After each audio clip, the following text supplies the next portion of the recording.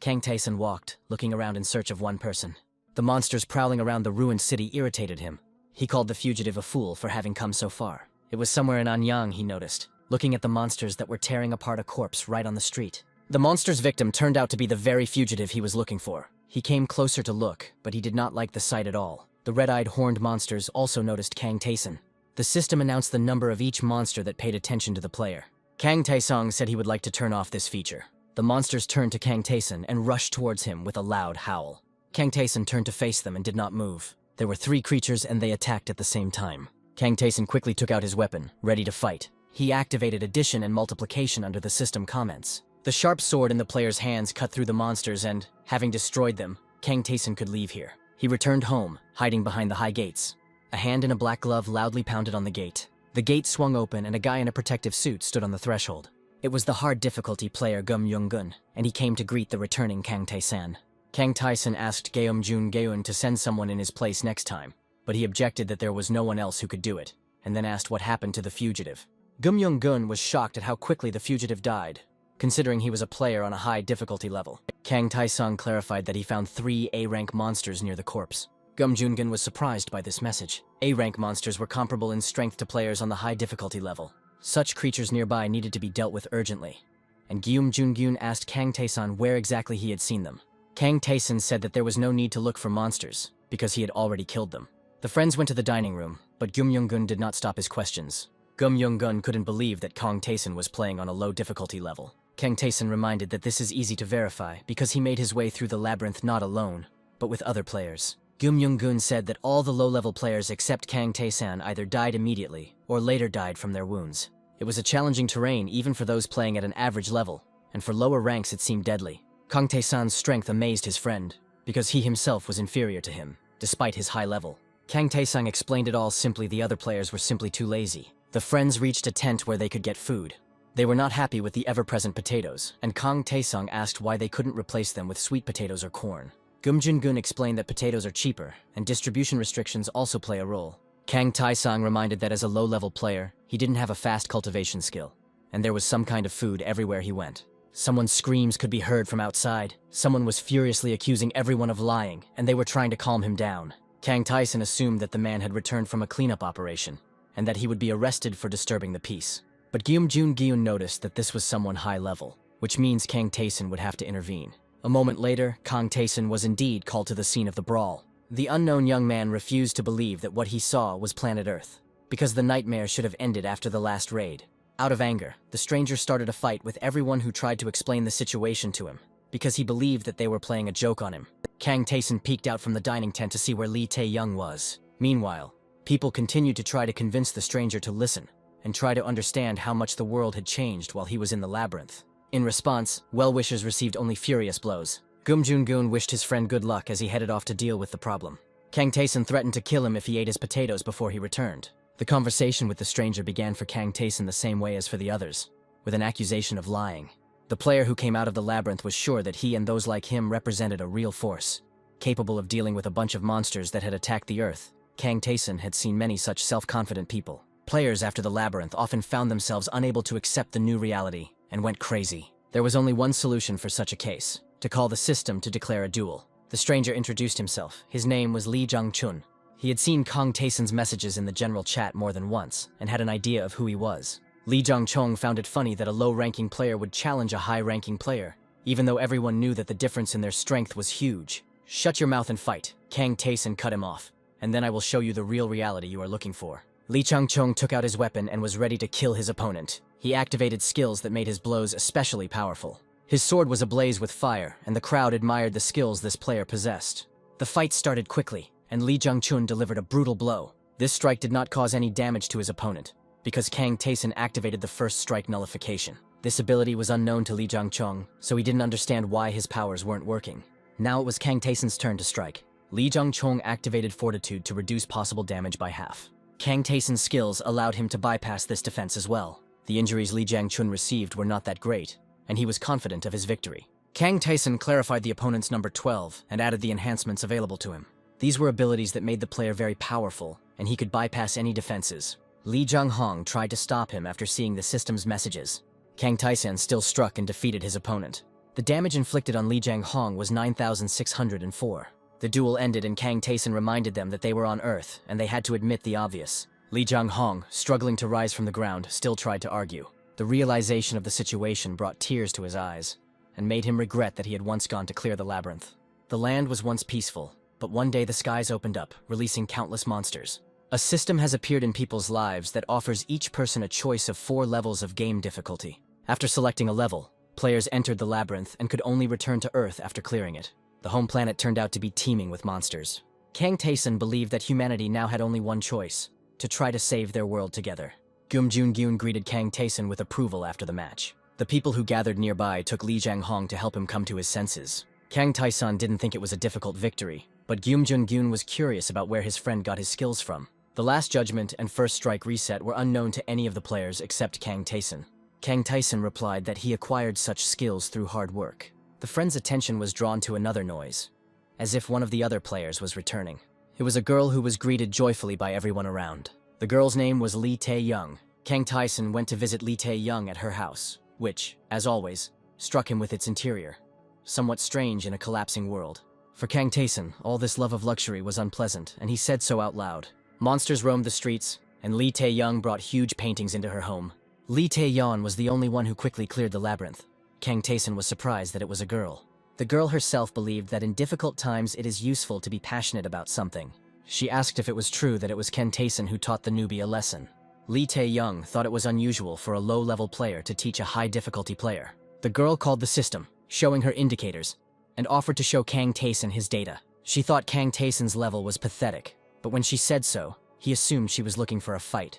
Lee Tae-yeon extended her hand, retorting that it was just a test and that Kang Taeson had decent stats for an easy-level player. The player's level is determined by completing the labyrinth, and after that, it is no longer possible to become stronger. Most high-level players had stats 1,000 times higher than Taeson, but due to his special skills, none of them could defeat him. Lee Tae-young told Kang Taeson to stand still. The girl activated skills that increased the power of her attack several times. Using maximum power and perfect accuracy, Lee Tae-yeon attacked Kang Taeson. Kang Taeson remained standing in place, unperturbed. Everything around was destroyed by Lee Tae-young's blow. But Kang Taeson remained unharmed, and only asked the girl why she did it. She replied that she just wanted to have fun, but immediately asked how many special skills Taeson had. He named the number 230, and these were all skills that could be obtained regardless of the player's level. Lee Tae-yeon said that if Daesung had obtained these skills through his special strategy in the labyrinth, then everyone should have studied the capabilities of the labyrinth more thoroughly. Everyone was in too much of a hurry to clear out the monsters and get out, and now Kang Taeson saw no point in discussing past decisions. Lee Tae-young countered that if Kang Daesung had chosen the solo difficulty level from the start, then the humans would have been able to defeat all the enemies. Taeson himself knew that his skills were good on their own, but overall effectiveness in battle depended on other characteristics as well. Remembering the many people who died, Kang Taeson thought about what would have happened if he had chosen a high level. Taeson thought about those who had lost loved ones, and how he hadn't used his unique skills to even half their potential. Taeson didn't want to talk about this with Lee Tae-young. He preferred to ask her herself, since she had just returned from patrol. Lee Tae-young reported that there will be a new wave of invasion soon. This news worried Kang Taeson, and he said that they would not survive. A wave was a massive attack by monsters, the losses after which were enormous. In the first wave, people lost soul. In the second, half of the high-difficulty players died. The third wave has driven humanity into a single small town. Lee Tae-yeon claimed that the upcoming fourth wave would include 2 C-rank monsters, dozens of A-rank monsters, hundreds of B-rank monsters, and an apostle. Kang Taesung admitted that 2 C-rank monsters were a problem even for Lee Tae-young, and there were very few players left who could handle A-rank. The apostle seemed completely indestructible. Lee Tae-young asked Taeson to take over Class C. Kang Taeson tried to refuse, but Lee Tae-yeon was going to deal with the apostle, which meant there was no one else to fight the C ranks. Kang Taeson headed for the door when he was stopped by Lee Tae-young's question about whether he was going to tell the others. Taeson believed that people needed to prepare in advance, but Lee Tae-young believed that it was more important to have time to enjoy life. Taeson is strong, he can lead us to victory, the girl said, but I myself am a coward. She held a shining stone in her hand. Upon learning of the impending wave of invasion, people in the city became desperate. Gyum Jung-gyun said that he had resigned himself to the inevitable, since humanity had already endured for a very long time in unbearable conditions. The player, who returned from the labyrinth just today, attracted the attention of his friends. Gum Young-gun was horrified out loud at such a fate, to break through the labyrinth, return to Earth, and learn that he would soon die. Gum Jungun asked Disan how he himself was coping with this situation, since it was thanks to his efforts that people were able to survive for so long. The friends were sitting on the roof of one of the tall buildings and looking at the city, and Daesan admitted that he was angry. The fourth wave of invasion has begun. A huge crowd of monsters has broken through to Earth.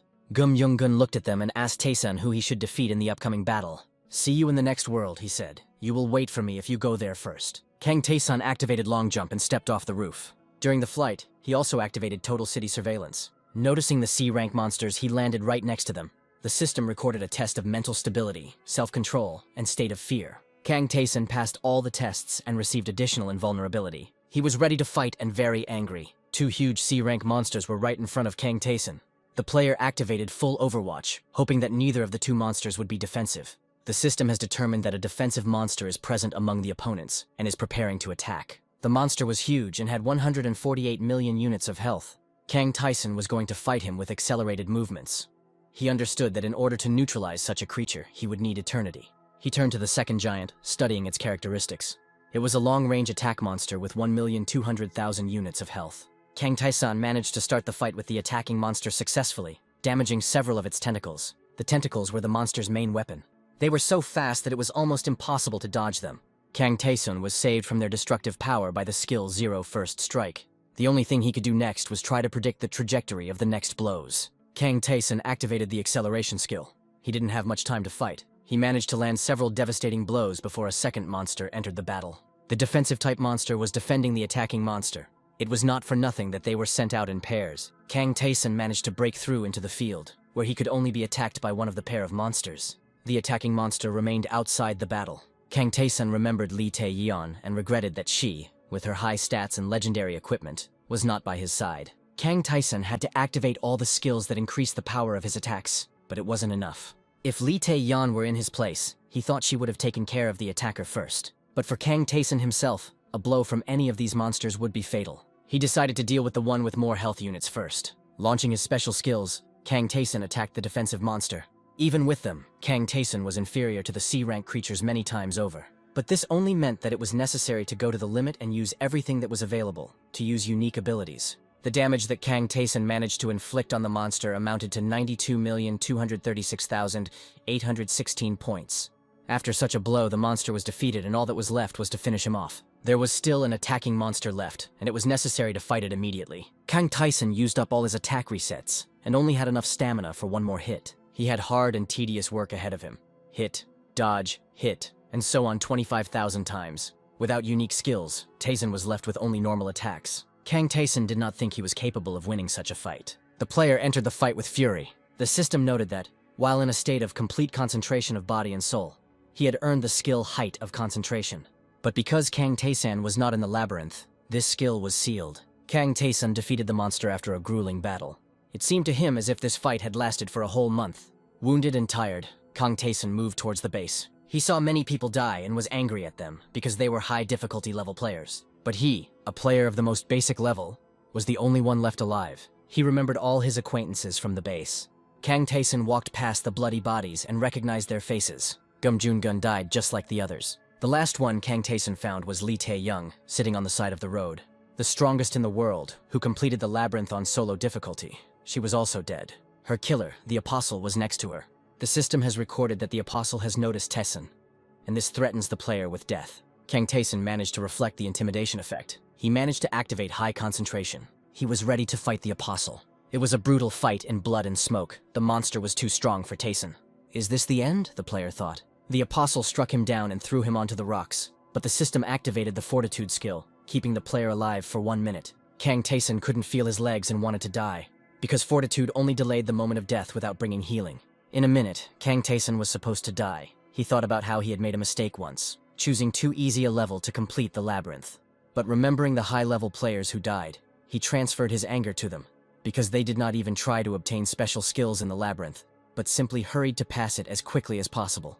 He believed that if they tried to improve their skills, then together they could defeat their enemies. But Taesan understood that anger no longer mattered, and could not change anything. Humanity was lost. He noticed the shining crystal that Lee Tae-young was still clutching in her hand.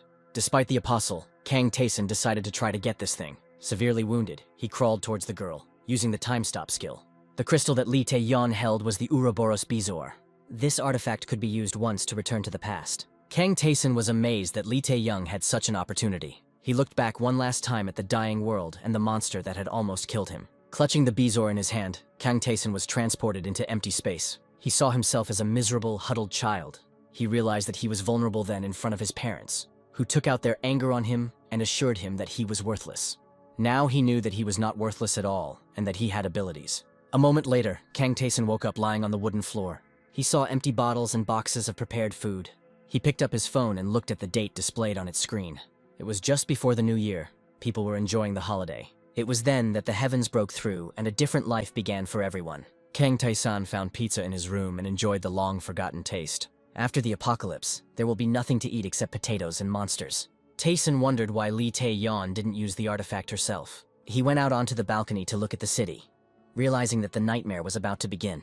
People below admired the fireworks. Someone exchanged gifts. A bright flash lit up the entire sky in an instant. People did not immediately understand what was happening, mistaking the noise and flashes for a new show.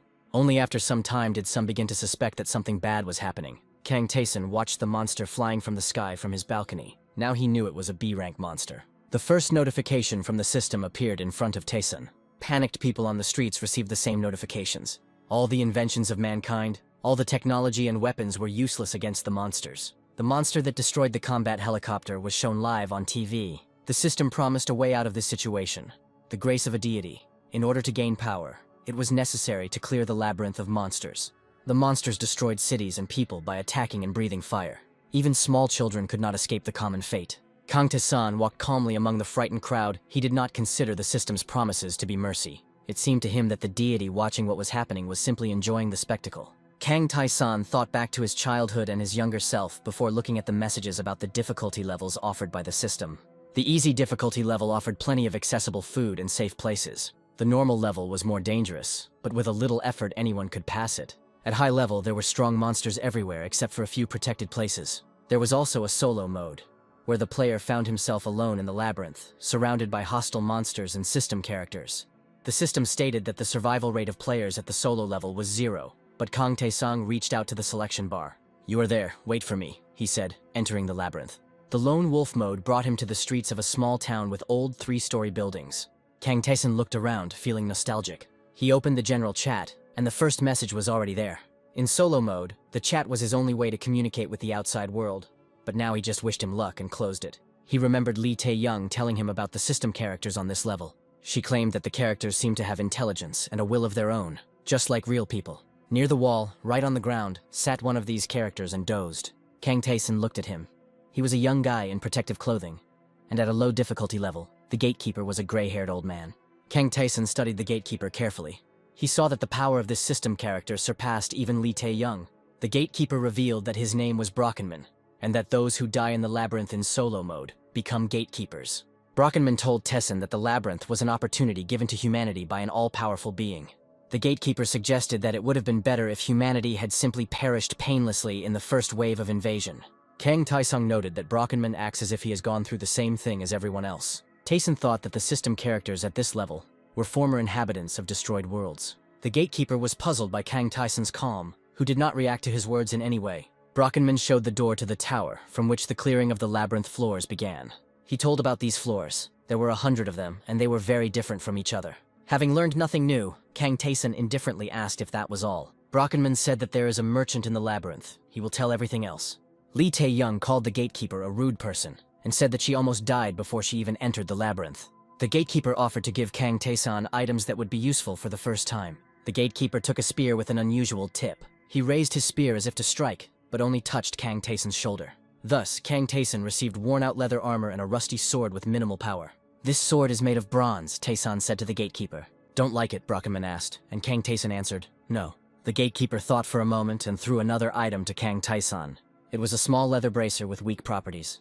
Lee Tae-yeon didn't talk about such things. The gatekeeper said that Taeson had received a couple of skills, and he needed to check by entering the labyrinth. When Kang Taeson crossed the threshold, the gatekeeper wished him good luck. He was surprised that the new player was smiling, as if he wanted to start completing the labyrinth as soon as possible. As a gatekeeper, Brockenman met various heroes who were never able to complete the labyrinth. Kang Taeson seemed completely different, and it wasn't a matter of talent and experience. The gatekeeper would like this player to survive. The system told Tessin that in ancient times, the labyrinth was created by a great magician. The monsters of the labyrinth moved quickly and silently, killing all living things. Kang Taesin stood at the threshold, thinking about what lay ahead of him.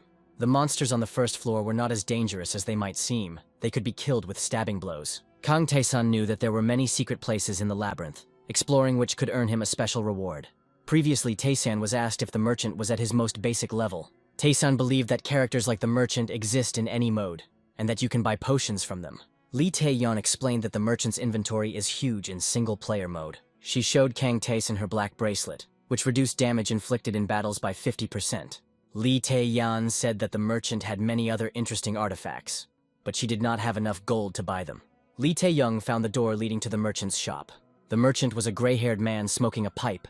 He was surprised that the player had already come to his shop. The system informed Taesan that he had met the Lost King, but Taesan asked the stranger if he was a trader.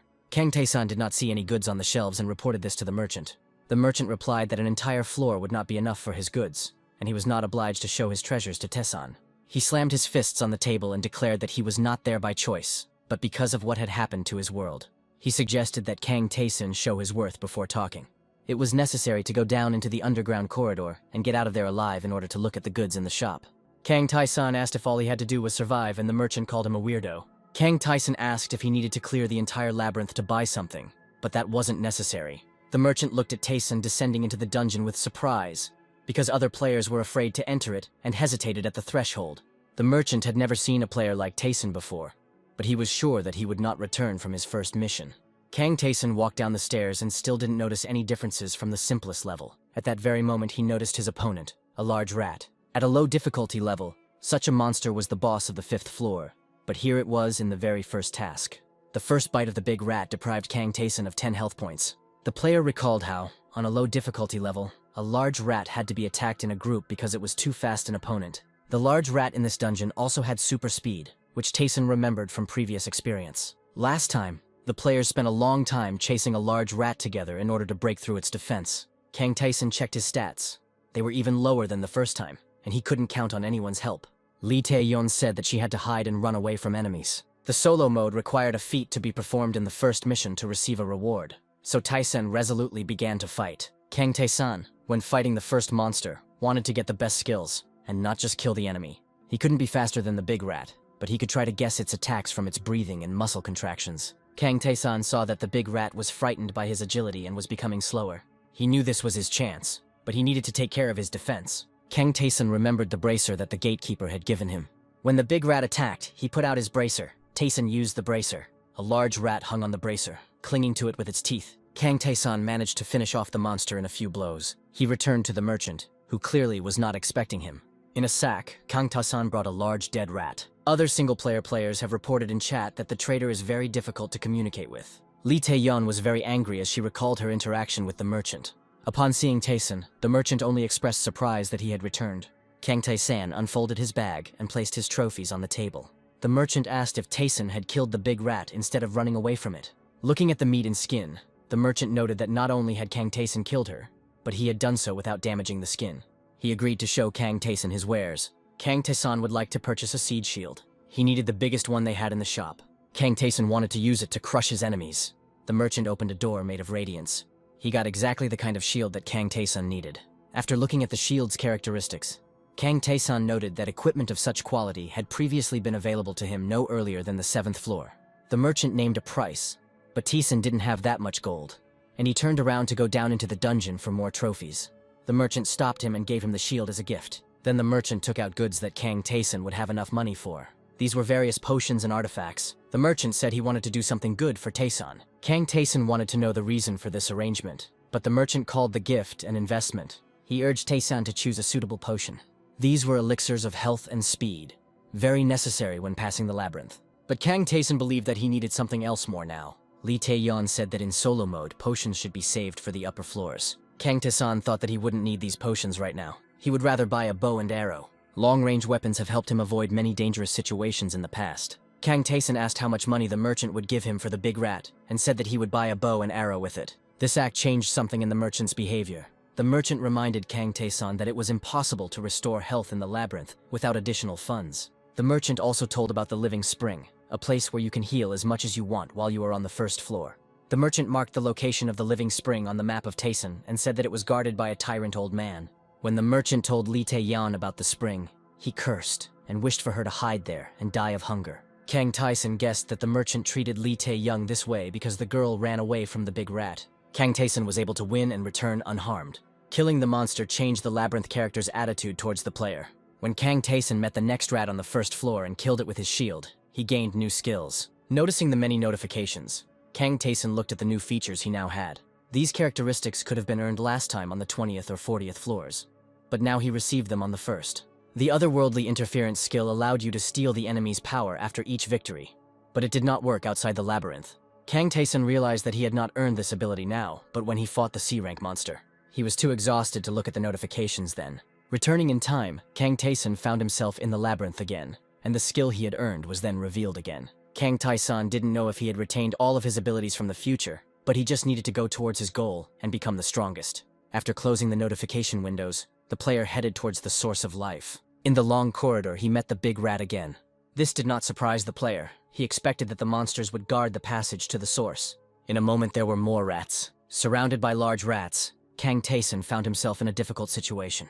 The system noted Kang Taeson's concentration and lack of fear. He began the fight with determination, using his new shield. His self-confidence allowed him to receive an immediate increase in all stats. This allowed Kang Taeson to match the rats in reaction speed. He defeated 2 rats and was able to level up. The remaining big rat was scared.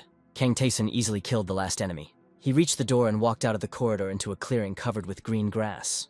It was one of the safe places where enemies couldn't get in, so Taeson calmly approached the spring. He drank water without fear of attack. Water from the living spring completely restored all player stats. After resting near the source until the next morning, Kang Taeson opened a general chat. Solo player Kang Jun-hyuk asked if he had to enter the labyrinth.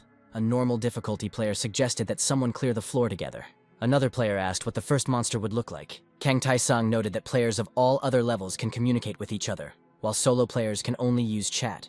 He saw a message from Li Taeyoung in the chat. Li Taeyoung wrote that she didn't know what to do. Kang Taeson thought it was unusual to see Li Taeyoung confused, but he remembered that the system had previously recorded the girl's increased anxiety. Kang Taesong knew that singles would not start appearing en masse for at least a month. Li Taeyoung was surprised to receive a new message in the chat. Kang Taeson wrote to the players about what awaited them in the labyrinth. He knew that of all the loners, only Li Taeyoung would survive. He closed the chat. It was time for him to move on. The system defined the meat of a large rat as conditionally edible only if there was nothing else to eat. Kang Taeson began to chew the rat meat. The system detected poisoning, and Taeson felt unwell. He drank water from the spring, which completely restored his health. Kang Taeson continued to eat the poisonous meat, washing it down with healing water. When he had satisfied his hunger, the system reported that he had developed immunity to poisoning due to the poisoning he had experienced. Now Kang Taeson stood above the source, about to earn another unique ability. He entered the water reluctantly. Diving headfirst into the water, Kang Taeson tried to hold his breath as long as possible. It was not easy. He thought that drowning was one of the most painful deaths. Kang Taeson only emerged when he felt death was near. The system recorded that this test allowed him to obtain 2 unique skills. Kang Taeson also saw that his characteristics were largely the same as those he had before the time travel. He didn't allow himself to waste time thinking about it. He was going to train and earn abilities. Taeson's messages in the chat caused amazement among the other players. In these messages, they read about the ways in which Kang Taesong improved his skills. Player Kang Jun-hyuk couldn't bring himself to do as written. Kang Taeson continued to train his abilities, changing the combination of conditions to obtain more skills. He trained with the weapon while holding his breath. This gave him special skills in combat. Having acquired more than 10 unique abilities, Kang Taeson earned the title of Skill Player. He was pleased with the result achieved. The player will be able to use the acquired skills when fighting monsters in the labyrinth. After checking his characteristics, Kang Taeson headed away from the source. Skills like Last Judgment or Nullification allowed defeating much more powerful opponents. In the corridor, Kang Taeson was attacked again by a large rat. Kang Taeson raised his shield over her, but did not strike. The rat bit his leg. Kang Taeson waited until the system reported that he was in critical condition, before he threw the rat away with his shield. He continued to reflect the monster's attacks, receiving the block ability for this. This was not the skill he was looking to acquire, so the fight with the rat continued. The endurance skill could nullify a blow that should have finished off the player and several subsequent ones. Kang Taeson once told his friends about this ability, because no one except him knew about it. The others thought that Kang Taeson had some very unique skills. Special skills in the labyrinth could be learned from another person. It was still possible to do something that no one else could do. Kang Taesong found a way to create an effect close to the desired skill. To gain stamina that would reset a fatal blow, one had to withstand attacks that could have been fatal to the player. Therefore, Kang Taeson continued to fight while being seriously wounded. He did not refuse challenges, because they provided an opportunity to acquire very useful skills. He told Lee Tae-young and Gyum Jun-gyun about his discoveries. His friends laughed at him, considering such behavior strange. Having gained new skills after the battle with the rats, Kang Taeson returned to the spring to recuperate. He turned to the system, trying to think of what other special skills he could learn here. He managed to come up with several options when suddenly he was distracted by a rustling sound. An old man in armor appeared in the living spring clearing. Kang Taeson reacted immediately, covering himself with his shield. Kang Taeson knew that the monsters had no way to the source, so the old man was a character from the labyrinth. The old man asked Taeson if he was a traveler. That was the name given to those who had passed the test in the labyrinth, and Taeson agreed that he was one of them. Lee Tae-young told me about this old man, a servant of some god. While Taeson was remembering, the old knight attacked him with his fists. It was not a lethal move. The old man hit through the shield, and the system reported that the Deathline skill was activated. The blow was very strong. It was not easy for Taeson to withstand it. The system reported that Kang Taeson had withstood an incredible force. After the next blow to the shield, Kang Taeson opened the reflection skill. Then, the old knight swung his fist at his opponent's face, so that Taeson did not have time to dodge. "It's amazing," the old man exclaimed after that. "I thought I would score many times more points." He broke the wall with Kang Taeson. The old man was pleased and said that Taeson had surprised him. After all, Taeson first covered himself with a shield, and then released it to reduce the force of the collision. Kang Taeson said that he couldn't stand still, and made the old man laugh. The knight extended his hand to Taeson, and said that he did not intend to kill him, but believed that he could withstand a mortal fight. The old man was impressed by the fact that Taeson fought like crazy, and also by the skills he possessed. Kang Taeson was surprised that the labyrinth character knew about skills. The old man introduced himself as a seeker of God named Ainzal. Lee Tae-yeon was also at the living spring. She was very upset and exhausted from fighting with rats. She did not expect an attack in a safe place, and the stranger who attacked her with his fists scared her. The gray-haired knight in armor called her a coward and never hit her. He left the girl sitting on the grass and walked away. The old man took Kang Taeson by the hand and helped him up. Ainzal called himself a paladin who didn't like to bully the weak. What he did was a test for travelers in the labyrinth. Kang Taeson received approval from Ainzal. This explained to Kang Taeson why the knight treated him differently than Lee Tae-young. He asked the old man what god he was looking for. There were many gods in the labyrinth, which Lee Tae-young described as evil and disgusting. They could test and reward players. Gods can only be encountered in solo mode. Ainzal was happy to talk about his goddess. Her name was Levinanov. She was the goddess of love. Ainzal worshipped her along with others since his youth. Now his world was destroyed, and Ainzal was the only one left who knew about the goddess. Ainzal entered the labyrinth in search of her, but found no trace of her. Kang Taeson looked at the knight and thought he knew where his Levinanov was. This goddess was brutally killed. Lee Tae-young found her some time ago and shared her horror in the chat. Ainzal wanted to know one thing from Kang Taeson. He asked if Taeson was in a hurry to get out of the labyrinth. He offered to teach the player the abilities that the goddess Levinanov gives. Kang Taeson immediately agreed. This surprised the old knight. He expected at least some doubts from the player. Kang Taeson just wanted to know what Ainzal would demand from him in return. Ainzal suggested that this be considered an apology for the surprise attack. Kang Taeson asked if the knight could have not attacked at all. Ainzal said that he only apologizes to those he considers worthy. It was important for the old man not to disgrace the gods with his behavior. He offered Kang Taeson to hit him with his shield. Many of the labyrinth skills are dependent on the player's weapon. Sword players receive sword skill. Young Ainzal had a special talent called the Art of Air Weapons. The goddess personally praised this skill. Ainzal was going to teach Kang Taeson this skill. Kang Taeson informed the knight that he saw no particular benefit in combining skills. He thought about how he would prefer other skills. If you have an extra hit, Ainzal said, the damage should be around 4. Ainzal ordered Kang Taeson to attack. Kang Taeson brought his shield down on his head. Ainzal took 4 damage and asked if it was necessary to hit so hard. The old man told me to try again, but to use my fists. Kang Taeson attacked again, this time without a weapon. His fist dealt 2 damage to Ainzal. Kang Taeson realized that the damage changed depending on the type of weapon used. Ainzal explained that if you take a sword plus 20 and a glove plus 50, then the damage to the enemy is counted only from the weapon. If you hit with a fist, the damage from the glove is counted, but the damage dealt cannot be combined. Kang Taeson said that these are obvious things, which is why no one hangs weapons on themselves. Ainzal believed that using only one type of weapon during a fight was foolish. Fighting in the labyrinth required terrible strain on the entire body. Ainzal stated that his body is his weapon, and his weapon is part of his body. Ainzal came up with a way to combine basic skills and damage from all equipment, and called it the Art of Air Weapon Mastery. Kang Taeson was amazed that the damage of the entire attack could be combined. Ainzal said that Kang Taeson understood correctly. Ainzal's special skill affected not only weapons, but every part of the body. When wielding it, one could strike with hands, shoulders, or feet, and the total damage was counted. Players used to receive inventory that they felt was useless. This could be very important as Kang Tae-san progresses further into the labyrinth. Kang Tae-san called this skill amazing. Ainshal said that ordinary adventurers would never gain such a skill. He was glad that Kang Tae-san agreed to study without a shadow of a doubt. Ainskal placed his hand on Kang Tae-san's shoulder. He shared his skill with the player. Kang Tae-san instantly received a whole stream of knowledge. The creator of the skill was able to grant the player a top-tier skill. Ainshal advised Kang Tae-san to train every day and gave him an old ring. Kang Tae-san thought that in the past he would have simply thrown away such a trinket, but now he would wear it. Ainskal regretted out loud that now Kang Tae-san would still not be able to fully use the abilities he had received, so he suggested that Tae-san train together. Kang Tae-san saw no reason to refuse. Tae-san took his shield and stood opposite Ainshal. The knight attacked him again, trying to knock him down with his fist. Kang Tae-san blocked the blow with his shield.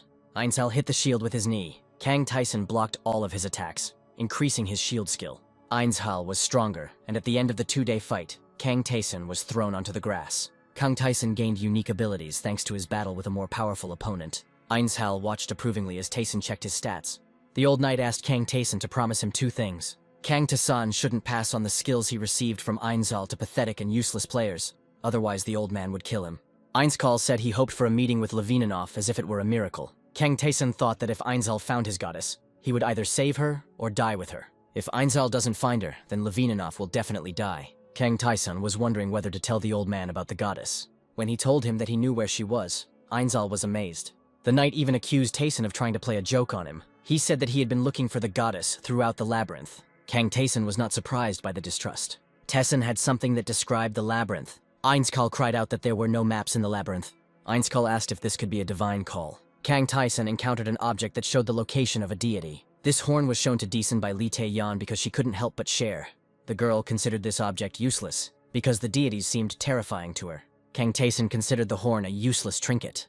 He remembered where the gods were, and was able to tell Ainshal the place where to look for Levininov. The old man was very happy and said that now he was in debt to Tae-san. Now Ainshal had to make his way to the 78th floor. He wanted to thank Kang Tae-san before he left. The old man gave Kang Tae-san a bronze ring. Kang Tae-san saw that this was a very powerful artifact. Ainshal said goodbye and set off on his way. He called out to his goddess as he walked. Kang Tae-san thought that if Ainshal managed to find the goddess, she would survive. But it could also be that Levininov is already dead. Kang Tae-san went to the labyrinth to catch big rats, which was now easy for him. The player tried to gain the powers of the killed creature, but failed, as he was much smarter than it. Before heading to the 2nd floor, Kang Tae-san was going to stop by one more place. He knew about the existence of secret rooms in the labyrinth. Those who found them received generous rewards. You could get a potion, a magic staff, or a ring. Only one person could enter the secret room, so players competed for this opportunity. Kang Tae-san lost many of these rooms to competitors. In solo mode, he was able to open the room without interference. The room looked empty. The previous rooms that Tae-san had visited were also arranged in this way. The room looked useless. The players walked past it. Kang Tae-san began to examine the stonework of the walls of the room. He tapped each brick in different ways. He pressed on the bricks on the floor. He searched for the secret entrance for a long time, improving his own detection skills. Kang Tae-san opened the secret room. There was a chest in the opened room. A large rat was waiting by the wall. Kang Tae-san easily caught the rat by the tail. He threw it on the floor so that its weight would press the secret pedal. An arrow that flew out of the trap hit the rat. Kang Tae-san managed to get to the disarmed trap. The player had to catch the next arrow with his hand. He walked forward, despite the arrows that were no longer flying one by one. Kang Tae-san was clever enough to catch them. He took the arrows for himself. Now he wouldn't have to buy them from the store. He received paralyzing and poisoned arrows. Kang Tae-san returned to the first trap, and the shots were repeated. Having collected 100 arrows, Tae-san headed towards the chest. It was necessary to deflect the arrows and quickly run to the target. Kang Tae-san was going to show his best side. He activated the attack in one breath. He caught the arrows flying at him with both hands and added them to his armament. Some had to be blocked using the reflect skill. Thanks to reflection, Kang Tae-san had more space to move. He stepped on the last trap. She fired 15 arrows at him instead of the expected 9, which Tae-san was almost prepared for. Kang Tae-san wasn't sure he could beat them all off, so he decided to take advantage of the situation in a different way. The arrows hit him, causing serious damage. Kang Tae-san allowed his condition to become critical. While in severe pain, he gained the pain relief skill. Kang Tae-san reached the lever in the wall and disabled the traps. Now he could open the treasure chest he had come to this place for. The chest contained an oddly shaped wooden staff. Although on the easiest difficulty level, there was nothing important to be found in the chests on the first floor. The system designated it as the flame staff, capable of generating fireballs. Kang Tyson received such a special item because he played on solo mode. Having received the trophy, he could leave the secret room. A large rat tried to attack him. Kang Tyson easily repelled the attack despite only being able to use one arm. Even in his crippled state, he managed to kill a large rat, gaining a few more useful skills. Kang Tyson returned to the living spring. With the help of water, he healed all the wounds he received. He checked all the new abilities he had acquired and noted that they would be useful to him on the upper floors. The most valuable acquisition was the Staff of Flame, which could produce fire charges. Kang Tyson was convinced that there was nothing more to look for on the first floor. It was necessary to go to the stairs guarded by the most powerful creature, which was called the Floor Boss. Kang Tyson approached the door behind which the stairs to the second floor began. A huge rat was waiting for him outside the door. Kang Tyson greeted the monster. The rat squealed and bared its teeth. On the easiest difficulty level, such a creature was located on the 10th floor, and defeating it was not easy even for a team of players. The giant rat charged with a terrifying appearance. Lee Tae-young had to resort to trickery to defeat such an opponent. The girl spilled oil in the room and set it on fire. Kang Tyson decided to use the flame staff. He inflicted significant damage on the giant rat early in the fight. Then Kang Tyson took up his bow and arrow. He used paralyzing arrows first, then poisonous ones. The effect produced by the arrows fired from the secret room seemed curious to Tyson. The player managed to paralyze the monster with well-aimed hits, and then poison it. The weakened creature continued to attack, but received more damage from Kang Tyson's blows. Kang Tyson knew that soon after the giant rat's vital signs dropped to a critically low percentage, the Berserker mode would activate. In the past, it was a surprise to players when a monster stopped responding to their shots. Kang Tyson held out his shield in front of the frantic rat. Tyson's best stat was dexterity, which he used to fight the Berserker. He managed to hit the enemy, but he himself was also wounded. Kang Tyson used his unique skill to keep his breathing from getting out of hand. He managed to hit the giant rat with a few well-aimed blows. The monster dealt serious damage to Kang Tyson, taking away 24 units of health. This was becoming dangerous. Tyson was afraid that he wouldn't survive even a couple of attacks. Kang Tyson withstood the next attack with the help of the reflect ability. Speeding up, Kang Tyson successfully launched a counterattack, causing the rat to suffer significant damage. Tyson was going to finish the fight faster. He dealt a crushing blow to the monster. The giant rat took 20 points of damage. The creature collapsed to the floor in agony. The system recorded Kang Tyson's victory. The player has examined the rewards and upgrades received as a result of this battle. Kang Tyson expected this, but the level up was nice. For defeating the first floor boss, Kang Tyson received potions similar to those he had previously found on the 50th floor of the easiest level. Sitting down right on the rat's corpse, Tyson drank the potions he had acquired. Both potions increased strength. All existing player characteristics have increased significantly. Kang Tyson was pleased because he had only passed the first floor. The new skill still needed to be tested. It turned out to be counterattack, an ability no less useful than reflection. Kang Tyson checked everything he wanted and lay on the giant rat. He remembered that he had posted his strategy for solo mode in the chat. Kang Tyson opened the chat to check for new messages. What he saw in the chat surprised him, as it was different from the usual picture. One of the players asked for directions to the source, but only the trader knew the way. Lee Tae-yeon insisted that it was necessary to get to the source for the sake of temporary safety, since in other places of the labyrinth, one could die at any moment. Another player thought that the constant dangers were not so scary and laughed at Lee Tae-yeon's fears. Kang Tyson followed the messages and didn't understand what was happening. In his previous life, the chat messages were filled with the despair of players being attacked. Players of the past suffered from hunger and fear. Lee Tae-young would sometimes go into the chat alone back then. Now the players were wondering where Kang Tyson had gone. At this time, Kang Tyson was standing at the stairs leading deep down. He managed to buy a pair of fighter's gloves from a merchant. He descended into the dungeon, refusing to sell the giant rat's claws and teeth to the merchant, as he had other plans for these trophies. The merchant guessed that the player wanted to find the blacksmith. Lee Tae-yeon said that without the help of blacksmith Harfan, she would never have gone far in the labyrinth. Lee Tae-yeon explained that they needed to go deep into the dungeon, where slightly different laws apply. The second floor assignment began with an exit from the corridors into a bright space. The reward for victory was potions that were so rare that they could not be bought in shops. The lively chat was filled with messages addressed personally to Tyson. Kang Jun-hyuk sent a request to Tyson for a private conversation. Tyson was very surprised that after reading his messages, another player wanted to go through the labyrinth following his advice. Kang Jun-hyuk explained that people's despair at that time was at its peak. They were killed by monsters and tormented by hunger. Kang Jun-hyuk tried to talk to the guard, but the guard ignored him even when he shouted. Kang Tyson's post first helped Lee Tae-young. She shared her emotions in the chat, and her success made others believe in themselves. In his past life, Kang Tyson had never heard of Kang Jun-hyuk, which means he must have died very early in some stupid fight. Kang Tyson gave him some more advice, but Kang Jun-hyuk was surprised by this help, because he thought that everyone in the labyrinth was a rival. Kang Tae-sung called his statement delusional. He himself, Lee Tae-young, Gum Jun-gun were people whose planet was destroyed. What was the point of them competing? Kang Jun-hyuk hadn't thought about this before, but now he was puzzled. Kang Tae-sung explained to him that he himself saw the goals of the players in the labyrinth as becoming stronger, and asked about the mood of the people. Kang Jun-hyuk said that many in the community try to force fights on others. Some don't pay attention, and some go crazy. Kang Tae-sun said goodbye to Kang Jun-hyuk and entered the second floor of the labyrinth. Kang Tae-sun had heard before that the real labyrinth started from the second floor, and he kicked open the door to the corridor full of goblins. The system notification has detected several goblins armed with various types of weapons. A single goblin was not a dangerous opponent, but they attacked in a crowd, and it became much more difficult. Kang Tae-san started the fight using a bow.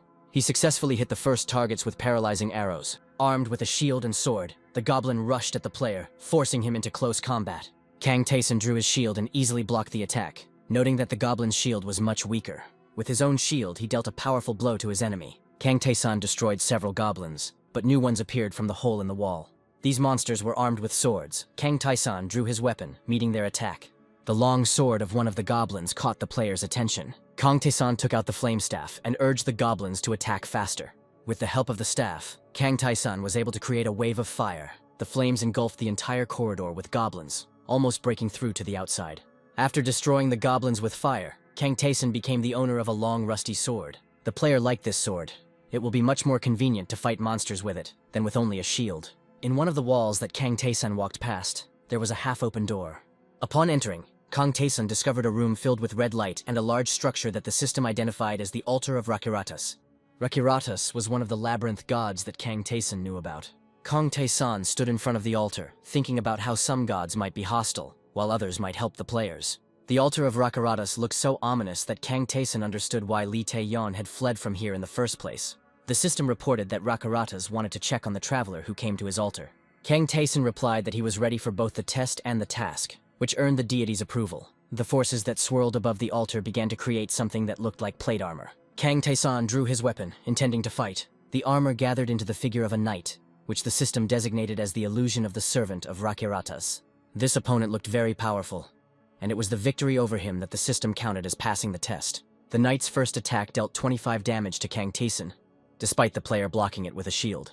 Kang Tae-san decided that if the servant of Rakiratas' attack was so destructive even through the shield, then there was no point in using the shield. Instead of a shield, Kang Tae-san took a sword in both hands. It had been a long time since he had used two swords at the same time in battle. Kang Tae-san attacked the servant of Rakiratas, and when both of his blades crossed with the knight's sword, the sparks that were struck seemed like a flash of flame. With two swords, Kang Tae-san could block this opponent's powerful blows. When Tae-san himself attempted to attack the servant of Rakiratas, his blade did not leave a single scratch on the knight's armor. This enemy was so much stronger that Kang Tae-san saw no point in continuing the fight as before. The player chose a different way to defeat the enemy and began to dodge his attacks. Rakiratas' servant had to chase after his opponent. Kang Tae-san suddenly turned around while running to continue the battle. He realized that he could move faster than the knight. Using his speed advantage, Kang Tae-san managed to deal some significant damage to the servant of Rakiratas. The sword of Tae-san got stuck in the knight's armor, but this did not stop the player. Kang Tae-san began to strike at the servant of Rakiratas with his fist, using the air weapon mastery art that Ainshal had taught him. This attack also caused noticeable damage to the knight. The system has detected that the servant of Rakiratas is confused by the player's behavior. The following notifications noted that the servant of Rakiratas had fully restored all of his stats. The unharmed enemy looked at Kang Tae-san, and the system no longer labeled him as an illusion. Rakiratas' servant easily threw the player aside. Kang Tae-san noticed that the overall atmosphere of this fight had changed. He realized that the knight now had consciousness, so he needed to change tactics. Rakiratas' servant rushed into battle, giving the player no time to think. Each blow from the knight took away more than 10 units of health from Kang Tae-san. The player was perplexed, because the knight was now moving completely differently than at the beginning of the fight. One of Rakiratas' servant's blows sent Kang Tae-san flying into the wall, taking 25 damage. Kang Tae-san saw that his opponent was a perfect swordsman, and moved like an experienced knight. Tae-san held a sword in his hand, but he couldn't control it with such ease, which made one wonder about the difference in skills. He stood before the servant of Rakiratas, and thought that if in the labyrinth every move of the player was assessed and rewarded, then in this fight he could gain a valuable skill. Kang Tae-san realized that his opponent was far superior to him in swordsmanship. Tae-san was a player, and with only swordsmanship, the enemy would not be able to defeat him. Kang Tae-san used the flame staff for his next attack. Rakiratas' servant had to face fire that he could not cut with his blade. When the wave of flame disappeared, the servant of Rakiratas did not see the enemy in front of him and did not understand where he had gone. Kang Taesan approached the Rakirata's knight from behind and delivered a sword strike that took away 6 units. Now the opponents stood face to face again. Kang Taesan tried to use the skill division and split the next attack, but Rakirata's servant dealt him another 15 points of damage. Then Kang Taesang activated his special skill, One Breath Attack, and continued the fight, with both opponents receiving damage. This gave Kang Taesan a new skill, but the player had no time to figure it out during the battle. Kang Taesan used the Flame Staff, and Rakirata's servant received severe burns from its effects. Taesan was worried that all the injuries so far had not resulted in the death of the enemy, while he himself was losing less and less health and mana. There was no way to stop the fight, and there was nowhere to run. The next attack from the servant of Rakiratas was devastating and took 80 units of health from Taesan. Kang Taesan activated Death Blow Nullification, allowing him to completely negate damage from attacks that would take away the last units of health. The player managed to get close to the enemy and cut off his head by striking with 2 blades at the same time. Kang Taesan fell to one knee, catching his breath, and looked at what was happening to his defeated opponent. The helmet on the knight's severed head was split, and one could see his human face and hear him call the battle that had just ended excellent. Tired from the fight, Kang Taesan fell on his back to rest and, calling Rakirata's names, declared that the task was unfair. The power of Rakiratas enveloped the player in a glow, granting a huge amount of experience and leveling up. Kang Taesan decided to check what had been added to his stats and read that Rakiratas was pleased with the battle that had just taken place. This angered Kang Taesan, because the battle almost cost him his life. As a reward from the deity, Kang Taesan received the ceremonial sword of Rakiratas, with a crimson curved blade symbolizing the absorbed blood. The system reported that after completing difficult training, Kang Taesan earned an additional reward. The player also received the passive skill Trace of Struggle. The altar hall around him shook, and Kang Taesan realized that the situation was not over yet. The orange system notification showed the player an offer from Rakiratas, which was the Apostle contract. Kang Taesan thought deeply, because the choice could be made with one movement of the hand, and neither the system nor the deity gave any explanation. Kang Taesan appreciated the kind gesture, but he knew that Rakiratas was not an easy deity. This deity created chaos and confusion, whether it was profitable to sign a contract with him. Kang Taesan imagined himself as a puppet in the hands of Rakiratas, and was afraid that he would forever become his weak-willed slave. He rejected Rakiratas' patronage without hesitation, and did not accept the Apostle's contract. Kang Taesan was glad that the god was not angry at his refusal, but Rakiratas' offers were not over yet. Kang Taesan received an additional task. He needed to kill all the enemies on the 2nd and 3rd floors, and then come to this altar for a reward. Kang Taesan tried to decline the task, not trusting Rakiratsu, but he failed, had to accept the offer, and this choice satisfied the deity. Kang Taesan returned to the merchant because he needed to buy something to complete the quest. The merchant was surprised that Taesan needed potions, but the player was afraid that Rakiratas' errand might be difficult. The merchant noticed Kang Taesan had a ceremonial sword and was surprised that Rakiratas was generous to this player. The merchant said that many had already died because of this mad god. Kang Taesan wanted to ask the merchant about the Apostle's contract. The merchant said that Taesan was right to refuse the contract, because such decisions cannot be made spontaneously. But the old man did not explain the essence of the agreement with the god. The terms of the merchant's contract did not allow the old man to reveal the secrets of the labyrinth. He could only sell potions. It was the first time Kang Taesan heard that the merchant was bound by a contract, but he said goodbye to him without explaining anything else. Kang Taesan decided that it was high time to check what was going on in the chat. Lee Tae-young and Kang Jun-hyuk were delighted to see Dae-san. Kang Jun-hyuk said that the old knight at the Living Spring was not at all like Dae-sang had warned. He simply spat in Kang Jun-hyuk's face and left. Kang Jun-hyuk had failed to repel Ainzal's attack, and was now claiming that it was impossible to do so. Lee Tae-yeon admitted that she too was unable to even move when the old man attacked her. Kang Jun-hyuk tried to hold Ainzal back by clinging to him, but the knight did not respond to his pleas. Kang Taesan was able to conclude that the characters in the labyrinth only help those who respond to the challenge. Lee Tae-young revealed that she continues to hunt big rats to increase her level. Kang Jun-hyuk said that only a few people had begun to go through the first floor of the labyrinth, while the rest still needed to get used to this world. Kang Taesan decided to explain a little about the further tests to Lee Tae-young and Kang Jun-hyuk, since they listened carefully to his advice. The players were excited about the fight with the giant rat that Taesan described, and they wanted to know how to deal with it. Kang Taesan advised his friends to look for the answer themselves. He believed that it would not be difficult for them.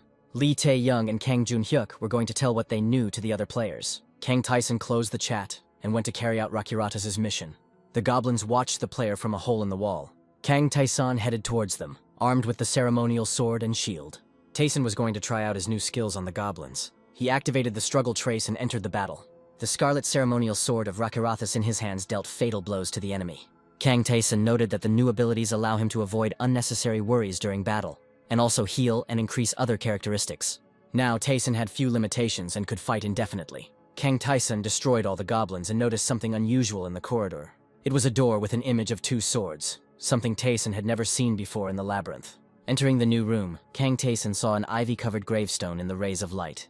Kang Tae-sun came closer. The system notification said that he had discovered a warrior's grave. Kang Tae-sun placed his hand on the gravestone. A flash of light emanating from the stone made Tae-sun take a couple of steps back. A small cloaked ghost appeared from the flash and greeted the traveler. Kang Tae-sun didn't have time to understand anything, and the ghost disappeared back into the gravestone. When Tae-sun touched the stone again, the ghost returned, but disappeared again. Kang Tae-sun was angered by this fuss. As soon as the ghost appeared again, Tae-sun grabbed it and told it to stop joking and assign a task to the player. "How dare you ask for a task?" The ghost was indignant, not knowing who was in front of him. Kang Tae-sun called the other man the ghost of the fallen warrior, but he angrily stated that it was too easy to learn everything from the system's messages. Tae-sun asked if the system worked before the labyrinth appeared. The ghost's aura was different from the aura of the labyrinth characters that Kang Tae-sun had met before. The player asked the ghost if he would give him a task, or if he himself was an object. The phantom thought it was rude, but he admitted that he was there to give out assignments, but was not obligated to do so for random weaklings. Tae-sun was surprised that the ghost was on such an early floor, but he himself did not know why he was placed in this particular place. The ghost told Tae-sun to leave and not return until he could reach at least the 30th floor. When Kang Tae-sun was about to leave the place, the ghost caught up with him, attracted by the ceremonial sword of Rakirata's. After learning how Tae-sun got this weapon, the ghost changed his attitude and flew right up to the player's face, promising to give him a task. The ghost believed that after passing Rakirata's test, the player deserved to receive a new assignment, but now Kang Tae-sun didn't want to listen to him.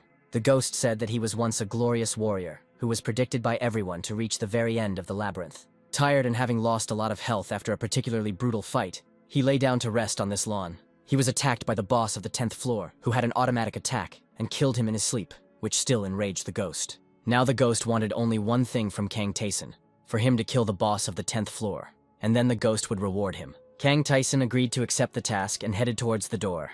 The ghost caught up with the player and settled on his head, stating that he was going to go with him to watch him kill his enemy. The ghost talked a lot, communicating all of its thoughts and emotions and circling around Kang Tae-sun as they walked down the floor. Kang Tae-sun chose to ask the ghost about who he was in life before entering the labyrinth. The ghost said that he was a prince from the great royal family of the Karvat Empire, the eldest son, the future heir, a great warrior, and was liked by women. When the end of the world came, he tried to save everyone, but died on one of the first floors of the labyrinth. The reminder of exactly how he died irritated the ghost. Kang Tae-sun walked towards the door as the ghost spoke of his revenge and how he failed to save the world. There were many armed goblins waiting for them outside the door. Kang Tae-sun took out his bow and began shooting at one specific goblin. He brought the hilt of the ceremonial sword down on him, dealing 10 damage. Kang Tae-sun repeated the same actions, shooting at the same enemy and hitting him with a sword. The ghost asked why Tae-sun was doing this. Did he really hate this goblin especially? Kang Tae-sun continued silently, and the ghost himself guessed that the player was trying to gain a skill in this way. The ghost insisted that it was impossible to gain skill this way, but Kang Tae-sun was confident in what he was doing. The ghost reported that he had climbed 85 floors, and was ready to argue with Tae-sun that he was wasting his time. Kang Tae-sun continued what he was doing and challenged the ghost to a bet, promising that he would become his slave if he didn't get the skill. If Tae-sun wins the argument, the ghost will have to answer all of his questions honestly. The ghost agreed with a laugh, imagining how he would humiliate his new slave and order him to crawl on all fours. Kang Tae-sun, continuing to attack the goblin, asked the ghost about the battle skill. The ghost knew this basic skill and that when two people entered into a battle, other players were forbidden to interfere. Kang Tae-sun announced that he was going to get something similar and destroyed his opponent. The system informed him that he had gained the unique ability Forced Combat, and now he could fight one enemy and only take damage from them for 10 seconds. The ghost was amazed that such a useful skill, allowing one to survive in mortal danger, could be earned by doing some nonsense. Kang Tae-sun stated that it was because he did unusual things that he had special skills. The ghost agreed that Kang Tae-sun had won their bet and was ready to tell the player about himself, since he was different from the other characters in the labyrinth. The ghost asked if Kang Tae-sun had heard of a skill called Jump. Kang Tae-sun knew of such an ability, but under the name of Huge Leap. But to the surprise of his interlocutor, he understood that the ghost had not studied this. Together they entered the secret room, after which the ghost suggested that Kang Tae-sun would face some difficulties here. Kang Tae-sun was able to identify the right brick in the wall of the room thanks to strong premonition. The ghost was amazed at how easily the player was able to find what he needed. This was the detection skill that Tae-sun had trained in on the previous floors. Now one could see rows of arrows aimed at him on the ceiling. The ghost thought that the randomly set traps would be difficult to pass, and it would be better for both of them to return back. Kang Tae-san did not listen to him, calculating his next steps. Tae-san moved very quickly, considering all the traps, arrows, and moving walls, while the ghost only shouted after him. Kang Tae-san deflected some of the arrows with Rakiratsa's ceremonial sword. The player did not stop even in front of a large trap containing sharp stakes. Kang Tae-san managed to jump over this secret room trap as well. Using special power, Kang Tae-san was able to smash the moving walls with his hand. He knew that this wall was not part of the labyrinth, but was built by goblins, so it was not very strong. By breaking it, you could disable all the traps. Kang Tae-san received a timely reward for these actions, a ring of mana. The ghost asked Tae-san who he was anyway. Kang Tae-san asked him if he would understand if he repeated it twice, but the ghost didn't know what to answer at all. 10 days had already passed since Tae-san entered the labyrinth, and it was worth entering the chat to check how the other players were doing. Players asked Kang Jun-hyuk how he dealt with the giant rat, and he relayed Kang Tae-san's advice to them. Kang Jun-hyuk told others about Kang Tae-san, who managed to go much further in the labyrinth than everyone else. Kang Tae-san found the community page in the system and greeted all the players at once. Kang Jun-hyuk was surprised because it was Kang Tae-san's first time using the shared page, usually preferring private conversations. Kang Jun-hyuk said that about half of the people who reached the living spring managed to deal with the rat. Kang Tae-san asked how things were going for Kang Jun-hyuk and Lee Tae-young. Both admitted that they failed to follow Tae-san's example. But Lee Tae-young was going to use a different method to defeat the giant rat. Kang Jun-hyuk asked why Kang Dae-sang decided to share his experience with other players. Lee Tae-young said that if someone had told her about the skills at the very beginning of the labyrinth, she would have understood little about it. But then the players were able to appreciate these tips and shared them with each other. Kang Tae-san decided to tell everyone about the way to earn the easiest skill, pain relief. He said that you had to take a sword in your hand and thrust it into your own hand as deep as possible to reach the bone. The players were amazed, and couldn't believe that Tae-san wasn't joking when he suggested that they impale themselves on their own blades. Kang Tae-san didn't see a problem with this, because being close to the living source meant one could quickly heal from any injury. Kang Tae-sang explained that while wounded, you can fight a large rat and unlock a skill that will later allow you to fight while ignoring any wounds. Other players did not believe in the effectiveness of this method. For them, it looked like a suicide attempt. Kang Tae-sang explained how to train your breath holding by staying underwater long enough to almost die, and surfacing at the last second before death. This advice was even more disliked by the players and seemed even more like suicide. The skill endurance Kang Tae-san suggested to be obtained by fighting a large rat in a state where the player had only 1 health left. The players did not take all of Tae-san's ideas very well. They asked if it was necessary to go so far in these trainings. They did not understand how they could do such absurd things. Kang Tae-san said that he was not going to force anyone. They would have to make the choice themselves. He understood that all these people had recently lived in a world where there was no need to risk their lives. Lee Tae-yeon asked Dyson if he didn't know another way to gain all these skills, but he really didn't know any. Kang Jun-hyuk and Lee Tae-young thought about what they heard and decided to try to do all these crazy things. Other players called them crazy, since Kang Tae-san's stories could be lies. But Lee Tae-young and Kang Jun-hyuk didn't think that Kang Tae-sang would deceive them, because they had all tried some of his attack methods, and everyone had succeeded. Kang Jun-hyuk was going to start with the training that seemed the least dangerous of all and obtain the breath-holding skill.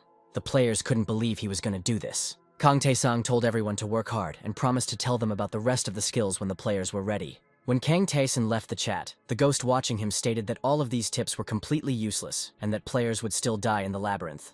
The ghost hurried Kang Tae-san.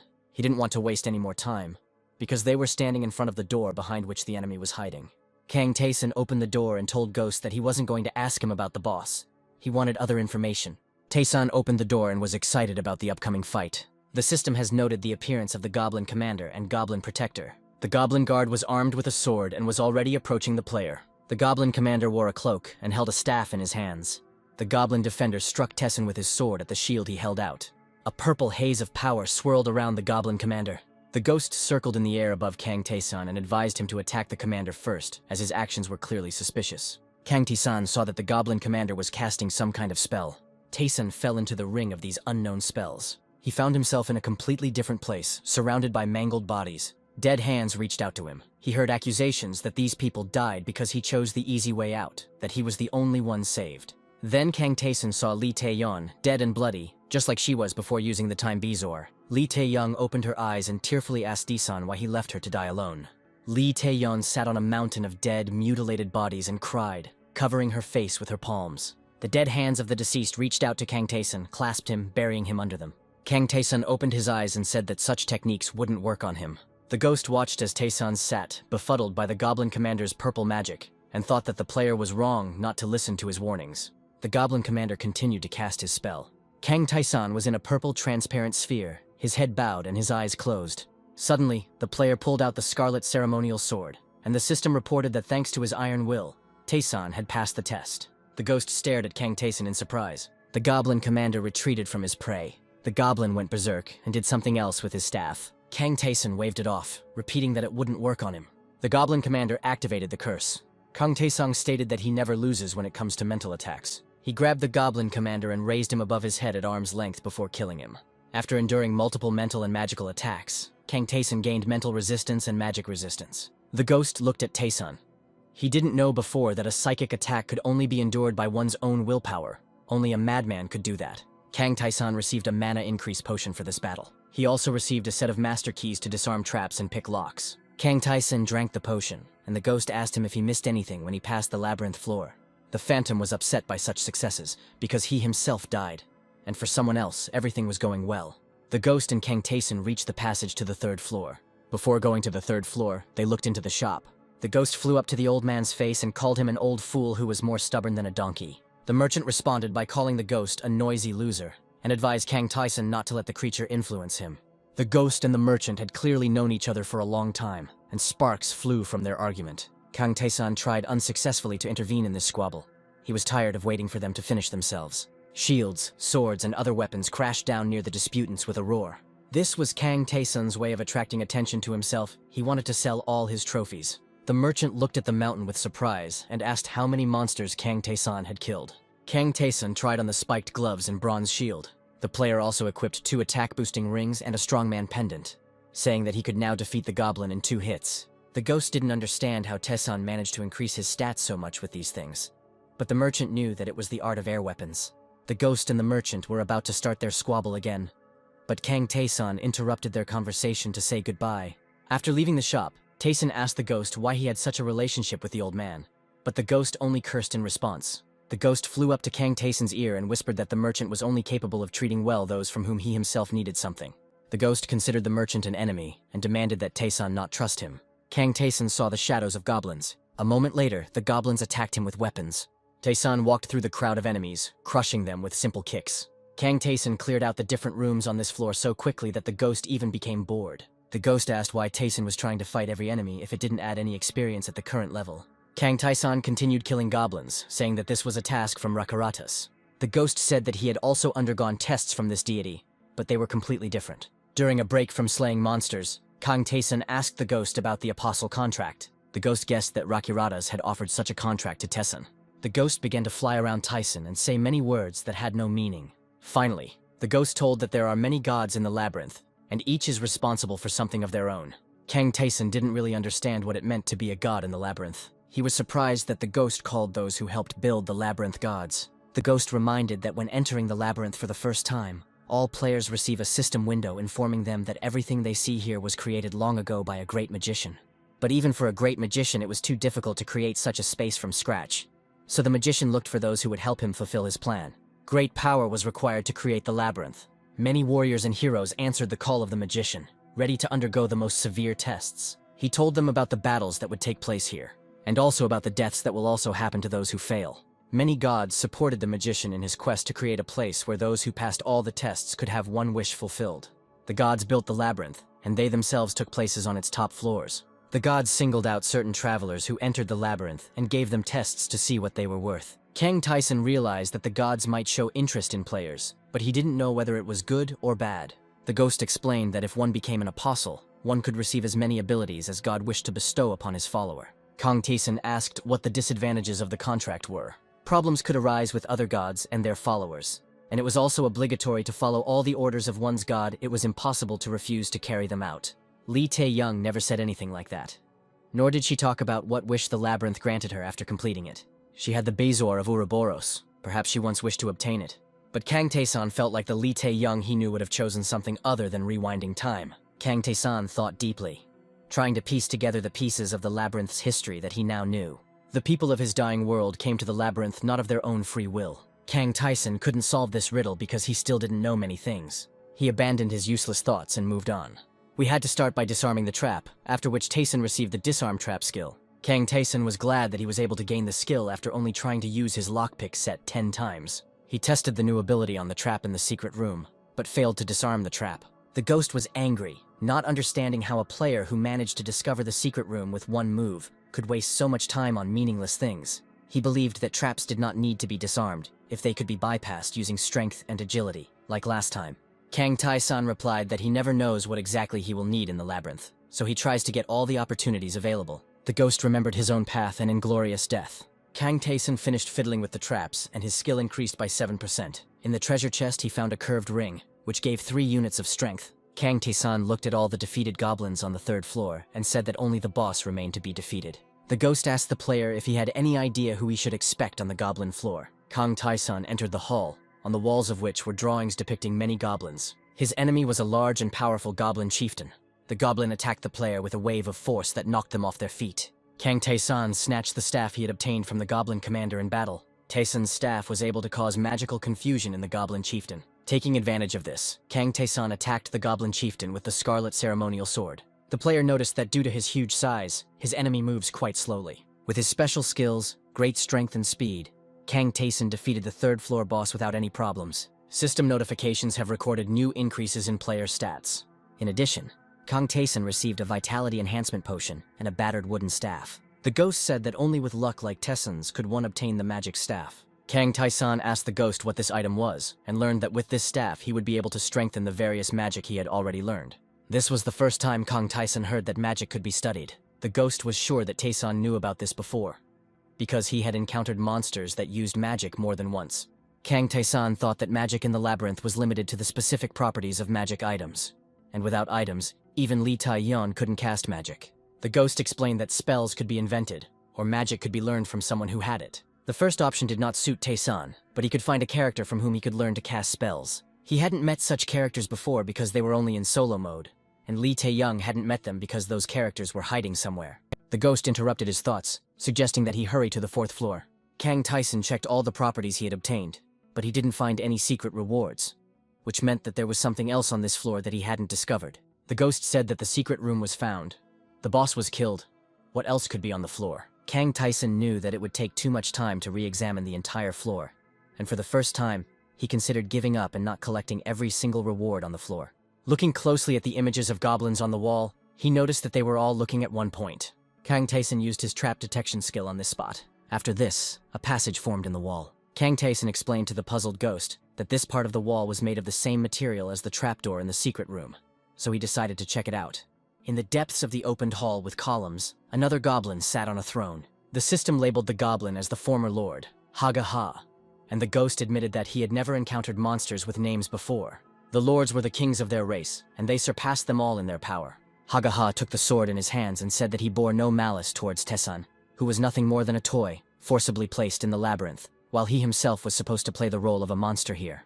The goblin lord waved his hand and broke the pillars in the hall next to where Kang Tae-san stood. The player activated reflection, allowing him to remain unharmed. Kang Tae-san rushed forward and having reached the throne crossed his scarlet sword with Hagaha's sword. He got a very strong opponent. While on the easy difficulty level, the indicators that Tae-san had were enough for easy victories up to the 50th floor. Kang Tae-san found it difficult to fight Hagaha, so he decided to use his advantage in agility. The Goblin Lord launched a powerful blow with the hilt of his greatsword, but Kang Tae-san activated Reflect to avoid it. This did not help, and the power of Hagaha destroyed the player's defense. Now all of Tae-san's actions would be delayed for 10 seconds. In this situation, Kang Tae-san couldn't move on his own, so he turned on parry to be able to block attacks automatically. It was a difficult 10 minutes for Tae-san when the fight was happening on its own, and he could not do anything of his own free will. Kang Tae-san flew back a few steps from the throne, losing his advantageous position. Hagaha struck with a wave of power near Tae-san, and he needed to activate Reflect to dodge it. It didn't help, and Kang Tae-san took 46 units of damage. The ghost shouted that he couldn't handle someone like Tae-san, and that he should retreat and return later when he became stronger. Kang Tae-san was determined to continue this fight even though there was a lord in front of him. Kang Tae-san knew how the labyrinth worked. If he left the floor and came back later, the reward would be greatly reduced.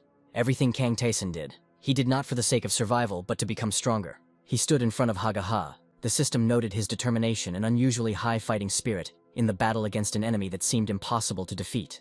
This state allowed the player to improve his characteristics. In addition, he received vision, which allowed him to identify the enemy's weak point. Kang Tae-sun knew that there couldn't be any absolutely invincible monsters on the third floor, and his gaze immediately noted Hageha's motionless legs and the fact that the Goblin Lord had never stood up from his throne.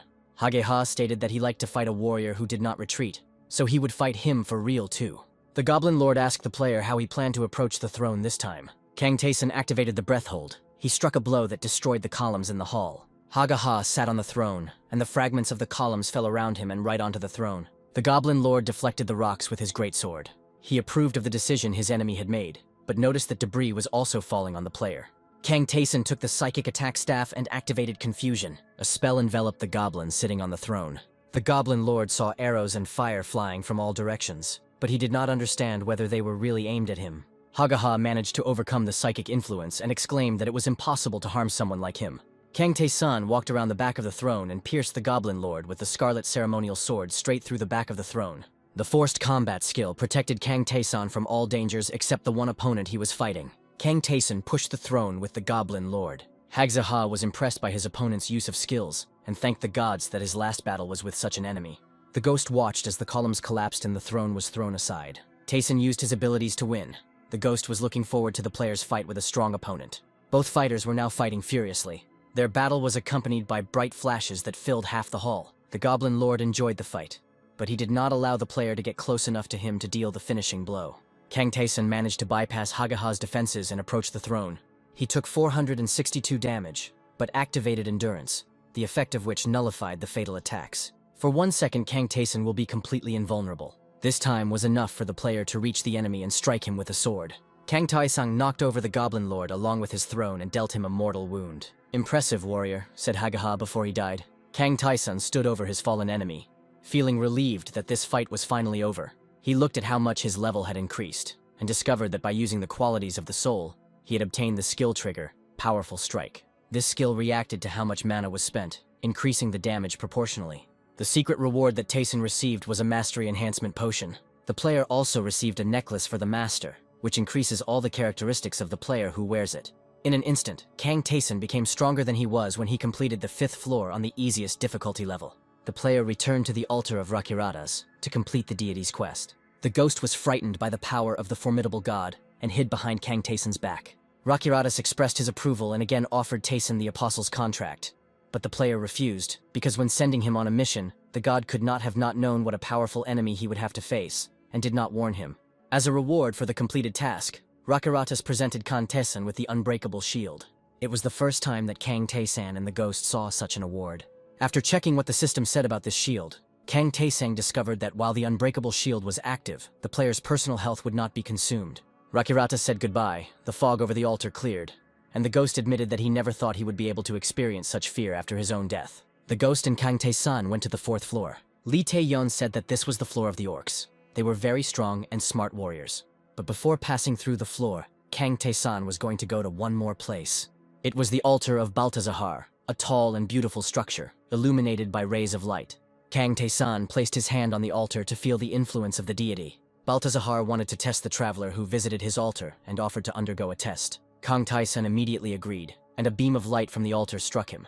And the system explained that this was how Baltazar learned from the experiences of previous battles. The ghost said that as the god of victory, Baltazar had the ability to read memories. Like Rakiratas, this god offered Kang Tae-sun a test. The ghost advised to accept this offer, because with the current strength it would be easy for Kang Tae-sun to pass it, especially since Rakiratas was the only one among the gods who violated the terms of the treaties.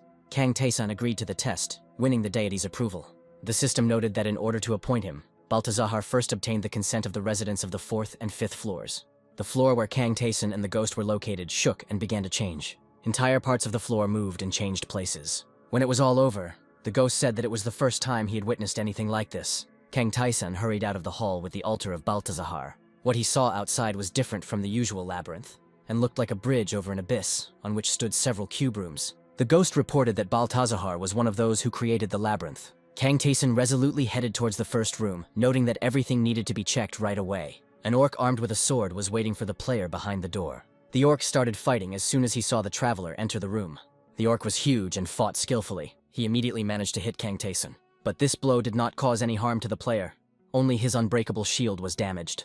Kang Taeson himself attacked the enemy with the Scarlet Ceremonial Blade. The ghost, watching the fight, realized that the essence of Baltazar's test was a one-on-one battle to victory. The ghost also noticed that the god had strengthened the fighters deployed against the player. The system noted that the orc was satisfied with the glorious battle. Kang Taeson managed to hit him with a powerful blow, and the system counted this victory. The player was surprised that it wasn't that difficult, but the ghost believed that all the strong opponents would come later, because there was no point in starting with difficulties right away. There were still 9 rooms ahead, and Taeson was wondering how easily he could handle them. After passing through a few more rooms, Kang Taeson noticed that with each victory his skill was growing, and with it the unbreakable shield was increasing. A fierce battle broke out in the 6th room. Kang Taeson used reflection to automatically counterattack the enemy. Kang Taeson was much stronger than the orcs, but for some reason he couldn't crush them with one blow. He assumed that this was due to the difference in skill.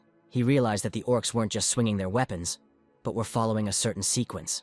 There was no point in simply copying their fighting style. Kang Taeson thought that he needed to learn how to handle weapons from someone else. The ghost asked if Taeson lacked skill with a sword, but did not answer the player's questions, instead hurrying to the next room. In the 7th room, a similar battle with an orc took place. In the 8th and 9th, everything repeated exactly the same way. After finishing these battles, Kang Taeson took a breather. He managed to cope quite quickly. They and the ghost approached the door to the boss's room. Kang Taeson didn't know how he could find the secret room of this floor under the changed conditions, but the ghost couldn't help him with advice, since it was also his first time in such a situation. Throwing open the door, Taeson declared that he would now have to look around every corner of the area after defeating the boss. Now, a huge orc fighter was waiting for Kang Taeson. He looked exactly as Taeson had been told before, which meant there would be no additional risk in this fight. Suddenly, someone's crying was heard from the room, and Kang Taeson and the ghost saw a figure in green clothes and a pointed hat who was crying bitterly and begging for salvation. It was a girl who was shaking with sobs and said that everything happened so suddenly. "Hey," shouted the ghost. "Why are you here? Are you still alive?" The girl turned around and saw Kang Taeson. She rushed to him, begging him to save her. The girl said that the labyrinth changed suddenly, and she was thrown into this place. She found herself right in front of the orc. The ghost mocked the girl's situation and said that the labyrinth had changed because of Kang Taeson. Kang Taeson thought that the secret room's reward would most likely depend on the girl in green. He went to fight the orc, and the ghost confidently promised the girl that everything would be fine. The orc hadn't even paid attention to the girl this whole time, which led Kang Taeson to conclude that his only target was himself. The player activated haste and attacked the orc. A fierce battle began. Kang Taeson activated Strong Strike and successfully hit his target. The orc fighter entered Berserker mode.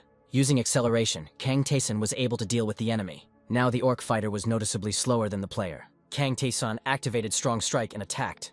Its crushing power knocked the orc fighter over, and Kang Taeson finally won. After defeating the 4th floor boss, Kang Taeson leveled up again. The girl in green was surprised that a simple adventurer from the 4th floor was able to defeat an orc fighter so easily and quickly. She asked Kang Taeson what he was. He replied that he was a gambler, causing the girl extreme surprise. Kang Taeson sat down next to her and asked who she was. This question caused confusion in the girl in green. She said her name was Lilith and she summoned magic. Lilith admitted that she came to the labyrinth voluntarily to learn more about the great secrets. Noticing that the word magic surprised her interlocutor, Lilith guessed that he came from a world where witchcraft does not exist. Lilith took out her sparkling staff and explained that not everyone could learn magic. She herself had no talent for it at all, but she wanted to learn it more than anyone else. That's why Lilith came to the labyrinth. She considered the labyrinth a place where one could achieve one's dreams. Lilith thanked Kang Taeson for saving her, but apologized for having nothing to repay him with, as she had run out of all the potions and ingredients. Kang Taeson said that Lilith has magical powers. Lilith was very surprised that her savior was interested in exactly this. Kang Taeson told her that he wanted to learn magic. Lilith replied that she had risked her life to study witchcraft. She was grateful for the help, but it would be difficult for her to fulfill such a request. Kang Taeson and Ghost looked at the girl in bewilderment. The player didn't know if he should start persuading her, and Ghost directly asked why she was refusing them. The Ghost stated that Lilith had nothing but magic, which she valued very much. But saving a life was worth more than lessons, especially since there was also a benefit in this for the witch herself, and then asked how many floors she had managed to pass. Lilith burst into tears again, and said she had reached the 9th floor. The Ghost said that with her abilities it was impossible to go further. But this guy would continue on his way, because the gods themselves recognized him, and it was because of him that the labyrinth had changed so much. The Ghost assured that Kang Taeson would reach the very depths and perhaps save those in the abyss. This will be an opportunity for Lilith to learn magic that she never even dreamed of before. Lilith exclaimed that she had rethought everything and was ready to teach Kang Taeson. She was glad because moving forward together would be much more fun. but she would not be able to start teaching Tyson right away because she was not in her place, but where she was dragged against her will. Lily said that she would return to her place in the secret room of the 6th floor, and then threw an invisible cloak over herself, as if made of the fabric of reality, and disappeared under it.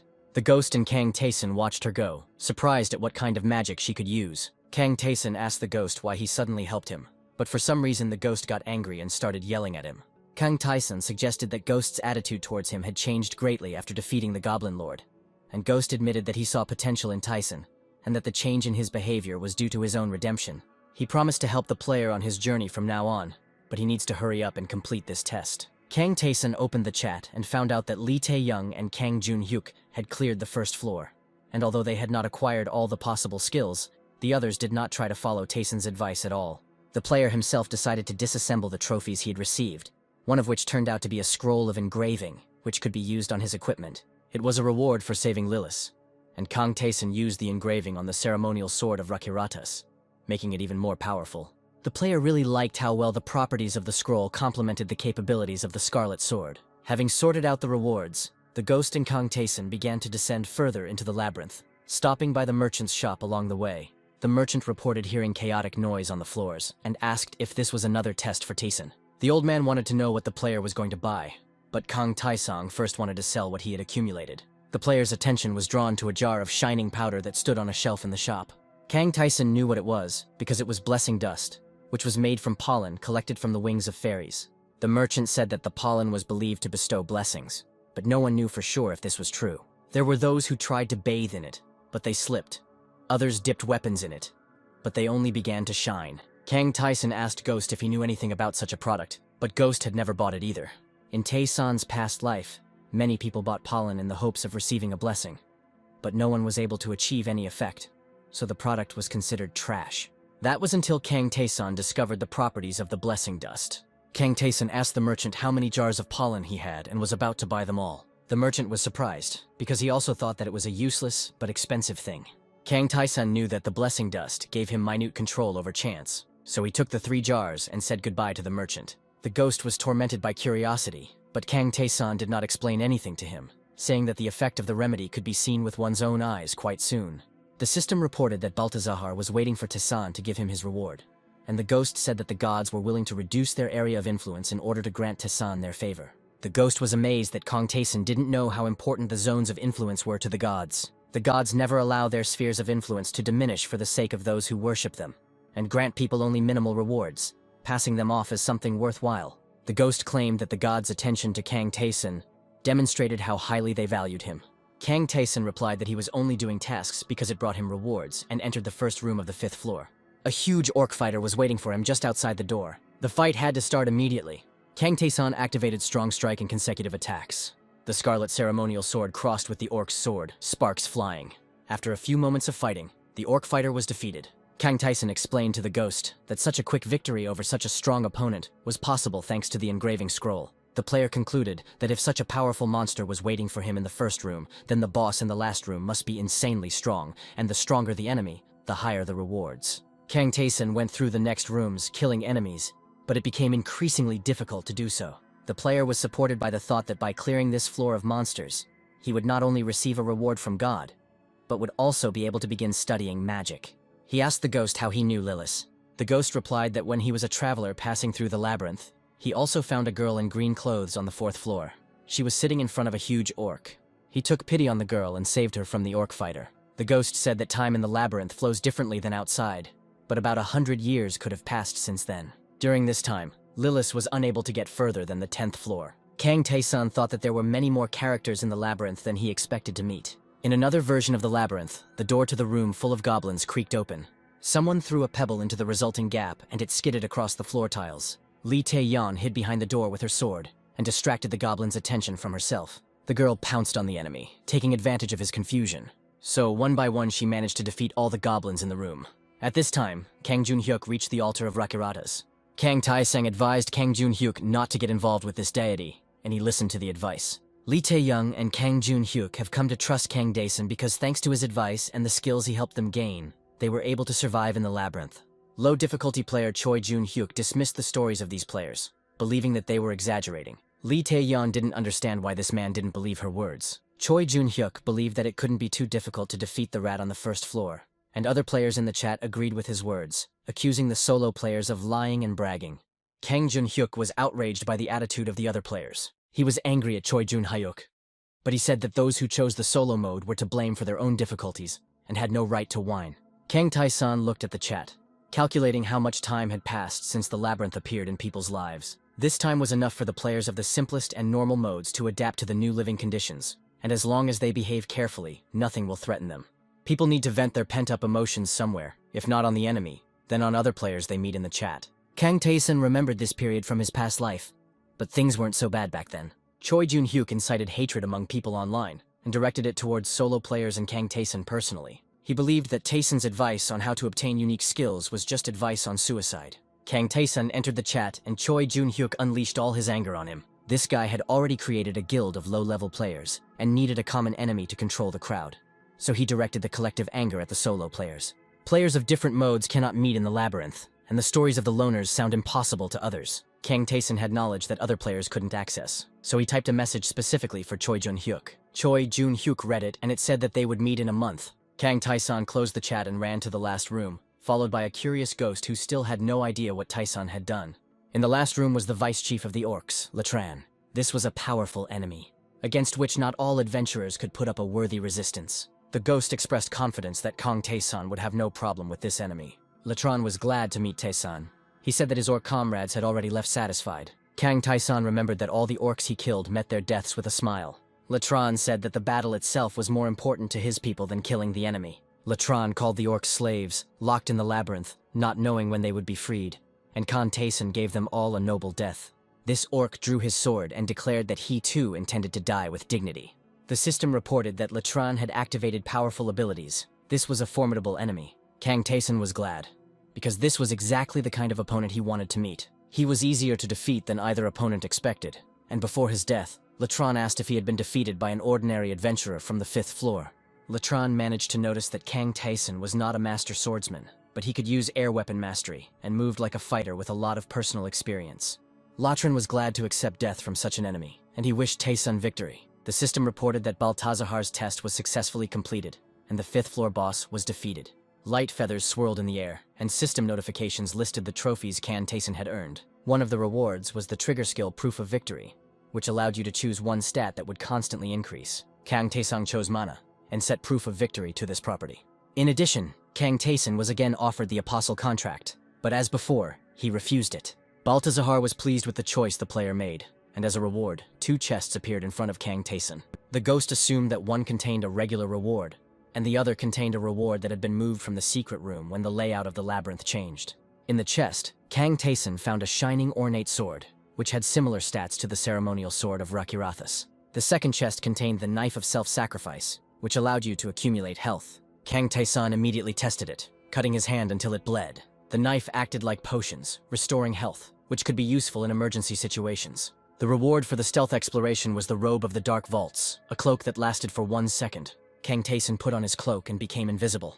Now he was ready to move on. The ghost asked if Kang Tae-san would now be walking with 2 blades at once, and reported that his own sword school was similar. According to the ghost, he was a sword master and developed sword art himself based on the schools of the Cavert Empire. But he did not intend to teach Kang Tae-san because his current stats were not suitable. Kang Tae-san doubted his words, but the ghost told him to focus on diving into the abyss, and when he became even stronger, he would inherit the skill. The 6th floor looked like a swamp, with stunted trees growing and a greenish fog swirling around. Kang Tae-san trudged through the swamp mud, remembering how Lee Tae-young had complained about this place. Lee Tae-yeon also said that the local monsters were not affected by the swamp and could move around it without difficulty. 2 anthropomorphic lizards armed with tridents appeared from behind the nearby trees. Kang Tae-san drew the flame staff and set fire to the ring of swamp around him. After that, he struck down the enemies with his weapon. The ghost asked how Tae-san guessed that the swamp was also an enemy. The player did not answer him. The next lizard stood behind Kang Tae-san, not approaching, and he called out to him. Tae-san defeated this opponent with 1 blow. Ghost and Kang Tae-san moved on, leaving the lizard men's corpses to burn, and Ghost declared that it had been too boring a battle. They found a tower. One of the bricks in its wall was noticeably protruding. This was clearly a trace left by Lilith. Kang Tae-san pressed the brick and a staircase appeared around the tower. Lilith looked out of the window and happily invited the guests into her secret room. Kang Tae-san and the ghost went upstairs. Lilith sat on a chair and looked thoughtful. There were shelves with books and vessels along the walls of the room. The ghost rudely asked the girl what she was doing, and Lilith happily reported that for the first time in her life, she was posing as a great magician. Lilith began to explain what magic was. According to her, this art could not be simply trained on one's own. It could only be earned or found a teacher. Using magic, one could do things that were not possible with skills, because magic could change space and time, as well as control fire. Lilith realized that if Kang Taeson was now her student, then he should treat her with special respect. Kang Taeson thought it was easy for him and addressed Lilith as master, but this caused the ghost to become angry. Lilith called magic a real mystery and then created a clot of flame above her own palm. She asked Kang Taeson what he saw, and when he answered, she explained that he could only see like those who did not possess magic. Lilith knew a reliable and easy way to get magical powers. For this it was necessary to make a contract with the god of magic. The ghost said that there were no cases of gods personally training someone. It only happened with Lilith. Kang Taesung asked if he would also have to make a contract with the god of magic. He had already rejected several apostle contracts and did not want to make this one. Lilith replied that such a deal would not be necessary, and then touched him, and the system notification noted that Kang Taeson had received magic. Lilith happily announced that anyone who possessed such power could pass on their skills to others. The girl created a flame above her palm again and asked Kang Taeson what he saw now. Now the flame looked different and Kang Taeson felt different. Lilith waved her hand enthusiastically and announced that she would now explain to her student the various ways to study all types of magic. Lily said that the simplest method was extracting magical power from some tool or staff. Kang Taeson had 2 staffs and he showed them to his teacher. Now they could take both items and extract all the power they had, giving Kang Taeson the ability to create fireballs and psychic attacks. After completing this action, Kang Taeson and Lilith noticed that both staffs had lost their color and turned gray. Kang Taeson created a fireball with his own hand. The second method involved learning from another magician, or worshipping a god of magic. But only those who had made a contract with him could approach the god. Lilith brought gifts to the god instead of Kang Taeson, and then taught him the knowledge she had received, while he only had to pass on his trophies to the girl. Lilith was happy because now she would start learning new spells, and Kang Taeson asked what she could teach him right now. Lilith admitted that she received all her spells from God, and therefore had to ask permission before sharing them with her student. In order to obtain such permission, it was also necessary to bring gifts to the deity. Kang Taesang clarified that in order to learn a spell that Lilith didn't know, he would clearly need to obtain 2 offerings for the god as payment for both of them. Lily said that weapons or armor could be suitable as a gift to a god, but they should be valuable, unique items. Kang Taesan took out and showed Lilith all his trophies. Lilith carefully examined the presented mountain of items and said that all of this would not be enough for even one spell, because these were ordinary items. The gift to the god required valuables. So Kang Taeson removed the master's necklace from his neck. Lilith was amazed, because she knew that this thing belonged to the Goblin Lord, and therefore was suitable for learning a basic level spell. Kang Taeson didn't think this was enough, so he showed Lilith the Scarlet Ceremonial Sword. Lily said that this thing would also work, but Rakuratas might try to deceive. Kang Taeson was not surprised. The last item Kang Taeson showed Lilith was the worn wooden staff. Lilith explained that although the items were of the same level, the gods preferred items that were related to them. So the staff was the best offering of all. The girl asked Kang Taeson what spell he wanted. She couldn't ask for an invisibility spell, because it was a high-level magic. There were spells such as Fireball, Frozen Arrow, Enemy Search, and Concealing Curtain. The last spell allowed one to be invisible and not attract attention. There was also magic that could create water and food, and Kang Taeson wanted to learn exactly that. Kang Taesang believed that the staffs could do other things, and he could always come back to learn more. Lilith took her own magic wand, topped with a shining crystal, and addressed the god. Kang Taeson felt a heavy gaze on him, and it seemed to him as if God was laughing.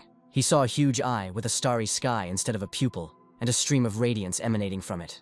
When this was over, the system noted that Kang Taeson had received a spell that could conjure some water and food. Lilith was surprised that it was so easy to get the spell, because she expected there would be difficulties, and reminded that the warrior, who was the ghost before, had encountered them. The ghost stated that Kang Taeson was a completely different case, since none of the gods hated him. Lilith asked if Kang Taeson wanted to learn anything else, but he didn't have anything else suitable to offer. They agreed that Taeson would return later, when he had obtained more trophies, and said goodbye. Kang Taeson returned to the ominous forest around the tower, and he could light his way with a fireball. It was much more convenient to summon flames now that it no longer required additional items. The ghost said that from now on they just needed to go further along the floors and bring the obtained things to Lilith, but Kang Taeson didn't listen to him, looking at the system's notifications. The ghost also looked at the message and saw that Taeson's unbreakable shield had grown noticeably. Kang Taeson began to undress, which greatly surprised the ghost. The player was going to take off all his protective equipment to look like defenseless prey in the eyes of the monsters. The lizards noticed him and immediately attacked. The trident that Kang Taeson used to hit the first enemy dealt him 20 points of damage. With the next move, the player threw the lizard away. The ghost asked Taeson what this strange training gave him, but the system notification showed the received trigger skill, which completely nullified the enemy's first attack. The lizard attacked again, but failed to inflict any damage on the player. Kang Taeson was able to take advantage of this and defeat his opponent. The ghost admitted that this skill was incredibly useful. In the past, Kang Taesong used the skill Nullify First Attack, and could cancel any attack that the enemy used as if it had never happened. The ghost suggested that it would be impossible to obtain such a skill without the unbreakable shield, but Kang Taesong knew that it would simply cost him a lot of effort. Kang Taeson was able to earn unusual skills and was now going to continue, because so far he had only received the nullification of the first attack. The ghost asked in amazement if there really was a way to reset the second and subsequent attacks. Kang Taeson walked unarmed towards the nearest door, and Ghost continued to wonder how he was going to block 2 attacks in a row. After all, even with the unbreakable shield, Kang Taeson's health units were not enough to do this. Kang Taeson replied that he had 3 more jars of blessing pollen. The ghost thought that the pollen was just a pretty trinket, but Kang Taeson poured the contents of all 3 jars on himself. After this, Kang Taeson decisively opened the door to the room where the lizard was also. The ghost was scared. He didn't understand how pollen could solve the problems with the insufficient strength of the shield. The lizard's trident was supposed to pierce Kang Taeson, but the first attack's nullification cancelled out the strike completely. The second hit counted, but did less damage than it should have. The lizard continued to attack, and Kang Taeson relied on luck, because he knew that a lot depended on it. The next blow shattered Kang Taeson's shield. Fairy Dust gave the player control over the chance that using 3 doses at once would cause minimal damage. Kang Taeson received a second attack nullification, as he was able to withstand the lizard's attack without much harm. The battle was still going on, but the blessing pollen had not stopped working. Kang Taeson dealt a powerful blow to the lizard. He managed not only to push back the enemy, but also to break through the walls of the room in which the battle took place. The ghost said that Taeson would go to any lengths to gain abilities, and they then set out to find new enemies. The next lizard was struck by Kang Taeson with a precise blow to the heart. This earned him the ability Vital Strike. They stood with the ghost in the middle of a clearing, strewn with the bodies of defeated lizards. Hitting a vital point allowed for much more damage to be dealt. With this skill, you could go to the boss of the 6th floor. Before entering the last door of this floor, Kang Taeson created a glass of water and a bowl of porridge using magic. Sitting down under a piece of wall, he ate the food he had received. They discussed with the ghost how to use mental attack spells. Lilith explained that magic in the labyrinth is also a kind of skill. Kang Taeson tried to create an object out of fire using magic, but he was not satisfied with the result. He imagined the desired shape, but it did not affect the result. The ghost said that what Kang Taeson was trying to do was considered high-level magic, and Taeson was unable to control magic of that rank. Kang Taeson created 3 fireballs. Kang Taeson continued to practice his new skills and created a ring of fire using magic. This was not the result he was trying to achieve, and so he looked thoughtfully at the 2 fireballs in his hands. He wanted to be able to combine fireballs, but the flames just hovered above his palms. Kang Taeson came up with the idea of testing what would happen if he launched a fireball into flight. In flight, the flame looked different than when frozen. Kang Taeson had a new idea for skill development, but he wasn't sure it would work. The player drank a potion that restores mana. Having fully restored all of his abilities, Kang Taeson created a new fireball. He waved his hand to make the magical flame move as well. After this, Kang Taeson ran, moving in the same direction as the fire. He continued to create fireballs as he ran. Stopping, Kang Taeson thought about what else he could do with fire magic. He managed to come up with a way in which several balls could be combined. The ghost was amazed by the discovery made by the player. Kang Taeson continued his training, intending to deal with magic in the same way as he did with the other skills in the labyrinth. Gathering several fireballs into one huge one, Kang Taeson sent it towards the wall. The system notification noted that the player had learned the new spell Fire Volley. Taeson's plan had been a complete success. With new skills, the player went to the boss of the 6th floor, a giant lizard. Kang Taeson created the fire blast that he had been training for this fight. The flames hit the wall above the lizard, but failed to cause significant damage to it. Kang Taeson activated despair and madness, and sent them towards the enemy. Overwhelmed by these emotions, the lizard began to tear his own face with his claws. Kang Taeson created a fire blast and directed it at the enemy. The next moment, he sent powerlessness and confusion upon the lizard. The ghost realized that the lizard was unable to resist the psychological attack and the flames at the same time, and received multiple injuries. The lizard was unable to repel the incessant fire attacks, and was defeated. Kang Taeson said that he had previously only used magic as a support, but now he would be able to achieve much more. In the chest, Kang Taeson found the engraving scroll and the Ice Heart Staff. He also got the fighter's necklace, but compared to the Goblin Lord's necklace, it was much weaker, and Kang Taeson was going to take his trophies to Lilith so that she could teach him new spells. The ghost said that he hoped that they would just move on now, and called Kang Taeson a very calculating player. They found Lilith and gave her the fighter's necklace as an offering to the god of magic. Lilith took her staff and turned to her patron to request a new spell. This new magic was Ice Arrow, and Lilith immediately passed this skill on to Kang Taeson.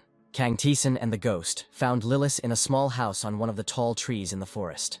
Kang Taeson hadn't known before that new zones could appear on a floor after it was cleared, but Lilith assured him that she was a master at finding such monster-safe places. Kang Taeson activated the Ice Arrow and looked at it, thinking about the new possibilities it would open up. The ghost guessed what Kang Taeson was thinking, but Lilith looked at her friends in bewilderment. She asked what they meant and what improvement they were talking about. The ghost invited everyone to go out into the open space, and Kang Taeson demonstrated the fiery power of magic that he had mastered on his own. Lilith was amazed, because it was a high-level spell, and she herself, in 100 years, managed to learn only one low-level technique, invisibility. Lilith exclaimed that the difference between spells of different ranks was incredibly high, and spells for beginners only imitated real witchcraft. Kang Taeson offered to show Lilith how he achieved such a result so quickly. After a few seconds of training, Lilith fell to the ground, her face turning gray. Kang Taeson was surprised that she couldn't learn, but Lilith said that mages never go through difficult strength training, and that's why it was so difficult for her. Lilith quickly recovered and stood up to thank Taeson for teaching her the difference between the teaching systems. Kang Taeson said goodbye to the girl. They agreed to meet on the next floor when he would bring her new trophies. The player descended deeper into the labyrinth, checking the changes in his characteristics. Kang Taeson thought that most of the stats were superior to those he had in his previous life. The exit to the 7th floor was like the exit from a cave. When they approached it, the ghost said that their journey together was coming to an end. Kang Taeson asked the ghost if he would teach him his craft.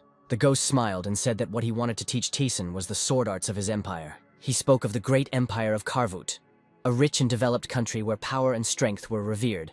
In this place, the weak were considered useless, and it was considered right that they should become fair game for the strong. The imperial family that Ghost was a part of was no different from the rest, and Ghost fought fiercely with his relatives for the throne. Everyone in the labyrinth wondered how the Ghost could live in a world full of such people.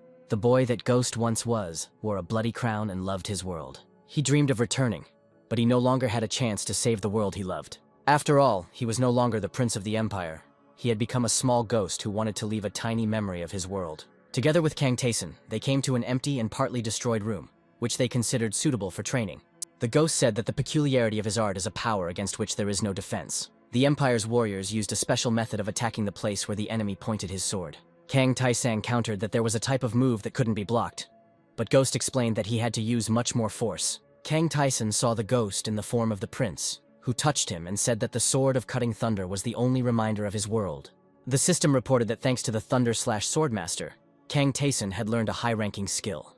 Kang Taeson looked at the ghost thoughtfully, and the ghost told him to go try out the new skill. The player noticed that his Thunder Sword skill was at 0, and the ghost explained that he only had permission to transfer the skill itself. Kang Taeson was ready to train on his own, and Ghost was going to give him advice. The ghost explained to Taeson how differently he should move if he followed the rules of his fighting school. He had to use the flexibility of his entire body, but Kang Taeson didn't even understand what the ghost meant.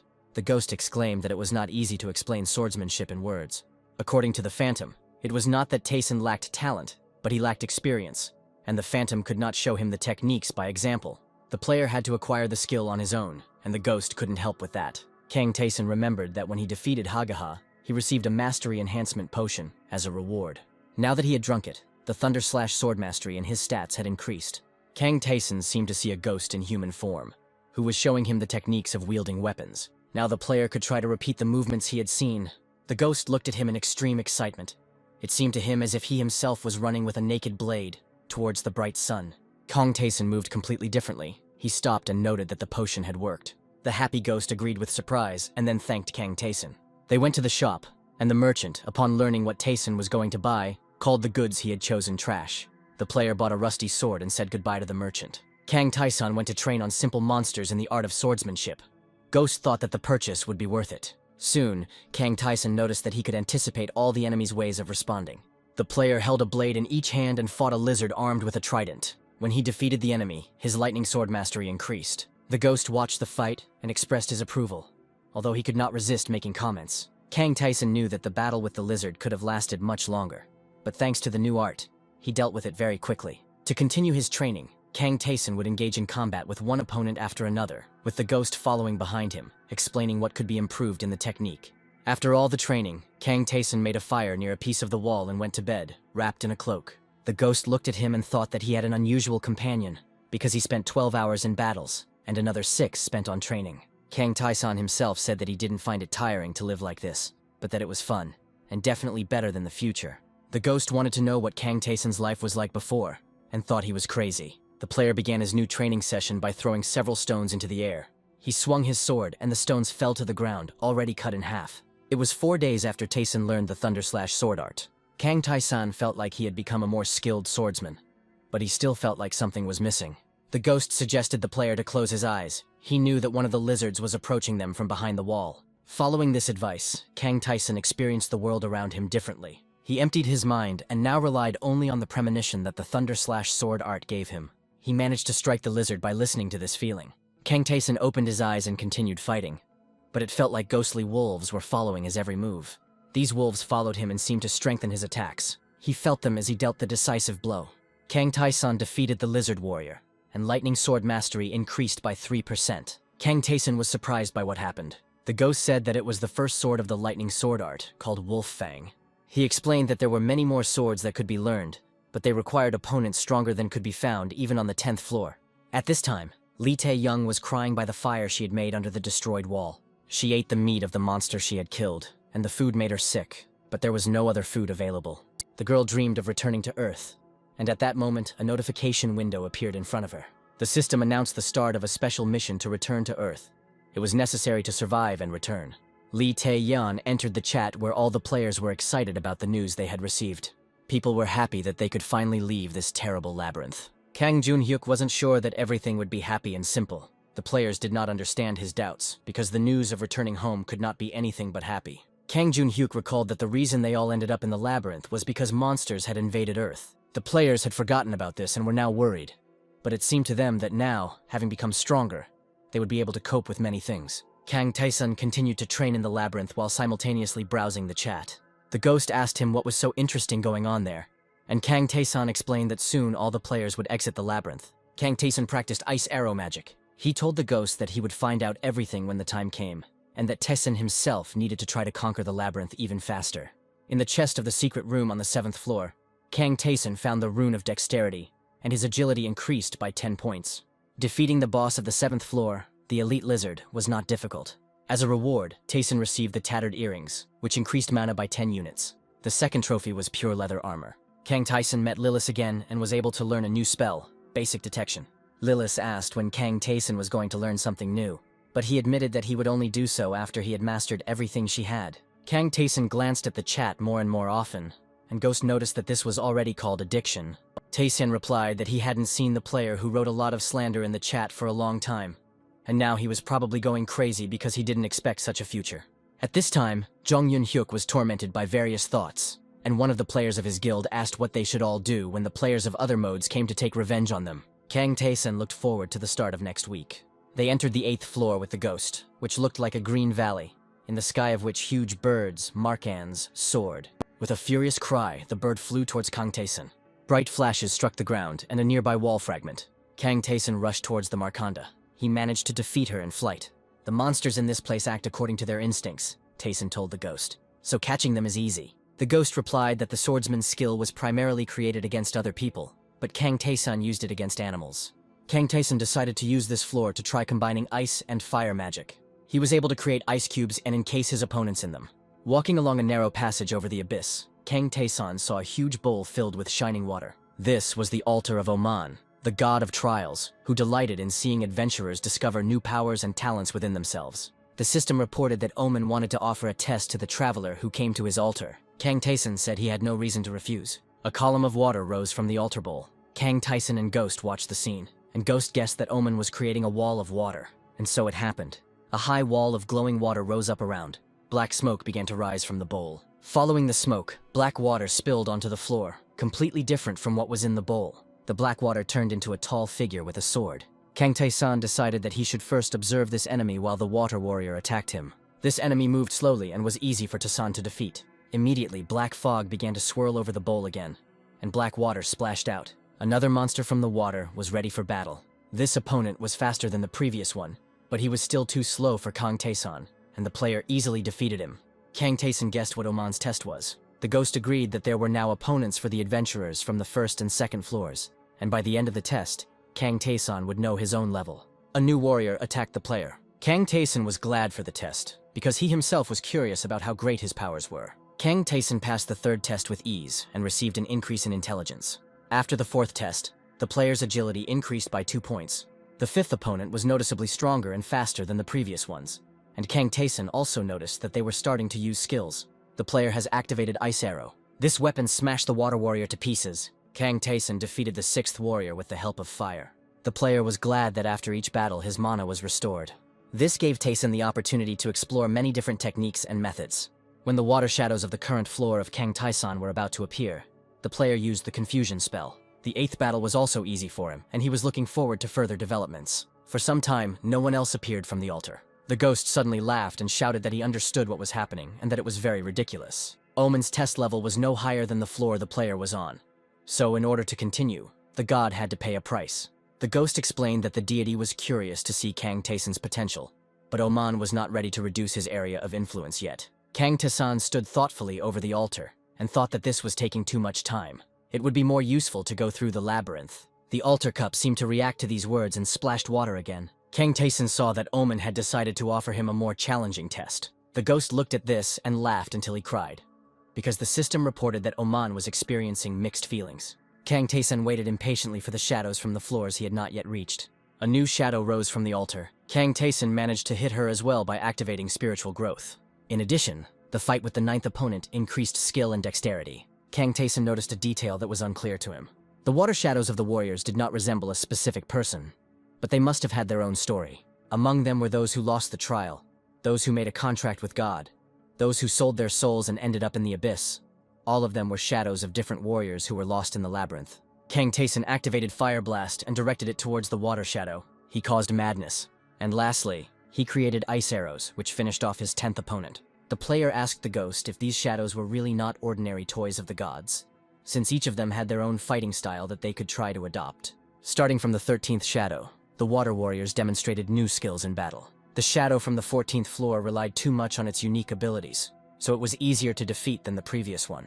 The 15th opponent was equal in strength to Kang Tae-san or even stronger. To deal with him, the player used Fire Blast. Accelerating the flame to high speed, Kang Tae-san directed it at the water shadow.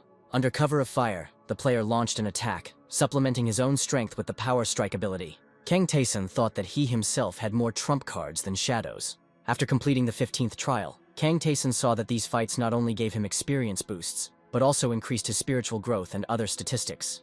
He found it amusing that there were about 60 different characteristics added in total. The ghost said that this was only possible with Kang Tae-san. He was very curious to see how much stronger the player would become at the end of these trials. When it was time to fight the 18th shadow, Kang Tae-san once again felt the presence of the ghostly beasts that accompanied his strikes.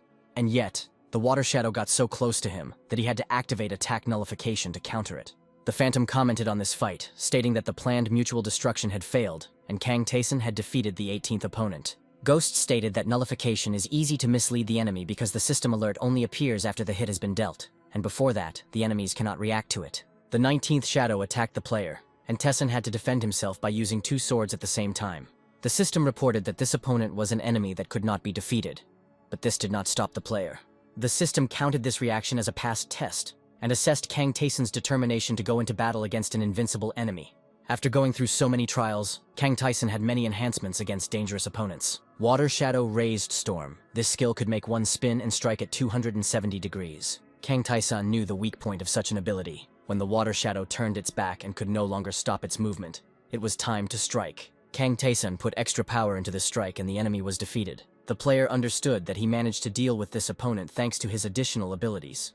But such a situation might not happen again. The water shadow of the 20th floor stood in front of Kang Tae-san. The system reported that this shadow will activate absolute victory. Kang Tae-san was full of confidence not to retreat, so he passed this test as well. He missed the blows of the 20th shadow by using reflection. Even this ability did not help to completely avoid injuries. Kang Tae-san activated Madness. Water Shadow used his counterattack ability, which trapped him in an impenetrable sphere. Tae-san's attack was shattered by this defense, and he himself was thrown away from the enemy. Kang Tae-san knew of such an ability, but he himself learned it rather late. He figured that the shadow didn't have much health left either, so he attacked it again. With the next blow, the shadow took away 210 units of health from the player. Kang Tyson used the dark vault robe to make himself less visible to the enemy. The water warrior froze, not understanding where his opponent had suddenly disappeared to. Kang Tyson approached the shadow closely and struck. The ghost wolves accompanied this attack, and the enemy was defeated. Kang Tyson also fell to the floor to catch his breath, and didn't even look at the system's pop-up notifications. When he opened his eyes, he saw only what was happening with the altar of Oman. Another water shadow rose from the spilled water. This shadow reached out to the player who was still on the floor. Kang Tyson looked at his new opponent, and strong emotions were reflected on his face. He raised his hands and said he wanted to end it there. The water shadow disappeared, and the system reported that Oman's test was complete, but God was silent about the results. After checking the player's stats, Kang Tyson and Ghost saw that the trial had given him incredible growth. Ghost was amazed that an adventurer from the 8th floor had defeated a shadow from the 20th. Looking at the altar, the Ghost noticed that he could see how much Oman's powers had diminished. As a reward, Kang Tyson received the Ring of Witness, and an ability that increased all of the player's stats when fighting an enemy of equal level. Oman also offered Tessin the Apostle contract. The altar splashed water in farewell, and the wall around the duel site disappeared. Kang Tyson noted that his current strength level was equal to the 20th floor, but now he needed to return to clearing the 8th. After defeating the boss of the 8th floor, Kang Tyson found the ankle protector in the chest of the secret room. The boss of the 8th floor, Markanda Rutia, lay before him, killed by an ice block. Kang Tyson sat down right on this ice. Ghost admitted that the skills he had gained in Oman's trial had made Tyson even stronger. The reward of the 8th floor was the Marnia rune, which granted attributes based on the probability of using runic weapons. In addition, Kang Tyson received a skill that, every time he attacked an enemy, sucked out some of the enemy's stamina, which was useful during protracted battles. Having collected everything he could from the 8th floor, Kang Tyson decided to speed up the descent since there were 4 days left before returning to Earth. On the 9th floor, the enemies were goblins in thick armor and masks that covered their faces. Kang Tyson easily took on several opponents at once. The player was surprised that the goblins turned out to be stronger than the lizards. The ghost said that they obviously trained somehow. Probably their leader taught them this. Kang Tyson knew that the one he had defeated before, Hagahua, was the previous leader of the goblins, and the current one was somewhere on this floor.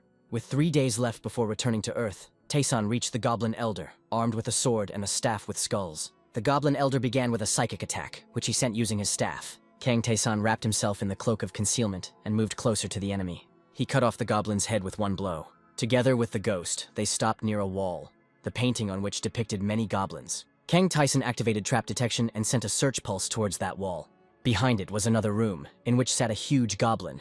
The system called him Looter, the Lord of Goblins. Looter said that if Kang Tyson killed Hagahua in battle, he would die satisfied. Looter thanked the player for Hagahua and said that in the end he was destined to be killed too. But he wanted to leave something as a memento of himself.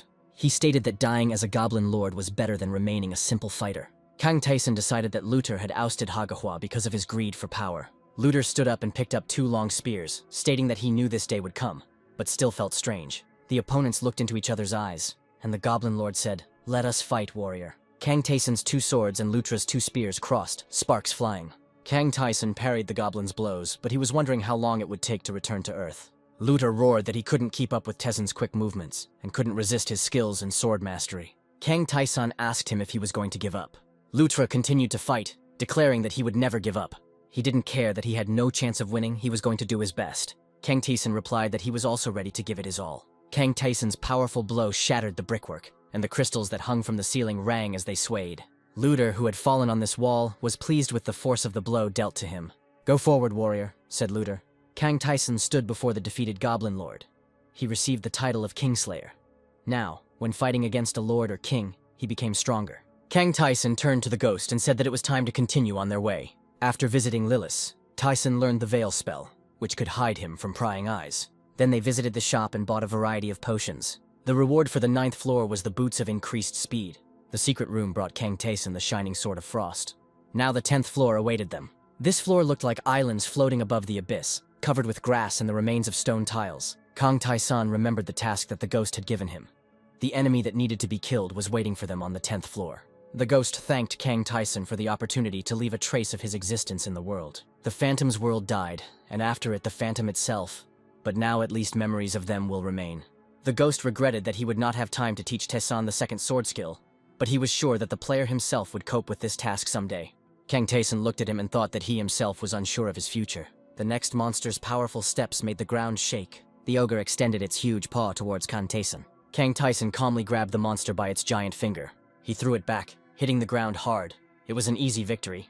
At the edge of the island was the secret room of the 10th floor. Kang Tae-san opened it by activating trap detection. The ghost was surprised that with his current capabilities, Kang Tae-san was wasting time on improving his skills when he could have simply destroyed all the traps. A skeletal hand appeared from the wall of the secret room. The trophy blue ring needed to be removed from it. Now Ghost and Kang Tae-san stood in front of the boss's room. The ghost said that behind this door is the one who killed him, and when Tae-san deals with this enemy, the task will be completed. Kang Tae-san took out the engraving scroll and the Marnea rune from his equipment bag. He applied them to the shining sword of frost, enhancing its properties. Kang Tae-san asked if the ghost is considered a labyrinth creature. The ghost replied that he was technically bound to his grave, but the mission allowed him to follow Kang Tae-san. Kang Tae-san guessed that it was the task he had received that had bound the ghost to him until it was completed. Tae-san was curious which rule would take precedence. The ghost had no idea what the player meant. At that moment, reality above them split and they saw the starry sky. The planet Earth appeared among the stars, and the system reported that there were 0 days left until return. The ghost watched what was happening, not understanding anything. Kang Tae-san knew what would happen next and was prepared for it. A powerful force pulled the player back to his home world. He saw mountains, and next to them a city consisting of high-rise buildings. Kang Tae-san fell onto the asphalt and smelled the asphalt and the scent of grass, which was very different from what was in the labyrinth. Kang Tae-san lay on his back, looking up at the sky, and thought that everything happened exactly the same as last time. Only this time he had an excited ghost with him, who wanted to know where they had ended up. The ghost had never heard of such a place in the labyrinth. At first, Kang Tae-san decided to go into a grocery store, where there was not a single person and all the shelves were destroyed. The smell in this place was unpleasant, because in 3 months most of the products had spoiled. Kang Tae-san only took long-life canned goods. Using fire magic, Tae-san fried the food. It was a delicious meal that he frankly enjoyed. The ghost realized that they had entered the world of Kang Tae-san, and the player's ownership extended to the ghost as well. Kang Tae-san wasn't sure if this would happen because the ghost wasn't an object, but a living being. The ghost looked around and asked what kind of square-shaped objects he saw everywhere, which he called machines. Kang Tae-san drew his attention to the rift in the sky and asked what he knew about it. It looked as if the sky was glass and had cracked open, leaving a hole in the sky where darkness was swirling. A green, shapeless, multi-eyed monster emerged from the rift. Kang Tae-san said that it was what was destroying his world. The ghost said that he felt some kind of force, but he could only figure it out if he got closer. The green monster pounced on Kang Tae-san. The player grabbed him by his long tentacle. Kang Tae-san held the monster out at arm's length and asked the ghost what he thought it was. The ghost assumed that it was a slave of a deity. But the energy of the monster felt completely different. He didn't understand what it was, or why anyone would want to create such a creature. The ghost said that this creator was very strong, stronger than Rakuratas. And Kang Tae-san meanwhile burned the monster with a fireball. The ghost asked if Kang Tae-san had brought him along to ask such questions, but the player didn't see anything wrong with that. The system sent a new task. It was to arrive alive at the Anyang City Hall. Kang Tae-san and the ghost were walking down a ruined city street, and there were no people around at all. The player assumed that most people chose not to enter the labyrinth, hoping to hide and wait for rescue on Earth. The corpses that lay in the streets of the deserted city were the result of such a choice. The ghost asked why Kang Tae-san was walking so slowly, and he replied that he was going to meet someone. Ghost assumed that these were the players that Tae-san taught his moves to in the chat, but Kang Tae-san was expecting another person. First they heard footsteps, and then they saw a figure in thick armor. Kang Tae-san looked at the man who appeared while he asked where he was going. Then the armored player asked what difficulty level Kang Tae-san came from. It was Gyum Jun-gyun, smiling as he extended his hand to Dae-san, inviting him to join the group of survivors. Kang Tae-san looked at him and remembered him from his past life, how he laughed, and how he later died protecting people. Gyum Jun-gyun waited for the answer with a smile. Kang Tae-san said that he would go with him, but at that time he was thinking about their past friendship. Gyum Jun-gyun brought his new acquaintance to a group of people gathered on the street. These people made a fire and tried to warm themselves. They were very happy about Gyum Jun-gyun's return, and the fact that nothing had happened in his absence. Gyum Jun-gyun introduced Kang Tae-san to the others, but was mistaken in assuming that he had completed the labyrinth on the normal difficulty level. Kang Tae-san saw that there were about 100 people gathered, and they were all from the normal and easy levels. Dae-san didn't remember any of them except Gyum Jun-gyun. Gyum Jun-gyun announced that everyone was now gathered and they could head to the city hall. People were worried that they might run into a monster, but Gyum Jun-gyun promised to protect them all. People believed him and were happy that they met a player with a high level of difficulty. Gyum Jun-gyun took up his shield and sword, and was ready to lead the people. The ghost, invisible to the people, flew over their heads in indignation. He did not understand how the adventurers from the labyrinth could be so weak. Only Jun-gyun seemed worthy to the ghost, but even he didn't look capable of descending to the lower floors of the labyrinth. The ghost didn't understand why Kang Tae-san wanted to meet this guy, and why he joined such weak people. One of the crowd pointed in horror at something in the dark alley, calling out to Gyum Jun Gyun. A green monster emerged from the hole in the wall with a growl. The people hid, and only Gum Jong Gun went to fight the creature. Kang Taeson understood that this monster was weak, and these people could also try to deal with it, but only players with a higher difficulty level were able to truly fight these creatures. Gum Jug Gun defeated the monster, which caused admiration among the people around him. Only Kang Taeson looked at what was happening without delight. Gum Yong Gon dealt with all the monsters that appeared on their further path. The rest of the group hid for their own safety. Sometimes during the battle, another monster would appear. Then everyone ran away in horror. The creature almost caught up with one man, and he cried and asked for help. Suddenly, the monster disappeared. Its victim turned around in surprise. All that was left of the monster was a blood stain on the ceiling, but the people around did not understand what had happened. Gum Jun Gyun returned and asked where the second monster had gone, but everyone thought it had simply disappeared. Gum Yong Gun didn't believe it and didn't understand who else could defeat the monster, because he was the only high-level player here. Kang Taeson caught his attention because he didn't show fear and remained calm the whole time. Gyum Yong Gun commanded the people to move forward. They still had a long way to go. While Gyum Yong Gyun stepped forward and fought with various creatures, Kang Taeson secretly killed the monsters that appeared later. The ghost hovered over the crowd in rage, asking out loud why these weak people did not join forces and try to fight. The way they ran away from danger made the former heir to the Karvat Empire furious, and he did not skimp on curses. People followed Gyum Yong Gun and showed no desire to do anything. The Phantom saw it as a personal insult that such worthless people had ended up in the labyrinth. Gum Yong Gun consoled the tired and crying, assuring them that they only had to endure a little longer. Kang Taeson asked the ghost not to be angry at these people, because they once chose the easy labyrinth. The ghost didn't even suspect the existence of the easy labyrinth. He thought that it was the only one. But Kang Taeson explained to him how the modes of passage differ. The ghost always knew that the labyrinth was not divided in any way. Only the gods could sometimes put up barriers, but this was only done temporarily. Friends suggested that some creature did not know how to design the labyrinth, but simply carelessly copied it several times. Kang Taeson thought that it was very difficult to do something like this. Only a god, or even someone of a higher level, could do it. He thought about the fact that all the monsters that appeared were F-class, and in order to kill all the people, creatures of a higher level were needed. It all seemed as if someone was watching how humans would cope. Taeson had heard that the gods liked it when mortals put in great effort. The ghost cursed and whined that he hated looking at the weak. He wanted to go straight to his destination. He felt like Kang Taeson enjoyed helping others, but he didn't understand why he had to hide it. Desang countered that he only helps those he sees potential in, and now he can befriend Gyum Jun Gun along the way. He didn't care about other people, but he knew that they were extremely important to Gyum Jun Gun. Kang Taeson remembered that in his previous life, Gyum Jun Gun had led people like that too. But when he got to the mayor's office, he was in despair because he had not managed to save any of them. The sun was setting behind the horizon, and many monsters filled the streets. People stopped to rest and have a snack. They dreamed of 24-hour stores, but were afraid to go anywhere for fear of encountering a monster. Kang Taeson caught their attention because he had real ham, not the meat of killed monsters like everyone else. One strong guy approached Taeson and offered to share his food with him.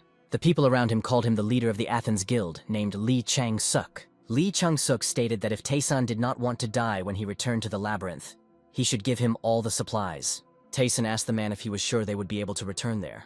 Lee Chang-suk was outraged that someone dared to look down on him, because the Athenian Guild was known to many. Daesung remembered that they would all die during the second return, but Lee Chang-suk didn't know this and attacked him.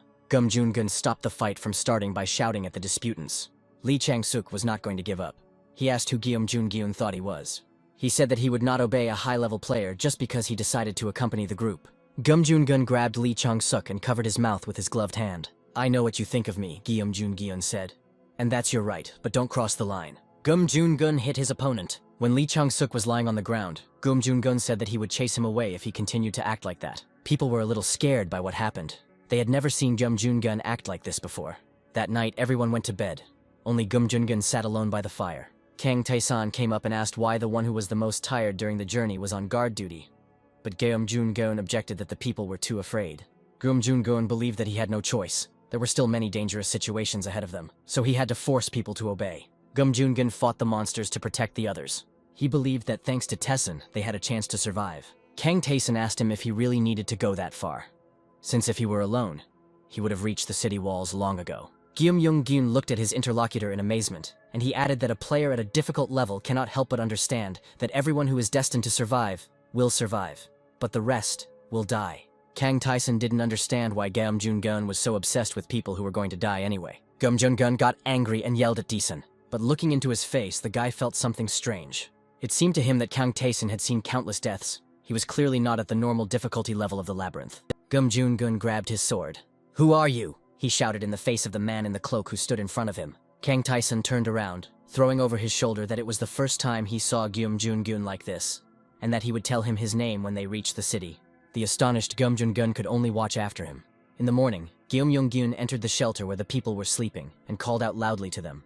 They could reach their destination in just 2 hours, so they had to hurry. Gum Jun-gun walked ahead again, armed with a sword. The first monster appeared from the alley, and Kang Tae-sun thought that the creatures would only attack those who were going to the city hall. Anyone who tried to get there without an escort was either already there or died. Following the first monster, 2 more appeared. People started running away. Some boy hesitated, and the monster almost caught up with him. Gum Yong-gun rushed to his aid and covered him with his shield. He knew he couldn't handle 3 enemies at once, but he just needed to stall for time, because the mayor's office was already very close. Gum Yong-gun activated Breath Hold attack and turned to face the monsters. A pouch of tranquility powder appears in front of the player. Upon contact with an enemy, the pouch will explode and create a curtain. A bright beam cut the bag in half. The curtain separated Gyeom Jun-gun from the 3 monsters. The player called out to the people who were following him. He didn't understand why they hadn't left yet. From the other side of the crowd, 2 more monsters appeared. Now the huddled group was surrounded, with only 1 high-level player protecting them. Gum Yong-gun was confused. He didn't understand why they wanted to destroy them so badly. The player no longer had useful trophies. He could not win against the 3 creatures. And after his death, all the other people would die too. With horror, Gum Jun-gun thought about running away alone. He would have had enough strength and speed for this. But people looked in his direction in tears and with hope. Gum Jun-gun thought that they all believed in him and followed him all this time. Would he really have to abandon them? He couldn't choose what to do, because if he wanted to protect someone, he had to do it to the end. People saw his confusion and asked what happened. Gum Yong-gun was not ready to die for these people. He dreamed that he had more strength. A man in a cloak stepped forward from the crowd and asked if Gyeom Jun-gun was going to leave. The monsters were getting closer and closer, and Gyeom Jun-gun asked if Kang Tae-sun was reproaching him. Kang Tae-sun replied that he would not blame him no matter what choice he made, and at that moment, he drew the shining sword of frost. Kang Tae-sun wanted to know what happened on this day the last time Gyeom Jun-gun couldn't save everyone. The monsters attacked Gyeom Jun-gun, but they were unable to reach it, struck down by alien magic. Kang Tae-sun stood above them, clutching the ice sword in his hands. He said it would be a little fun. Everyone, including Gyeom Jun-gun, watched the fight in amazement. Kang Tae-sun turned his back to the monster. With a growl, he reached out to the player. Kang Tae-sun acted as if nothing had happened. The monster flew into pieces, engulfed in flames. Kang Tae-sun suggested continuing on to the city hall. Very soon, they reached their destination. The building was completely intact and looked safe. Many of those who came met their loved ones at the city hall and were delighted. Those who had already been here were amazed that so many people had come. It was the first time such a large group had come here. Gyeom Jun-gun attracted everyone's attention. Everyone knew that he was the one accompanying the people. He wanted to explain how it really was, but Kang Tae-sun put his hand on his shoulder. From the doomed look on Dae-san's face, Gyeom Jun-gun realized that he did not want to share the glory with him. Gyeom Jun-gun had to accept thanks. They all entered the city hall building. There were so many people here. Kang Tae-sun guessed that about 100,000 survived. Tae-sun kept to himself, avoiding the other survivors. Gyeom Jun-gun walked up to him and held out a bottle of water with a smile. Kang Tae-sun approved of Gyeom Jun-gun's use of the breath hold attack. Gyeom Jun-gun beamed and admitted that he learned this ability thanks to the chat, but he didn't fully trust the rest of the recommendations. Kang Tae-sun said that he himself simply did what he wanted, both in the labyrinth and when he helped escort the people today. Gyeom Jun-gun looked at him almost in tears. He grabbed Kang Tae-sun's hand with both hands and began to thank him warmly. He understood that not only had they shared useful skills with him, but they had also saved him from death, and now he was ready to always follow Tae-sun. He didn't have time to finish speaking. A bottle of water flew into his face along with a demand not to say stupid things and to behave as usual. Gyeom Jun-gun continued to express his emotions, ignoring the skeptical reaction of his interlocutor. At that moment, another man in armor approached them and called out to Gyeom Jun-gun.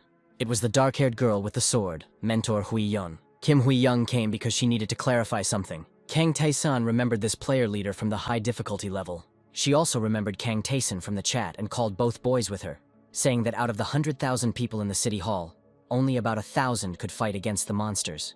Kim Hui-yeon acknowledged that most came from easy or normal regimes, and there were very few safe places to sleep and food supplies. Gyeom Jun-gun said that it was obvious that Kim Hui-yeon should take command. Kang Tae-sun was surprised to hear that the easy regime guy Choi Yun-hyuk was demanding that the role of leader be given to him. Kim Hui-yeon believed that a commander who couldn't stand up to even one monster couldn't be one, but Choi Yun-hyuk claimed that she was simply underestimating the easy mode players. Choi Yun-hyuk took hostages in order to achieve his goal. Gyum Young-gun asked excitedly who had been captured. The hostages were Lee Tae-young and Kang Jun-hyuk. Kang Tae-sun asked why they allowed themselves to be caught. Kim Hui-young said she did not know the details and that the captives were already tied up when she saw them. Kim Hui-young was going to observe the situation before intervening, but Kang Tae-sun had no intention of doing so, which surprised the woman. Kang Tae-sun said that he was going to trample this man. Kim Hui-young sharply objected that crimes and violence should not be committed. Kang Tae-sun said that the world has collapsed and the old laws are no longer valid. Kim Hui-young disagreed. She believed that rules should be followed and people cannot kill each other. Kang Tae-sun thought that she didn't change. He remembered Kim Hui-young in the destroyed world. She had strictly followed the rules even then. She died during the third return. She tried to save everyone and obey the laws. Kim Hui-young looked at Kang Tae-sun and thought that this man was dangerous and could commit murder. She saw no other choice. She had to stop him. Without warning, Kang Tae-sun punched Kim Hui-young, sending her to the floor. Gum Jun-gun shouted at him. Kang Tae-sun used magic. He disappeared before Gum Jun-gun could figure out how to stop him. Kang Tae-sun was in a hurry to meet Choi Yun-hyuk. Choi Yun-hyuk stood by the window, admiring the city. He liked the power he now had. He liked it when people fell on their knees before him, begging for mercy. In his life before the invasion, he would come to these unfortunate people and demand money, threatening them with death. He was looking out the window that day, and a sound caught his attention. He saw the monsters as they descended from the sky. In the labyrinth, one guy saved his life. He smiled and said that it is at moments like these that you need to help your loved ones. Choi Yun-hyuk looked at the man with surprise. He himself killed other players for trophies. There were no laws or rules in the labyrinth, but in such a confined space, even the slightest push could change everything. This place hosted high-level players. In case of disagreements, they could negotiate or use violence. Sometimes a reward could be obtained in this way. Choi Yun-hyuk liked it when people obeyed him. Lee Tae-young and Kang Jun-hyuk were sitting in the same room, chained together. Lee Tae-young stated that if it weren't for the trick, Choi Yun-hyuk would have died much earlier. But he laughed in response to these words. He believed that luck was on his side, since he was summoned straight to a safe zone near the city hall. He attacked another player, glad that those he feared in the labyrinth turned out to be weak in reality. Choi Yun-hyuk believed that the solo players were too focused on survival, and therefore were not particularly strong. When the two showed up, Choi Yun-hyuk was busy torturing another player. He held a knife to the player's throat and ordered Lee Tae-young and Kang Jun-hyuk to follow his orders. Lee Tae-yeon was the first to throw down her sword and surrender to Choi Yun-hyuk. "You should have thought about fighting instead of the hostage," he told the tied-up girl. He mocked his captives, declaring that the loner players were nothing. At that moment, Kang Tae-sun entered the room and asked if Choi Yun-hyuk really believed it. Kang Tae-sun was wearing a cloak and was difficult to recognize. Lee Tae-yeon looked at him carefully and guessed who it could be. Kang Tae-sun threw back his hood, revealing his face. Choi Yun-hyuk looked at this stranger and felt how dangerous he was. They stood opposite each other, and something dark was swirling in the air. Yun-hyuk's instincts were screaming at him to not let this man get close. Choi Yun-hyuk grabbed the phone and shouted that if the stranger came closer, he would order the prisoners to be killed in other places as well. "Stop!" came a voice from the door, and everyone in the room turned around. Kim Hui-young and Gyum Jun-gyun stood on the threshold, ready to intervene.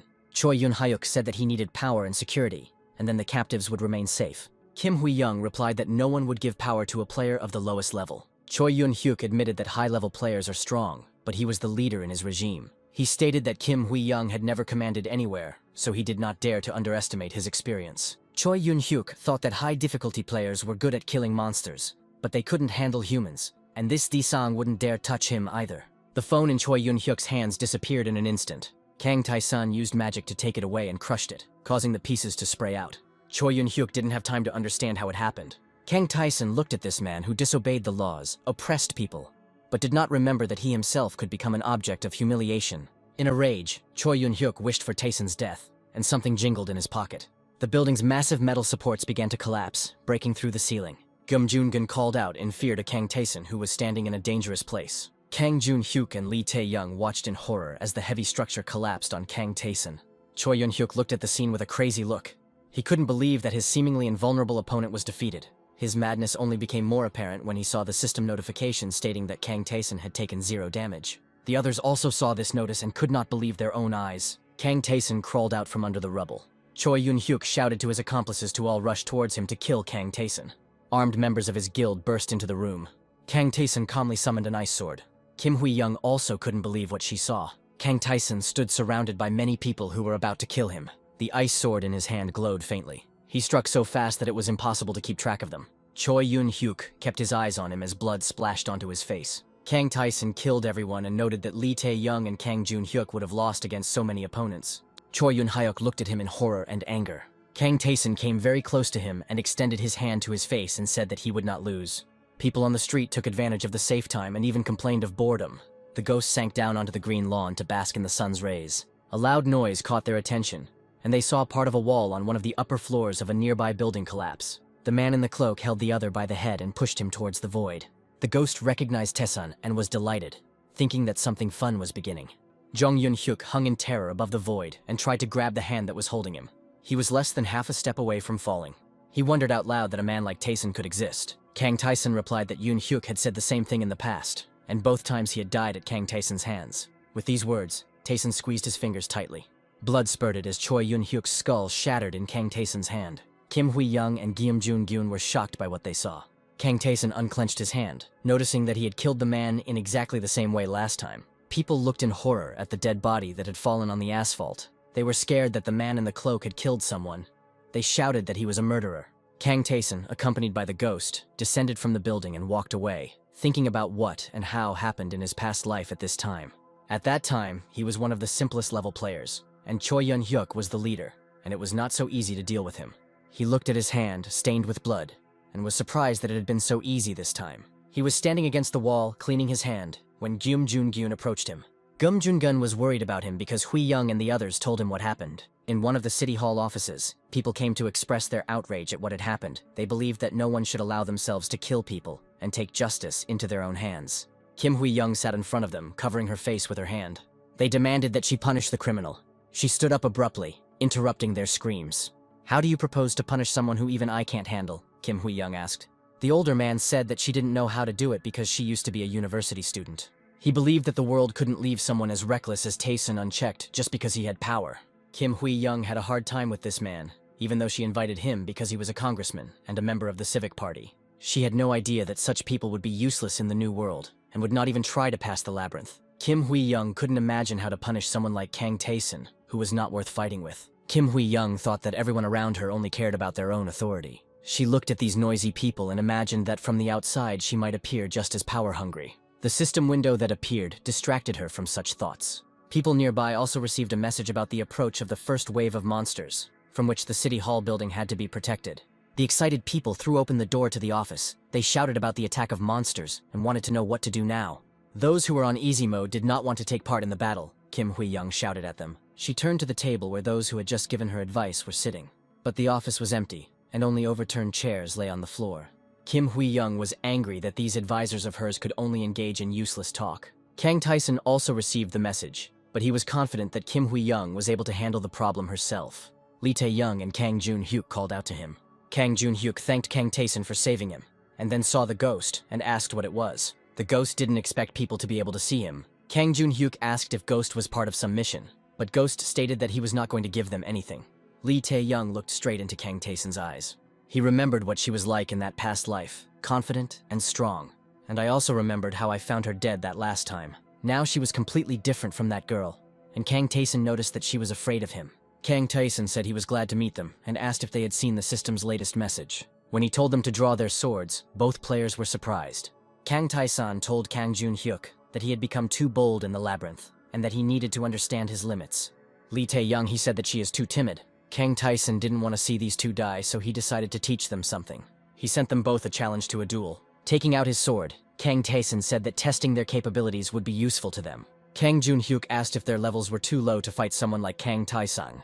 Kang Tae-sun explained that during the training battle, all the participants' stats will be equal. The duel could have been refused, but Kang Tae-sun believed that they had to accept the challenge. Kang Jun-hyuk agreed, even though Lee Tae-young called him crazy.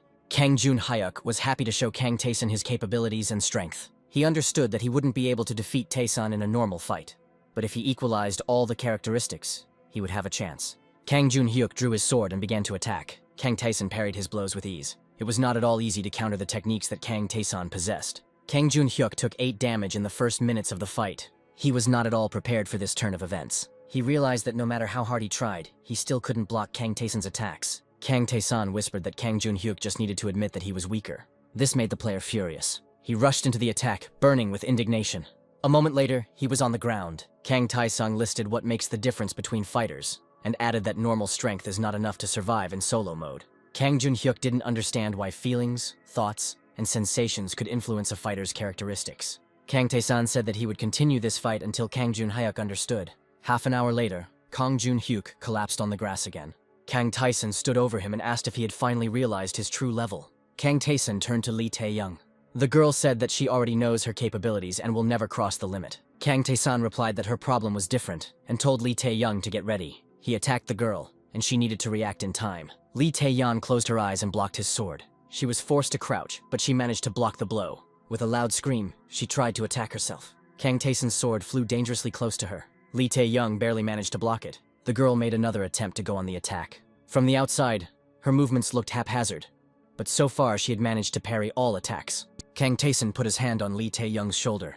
With one push, he knocked her down onto the grass. He asked how she liked the fight. He told Lee Tae-young that she was not as weak as she seemed. Kang Tae-san declared the training over and was now going to teach them how to gain new skills and pass the labyrinth. The sky over the city darkened as he finished his story. Kang Tae-san allowed the information to be shared with other players. And as he parted, he asked Lee Tae-yeon and Kang Jun-hyuk not to die. They looked at each other, not quite understanding him. Kang Jun-hyuk said that he used to think that Kang Tae-san was a very cold person, but he suddenly said warm words to them. Kang Tae-san replied that if he were a cold person, he would not share useful information with them. Now it was time for them to rest, and they went their separate ways. Kang Tae-san checked how much time was left until the first wave. Kim Hui-young was studying the defense plans in her office and felt like she was going crazy. "What happened?" someone called out to her from the window. Kang Tae-san stood by the window, and it was unclear how long he had been there. Kang Tae-san advised her to close the window, since those with high stats could easily climb through it. Kim Hui-young looked at the man in confusion, and he asked her about the current situation. She explained that she wanted to take people out of the City Hall building, divide them into groups, and place them on different sides.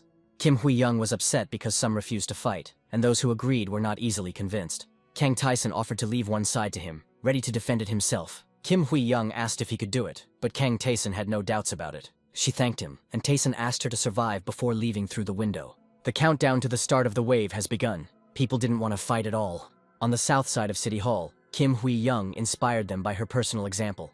On the western and eastern sides, the leading positions were taken by Guillaume Jun-gyun, Lee Tae-young, and Kang Jun-hyuk. On the north side of the City Hall, there was only Kang Tae-san, alone. A crack, already familiar to many, appeared in the glass wall of the building. Kim Hui-young watched the scene with anxiety and determination. A wall of green light separated the people. Many monsters of different kinds rushed towards the City Hall. People screamed that the creatures were advancing. They tried to run away and called for help. Others pounded their fists on the wall that had emerged, which was even inside the City Hall. Kim Hui-young commanded, urging people not to be afraid and to return to their positions. She resolutely chopped down the monsters with her sword. The monsters attacked people who were unable to defend themselves. Young Jun-young, who was caught by the monster, received 7 points of damage and froze, not running away or defending himself. Kim Hui-young managed to save the guy who almost got caught by the monster, and then shouted to the others that these monsters' attacks weren't particularly strong. They just needed to be more careful, and they could all fight them together. People looked at how this girl fought and thought that depending on the result of the fight with the creatures, they could receive a reward. So it was worth a try. They entered the battle with courage and were able to deal damage to the monsters. Kim Hui-young turned around and thought with a smile that finally the others had gotten down to business too. On the other side of the building, Lee Tae-yeon quickly attacked the creature and cut it in half. Kang Jun-hyuk also successfully dealt with monsters, and he liked it. "You two are so strong," the man watching them said. "It's as if you yourselves were monsters." Kang Jun-hyuk laughed and said that he wasn't that good. And Lee Tae-young smiled and said that the real monster wasn't here, but on the other side of the building.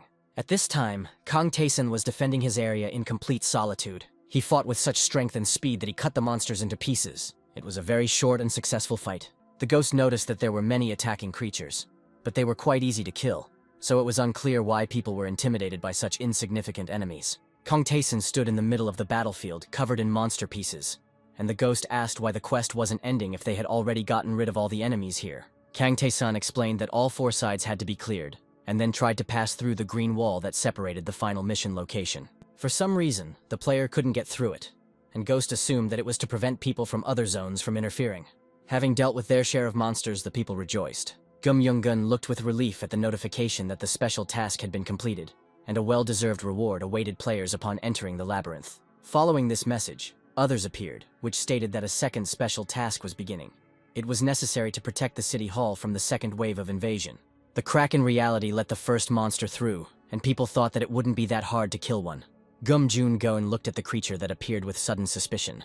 One of the players rushed at the creature with a sword, inspired by the thought of a reward. The player swung his sword decisively and struck the monster. He saw with horror that the damage his attack had caused was only 1 health point. The monster's tentacles grabbed the player in front of the terrified crowd.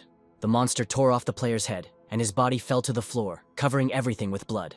Gyun stood among many others who did not understand what exactly had just happened.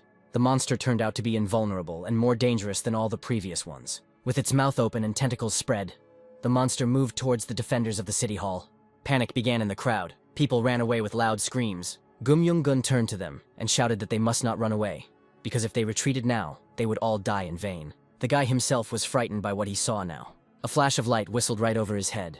Gyun turned around in confusion and asked what it was. He sat among pools of blood and many dead bodies. The monster approached, emitting waves of flame, and Gyun wondered if they were really supposed to win this battle. Kang Tae-san sat on the carcass of the slain monster, thinking about how they had all literally become creatures that needed to risk their lives in order to win. People tried to pass through the transparent wall of greenish light, wanting to escape from the monsters. They couldn't penetrate the side that had already been cleared by Kang Tae-san. Kang Tae-san stood up from his seat and declared that he had to do it now. He started running along the wall, and the ghost flew after him. The ghost asked if the wall prevented him from leaving the zone completely, and Kang Tae-san replied that it did. In one of the multi-story buildings, there was a gaping hole from which monsters were emerging. Kang Tae-san killed everyone he saw with one blow and came closer, immediately receiving a message about the start of a special mission to destroy the vessel of the Black Swamp. Kang Tae-san knew that if he completed this task, there would be fewer monsters. A huge beast, similar to a wolf and a dragon, rose up to meet Kang Tae-san. Armed with 2 swords, Kang Tae-san rushed into battle. He already knew that he was facing a D-class monster. The numbers in a monster's name indicated their strength. The lower the number, the higher the rank. The monsters that launched a full-scale attack during this wave of invasion were F and E class. The beast that Kang Tae-san was about to fight was a D-class monster with a 6-digit number. Once upon a time, humans were on the brink of extinction due to attacks from D-class monsters. Kang Tae-san, in his previous life, had a hard time getting rid of this after his 3rd return. This time, Tae-san rushed at the enemy, and in his hand was the ceremonial sword of Rakiratas. Ghostly beasts accompanied his attack. The player was sure that now everything would be different. With 2 strikes, Kang Tae-san dealt 64 and 72 units of damage to the monster. The monster's eyes glowed with a scarlet light as it continued to attack Tae-san. The player thought it was useless and activated complete nullification of the first 2 attacks. Grabbing the monster's paw, Kang Tae-san resorted to ice magic.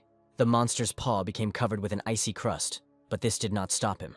Kang Tae-san thought that he had a strong and persistent opponent, but the player had infinite stamina and could continue the fight using 2 swords at the same time. Kang Tae-san struck the fireball straight into the gaping mouth. The monster retreated briefly, engulfed in flames. Kang Tae-san looked at his opponent closely and realized that his goal was actually achievable. An hour later, the player drank the potion from his supply. The monster was defeated, and Kang Tae-san stepped on its carcass. He activated Ice Arrow.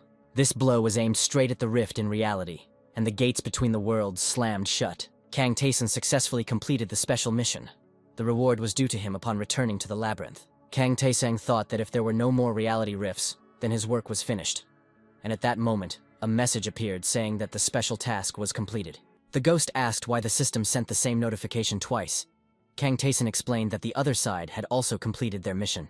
At this time, Kim Hui-young, her armor splattered with blood, leaned heavily on her own sword. Finally, it's all over, the girl thought. She sat on the carcass of a fallen enemy and looked around, assessing the consequences of the massacre. Kim Hui-young thought about the people who tried to avoid participating in the battle.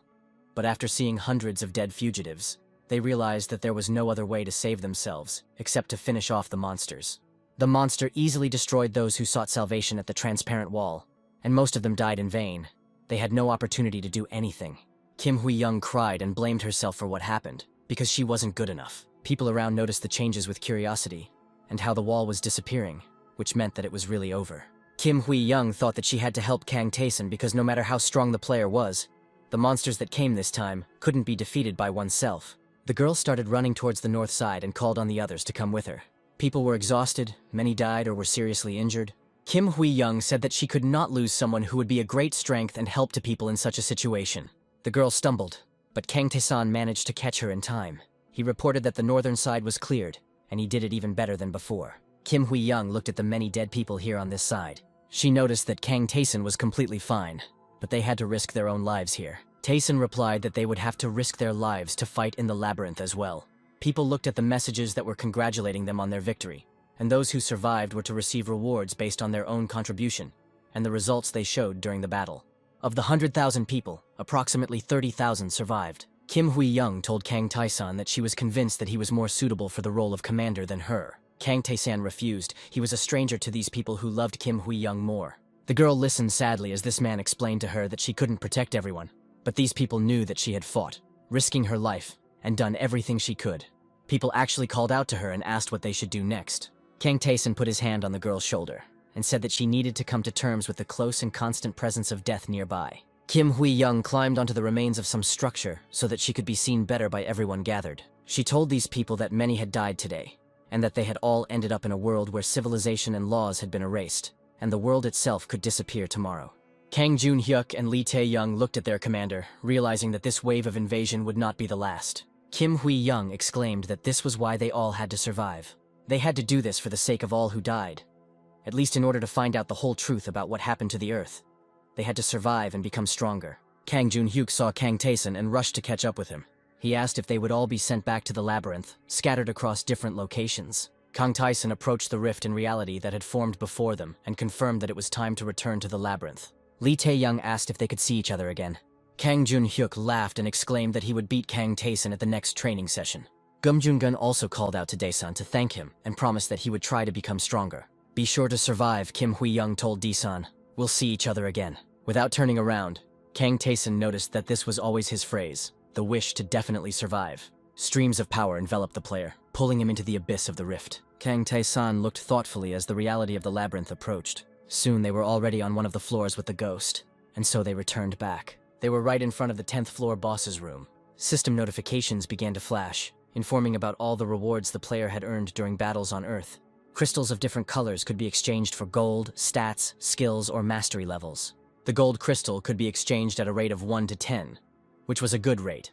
But in the labyrinth you could always get yourself some gold, so it wasn't worth it. It would have been possible to buy any of the player's attributes at a ratio of 1 to 5, which would have given him around 96 points. But with his current average, it was a waste of money. In addition, it was possible to exchange the reward for a mastery level in a ratio of 10 to 1, a figure that could only be raised independently with time, experience, and effort. Kang Tae-sang knew that when the skill level increased by 20%, the essence of the skill changed. At level 1 of the detection skill, one could only find out the weaknesses of creatures. If you increase this skill by 20%, other important information will sometimes be provided. Kang Tae-san called out to the ghost, who was deep in thought. He noticed that after returning from Earth, his companion was constantly thinking about something. The player asked him what would happen if he instantly increased the mastery level of the Thunder Slash sword. The ghost replied that he had no idea what Tae-san was planning, but he wasn't sure it would end well. It was better to try to develop the body. Kang Tae-san opened his stats and thought deeply about what he should improve so that it wouldn't be a gamble, because there were many good skills that could be improved. It was unexpectedly difficult for the player to make such a choice. Kang Tae-san asked if he should find confirmation first. The 9th floor's safe zone looked like a tower, the top floor of which was ablaze, as if it had been destroyed by the fire blast. Lilith, who was in the tower, was coughing from the smoke. Kang Tae-san entered and informed the sorceress that she had used the wrong combination. Lilith was amazed when the player told her that he could now instantly increase his skill level. She couldn't believe that Kang Tae-san could interfere with the labyrinth's internal systems, since she herself was incapable of doing such a thing. Lilith explained that skill levels are regulated by the labyrinth, a place where untalented people can become stronger, but they are still limited by the rules. The girl assured that even the gods could not change the rules, and then asked to what extent Tae-san could increase his skill. Lilith didn't expect to hear that the player could do it up to 50%. Kang Tae-san sat near the table, on which there were many flasks and vessels for potions, and saw the excitement of his interlocutor. Lilith said that Tae-san shouldn't tell anyone else about his powers. She guaranteed that people would try to kill him as soon as they found out. The player was surprised that everything was so serious. Lilith felt like Kang Tae-san was making fun of her, while she was ready to cut off her own finger to improve her skills by even 1%. Lilith explained that the higher the level of mastery in magic, the greater its usefulness. Kang Tae-san's magic was only at a 2% level, meaning that he was unable to use even entry-level spells properly. Lilith said that there are several levels of magic in the labyrinth. Basic, beginner, intermediate, advanced, superior, and all can be used. Normally, a mage could learn spells depending on his skill level, but Kang Tae-san was able to master mid-level magic right away, which was a unique case. Lilith explained at what skill level which spells can be used. The girl hoped that her explanations would help Kang Tae-san make the right decision. The player thought deeply about everything he had heard.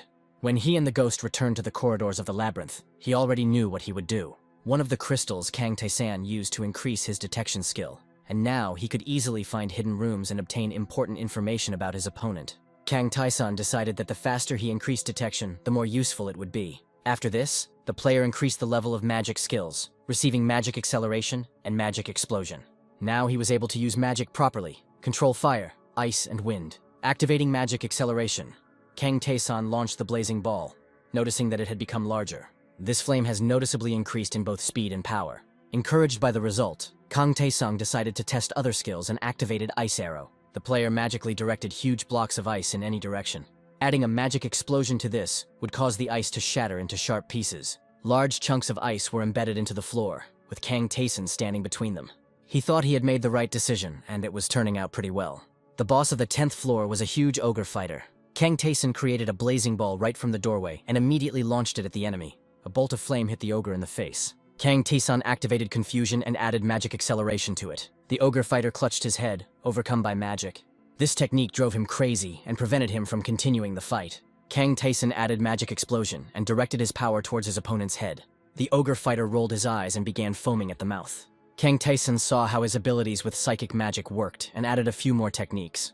The ogre fighter fell to the floor, seeing ice spears and gouts of flame aimed at him from all sides. Kang Tae-san summoned a magic explosion, and the ogre's figure was swallowed by a wall of flames. The ogre fighter took devastating damage and was defeated. Kang Tae-san said that with this magic he could easily climb up to the 20th floor, and the ghost confirmed that magic in the labyrinth is the basis of everything. Kang Tae-san asked if the ghost had finished thinking about his difficult problems if he had finally decided to speak up.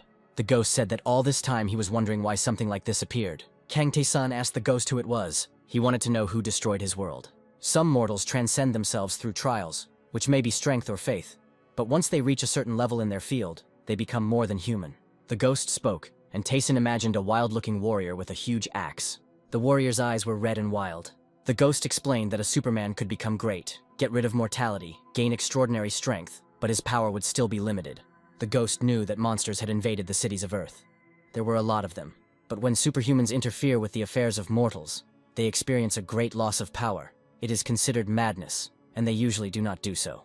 There are other beings capable of this, who can interfere without losing their strength. These beings from the past, their names have long been lost. The ghost called these creatures the Old Gods. Their lifespan was not predetermined initially, so when they entered the mortal world, they did not lose their powers at all. The ghost never saw them personally, but learned about them from legends and found some information in the labyrinth. It took him a moment to think about all of this, including the fact that there had once been a war between superhumans. Kang Tae-san asked why such creatures would attack the Earth, but the ghost did not know the answer, only suggested that these creatures also had some limits to their strength. Kang Tae-san thought that even if these powers had limits, the apostle sent to Earth was unable to defeat even Lee Tae-yeon. The player decided he had learned enough, and he and the ghost continued their journey. They came to the place where the Phantom's enemy was hiding, the one who had once killed him in his sleep. Now Kang Tae-san had to defeat this enemy, and the task would be completed. They came to a room where an ogre sage in simple clothes was sitting at a table and reading a book. Noticing the appearance of the guests, he greeted the warrior. The ogre sage told the ghost that he had been waiting for this day to come, but it had happened sooner than he had expected, and now he suggested they talk one last time. Kang Tae-san watched this scene, and the ogre sage remarked that he would hardly be able to defeat this adventurer, but before he died he wanted to satisfy his curiosity. The ogre said that the ghost had acted very arrogant and reckless in the past. He drew a short blade and said that the seekers of the gods had rejected the ghost, and the lost king had despised him. The ogre sage met the ghost when he was still a man, and the ogre was the only creature who listened to the arrogant youth. The ghost was cheerful and carefree, and the ogre sage believed that he himself was to blame for what happened. The ogre pointed his blade at the ghost, and said that he was an adventurer back then, while he himself was only doing what he had to do as a monster of the labyrinth. The ghost trembled and demanded that Kang Tae-san simply kill his enemy, but the player wanted to hear the story to the end. The ogre sage was surprised because he thought that Tae-san was just a puppet under the warrior's control. He didn't expect him to be different. Kang Tae-san came closer and asked where the ogre sage got his weapon. The ogre sage pulled his short sword aside. This weapon was very valuable, and could not possibly end up in the hands of an ordinary monster on the 10th floor, and the ghost looked at it with a strange look. The ogre sage chuckled and said that he could see that it was the adventurer who had changed the warrior. He said that there were countless beings who hated the ghost's arrogance, and among them were not only gods, but also other travelers of the labyrinth. The ghost tried to stop him. The ogre sage revealed that he was given a weapon by the Sin Guides and ordered to kill the warrior. He had no choice but to accept it or die himself. The ghost, in a rage, began to call the ogre sage names. He continued to stand with his arms crossed over his chest and was completely calm. Kang Tyson remembered hearing about the sin guides from Lee Tae-young. The ogre sage explained that his employers were afraid to attack the warrior themselves because he was too strong for them to kill. They had to enlist the help of a monster, the ogre sage explained, and threw up his hands. He said that now they could do whatever they wanted, and Kang Taeson prepared to fight. He pointed the scarlet blade of Rakaratas' sword at the ogre sage, who said that he had managed to survive in this place for quite a long time, although he was weak. He took advantage of the loneliness that many people felt in the labyrinth and used his skill in oratory to build trusting relationships with others. Kang Taeson struck him, and the ogre sage said that strength was the answer to all questions in this place. He wished for Taeson to become so powerful that no one would dare touch him. Kang Taeson bowed and assured that he would become the strongest. The ogre's last words before dying were that he hoped the player would conquer this place and become the salvation for everyone. Kang Taeson felt that the creatures of the labyrinth were beginning to pay attention to him. There was both kindness and hostility in their looks. For defeating the giant sage, Kang Taeson received the Edge of Disaster, that same short blade. The ghost looked at his fallen enemy and said that he did not know whether to thank him or curse him. Then he said that he had to reward Kang Taeson first. The reward was an imperial relic, the blood-infused sword. The system revealed that the sword came from a world that was now destroyed, and that the blade had taken countless lives of the royal family. Kang Taeson looked at the new trophy, and the ghost advised him to accept this weapon, because it has a very deep history. Even the forefather himself fell from it. The ghost was once again burning with anger, directed at those who had refused to conquer the labyrinth themselves and then stood in the way of the warrior. The system informed Kang Taeson that after realizing the truth, the warrior was hungry for more revenge, his condition being to destroy everyone who was involved in his murder. Kang Taesang asked if Ghost would continue to accompany him, and Ghost replied that he wanted to see how far this player could go. Kang Taesan accepted the Ghost's mission. An unknown warrior in a hooded cloak watched this scene from a cliff overlooking the road along which the friends were walking. The warrior had long red hair and eyes that sparkled with fire, and sparks of fire seemed to swirl around his cloak. He said that he was going to see if there were any useful newcomers here. Half of the adventurers who were unable to overcome the labyrinth on their own joined forces and created their own group, which they called the Guides of Sin.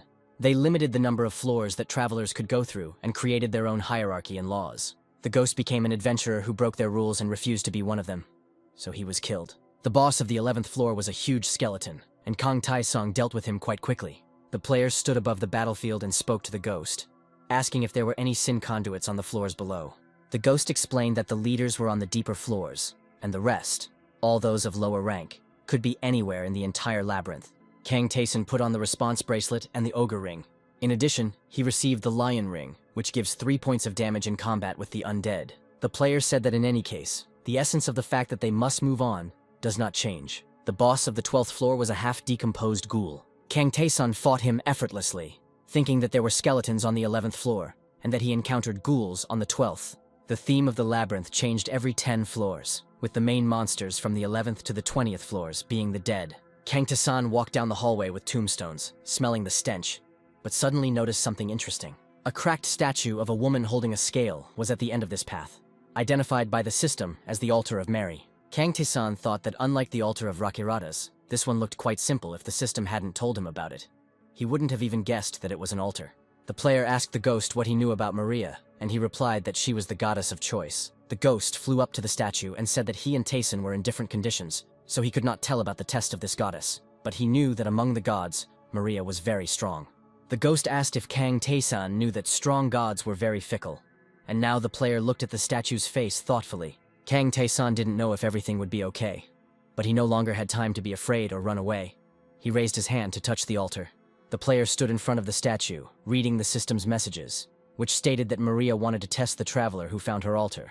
Maria's area of influence was reduced so that the goddess could offer Kang Taeson an intensified test. Kang Taeson rubbed his eyes, surprised that he was immediately offered a stronger one, and the ghost assumed that rumors about Taeson had already spread among the gods. The player accepted the offer, and the system reported that Maria was laughing. Maria was given the choice of fighting against many enemies or against a small number of them. Kang Taeson looked at the scales. It was the first time he had encountered such a choice, but he assumed that he still wouldn't be able to guess the correct answer. He chose to answer honestly, choosing few enemies because he did not want the goddess to dislike him for pretending. The next choice offered a variety of enemies or multiple enemy types. Kang Taeson chose several types of enemies, and the system reported that Maria was satisfied with the choice. The scales in the statue's hands burst into flames. Fire and clouds of smoke spread throughout the room. Kang Taesun noted that the room was getting bigger. Many different monsters began to appear from the clouds of smoke. Among them were the already familiar goblins and markans, as well as those that Kang Taesun had not yet encountered. The flames defined the boundaries of the zone from which it was impossible to leave. The monsters surrounded it. The huge Marconda bird spread its wings, and a monstrous wolf headed towards the player. Kang Taesun activated breath-holding attack. The player took up both his swords, determined to take up the challenge thrown at him. The ghostly beasts that accompanied the dawn-cutting sword art came to his aid. Kang Taesun thought that this battle was completely different from all the types of fighting he preferred. The player managed to push the goblin away from himself. The skeleton in the purple cloak was in the second line of attackers and was creating some kind of magic. Purple glowing smoke was emanating from it. Kang Taesun used one of his new blades against this enemy. The blade pierced the skeleton's eye socket, and Kang Taesun understood something about this test. He stood among the enemies and thought that Maria wanted him to risk everything to win under the worst possible circumstances he could wish for. Kang Taesun has activated the testimony of struggle. Now he will become stronger with every enemy he defeats. Hordes of large rats rushed at the player. He did not go beyond the small area assigned to him, but he could repel enemy attacks with fire projectiles. Kang Taesun cut down with his blades those who came closer to him.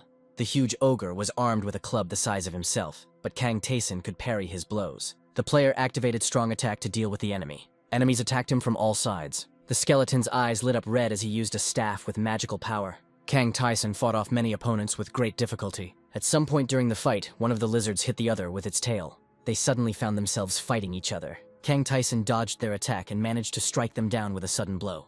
The player stood in a ring. Some of the enemies were already defeated. The multitude of still living opponents continued to approach in a crowd, reminding Taesun of a colony of ants. Kang Taesun shouted at the monsters to attack all of them. It was a very tough fight. At one point, Kang Taesun fell to his knees inside the circle in exhaustion. Most of his enemies were dealt with. The ring of flame that could not be crossed had not yet disappeared. Kang Taesun heard the approaching footsteps of the last enemy. It was a Death Knight, completely clad in red armor. Lee Tae-yeon said that the boss of the 20th floor was like that. The knight wore a Rakarada's bell on his neck, an ornament not worn by normal monsters, and Kang Taesun guessed that this enemy might have once been a human. Suddenly, 3 more exactly the same Death Knight appeared next to one. Kang Taesun used the Sword of Sacrifice to restore the health he lost after a long battle. The Red Knights were approaching confidently. In order to deal with 4 such opponents at once, Kang Taesun had to activate parry. But in a fight like this, it wasn't enough. Kang Taesun activated Force Duel. Now he had to fight only one enemy. This was his chance.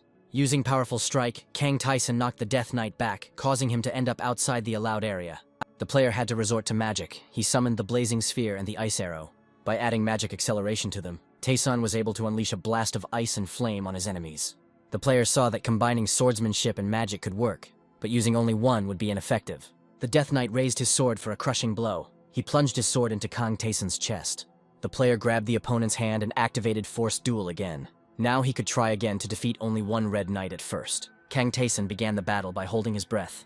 With a powerful blow, he drove the blade into the knight's armor. It was a hard-won victory. Kang Taesun only had 1/10 of his health left, so he couldn't resort to this method anymore. The player thought that in a 3-on-1 fight he could no longer afford to take hits. It was very difficult to block the attack of all 3 at the same time. Kang Taesun delivered a sharp blow and continued to parry. He thought his attacks were too rough. He began using the Storm Scar's first sword, Wolf's Fang again. Kang Taesun thought that all his movements up until now had been awkward and heavy. The player began to try to move more smoothly, but in such a way that the sword in his hand retained its lethality. Kang Taesun needed a little more effort. He watched the technique of the moves he performed. Eventually, he managed to defeat another opponent. The ghost watching the fight said that he had thought about teaching Taesun this, but he hadn't expected him to be able to do it on his own. The player has finished off the remaining 2 enemies. He asked the ghost what kind of sword technique it was. The ghost explained that it was the second sword of Stormscar. It was called Dance of the Muse, and it silently destroyed the enemy by reducing the sharpness of the blow with optimal movement. King Taesung thought that it was the combination of opposing swordsmanship styles that caused confusion among the knights, and greatly helped in the battle. The Ring of Fire changed to a shining one, and the system reported that Maria was very pleased with the traveler's honest choice and his achievements. Maria rewarded Kang Taesun with the Shape Transformation weapon, and then offered him an apostle contract, which the player immediately refused. The ghost was surprised by what was happening. The scales in the statue's hands swung, one filled with radiance, and the other with darkness, which spilled out of the bowl. Kang Taesun looked thoughtfully at the new system notification, which indicated that Maria was inviting him, but both selection keys meant to accept the invitation. Darkness surrounded the ghost and Kang Taesun. The player could choose only one and accept the deity's invitation. The world turned upside down, Ghost and Kang Taeson began to fall. They found themselves at the temple of the deities, and now sat looking at the star-studded abyss above. Kang Taeson thought that this is what the emptiness of the universe looks like. The ghost trembled with fear and cried out that this was impossible. He did not understand how God could have arranged such an invitation, why Mary did this. They approached a light-colored building, the roof of which rested on many columns. Kang Taeson asked if this was the place. The ghost said that the player couldn't just enter, but Kang Taeson objected that he had to see such an outstanding figure. Kang Taeson walked through the endless corridors of the temple of the deities. Precious stones were scattered around the columns, reminiscent of a flower garden. Kang Taeson tilted his head back, but he couldn't see the ceiling. The columns seemed to go on forever. A huge female figure awaited him in this temple. The goddess bowed to the guests, golden hair covering her face. Kang Taeson could hardly believe that such a thing actually existed in the world. Mary, the goddess of choice, reclined on the floor of the temple and smiled at the visitors. She extended her hand to Kang Taeson and said that she greeted him. The system windows flashed around, talking about confused judgment, desperate judgment, mad judgment, and instant death sentence. The ghost made a strange coughing sound. Kang Taeson asked why the goddess was doing this to the guest she had invited. Maria smiled and pulled her hand away. The ghost exhaled and thanked her for taking pity. Maria said that a lot of water had flowed under the bridge since that unfortunate meeting. The ghost didn't answer, but looked very confused. Mary said that she was a goddess who forced another choice on mortals who had done terrible things. Kang Taeson felt the enormous power emanating from the goddess. This power was on a completely different level compared to everything he had known before. Could there really be tens or hundreds of such creatures? The ghost asked Maria for permission to ask one question. He wanted to know if it was possible to invite mortals into the temple of a god. Mary replied that mortals may indeed not be able to bear the presence of a god, but the deities solved this problem from their side. Maria's finger touched the floor tiles next to the ghost, and the goddess said that she had not summoned him at the time for a very simple reason. Maria said that the ghost was not worthy of this. Kang Taeson asked if the goddess meant that he himself was worthy. Maria said she wanted to see Kang Taeson in person. She said that few people agreed to undergo her tests, and even fewer travelers were able to complete them, and no one had ever withstood the intense tests before Kang Taeson. The player looked at Maria and asked what she would do if he deceived her in court. Maria said that in that case she wouldn't like him. The goddess had shining blue eyes, but darkness flowed from them. Maria said that the ghost had done exactly that in the past, and he only laughed nervously in response. Mary touched Kang Taeson and asked if he really did not want to become her apostle. The goddess said that everything that her apostles wished was available to them, that the apostles could descend into the labyrinth as her representatives, and that no one would then dare to say anything against Kang Taeson. In response to this, the main character asked for forgiveness, implying a refusal. The goddess assured that it was not so bad, and she respected the traveler's choice. Kang Taeson asked permission to ask one question. He asked how much Maria knew about him, and the goddess replied that she too was not here for the first time, and understood that the Bezoar of Ouroboros had been used. She called Kang Taeson a poor child who was entangled in troubles and lost his way. The player did not understand what this meant. Maria said it was a disaster when someone was prevented from getting to where they rightfully should have been, and they were also tortured. Kang Taeson thought that the goddess might be referring to other modes of the labyrinth, and clearly knew something. Mary said that such stories demand a corresponding price, and she cannot speak of these things for no reason, but she can tell about them to someone who will become her apostle. Kang Taeson was deep in thought, and Maria said that the time had not yet come. He had to become stronger and go down to this place again. The meeting was over and trouble came, said the goddess. Maria suggested meeting again later and waved her hand. Kang Taeson and the ghost fell back into the dark void. Maria turned around, feeling the attention of someone familiar. Reality split red, and the goddess said that if the newcomer was angry, then in that case he himself should have made the first move. The return to the labyrinth was painful. Kang Taeson hit his back hard, falling onto the stone floor. Together with the ghost, they looked up in amazement, not understanding what it was. Kang Taeson wanted to know what happened to them. Before that, he thought that in the labyrinth it was enough to constantly increase his indicators. He planned to reach the previous level of Lee Taeyeon, or Ainzal, whose characteristics were even higher. The player realized that he had just encountered incredible power. Kang Taeson looked at his own hand and thought that all the other labyrinth modes were fakes. If he can obtain everything that is possible in the real labyrinth, will he be able to stand against the gods? Due to Maria's invitation, Kang Taeson was unable to collect the challenge reward. By activating freedom of choice, Kang Taeson was able to increase some of his stats. He didn't find any more trophies in this place, but suddenly one thing caught his attention. It was a rose with rainbow petals, a gift from Mary that the goddess could give to the person she loved, but which currently had no effect. Kang Taeson asked the ghost what it was, but he admitted that it was the first time he had seen something like this. The player thought that since the rose was given to him with good intentions, there was no harm to be expected from this gift. Let's continue going down further, Kang Taeson said to the ghost. Kang Taeson defeated the boss of the 12th floor, the Rotten Ghoul, quite quickly. He thought that now the normal bosses were too easy for him, so he could no longer get decent rewards. Now there was no choice but to collect what was available. The 13th floor looked like an abandoned cemetery, where crosses and graves were lost in the fog. Hordes of zombies attacked Kang Taeson with growls. They were also too easy to deal with. The player was unaware that the man standing on the cliff was watching him. It was a red-haired warrior in a cloak with a hood. During the next fight, Kang Taeson felt that there was someone nearby who was not a monster. Kang Taeson saw a flash on the cliff. The red-haired warrior appeared next to Taeson, as if he had jumped from somewhere. The warrior grinned and asked if he saw a newcomer in front of him. Kang Taeson saw that the stranger's level was 14 units higher than his own, and the warrior said that he was one of the Sin Guides. The warrior said he was glad to meet him. He took out a large horn and blew it. The monsters in the area heard the sound and began to approach. The warrior threw away the horn and turned to face his enemies.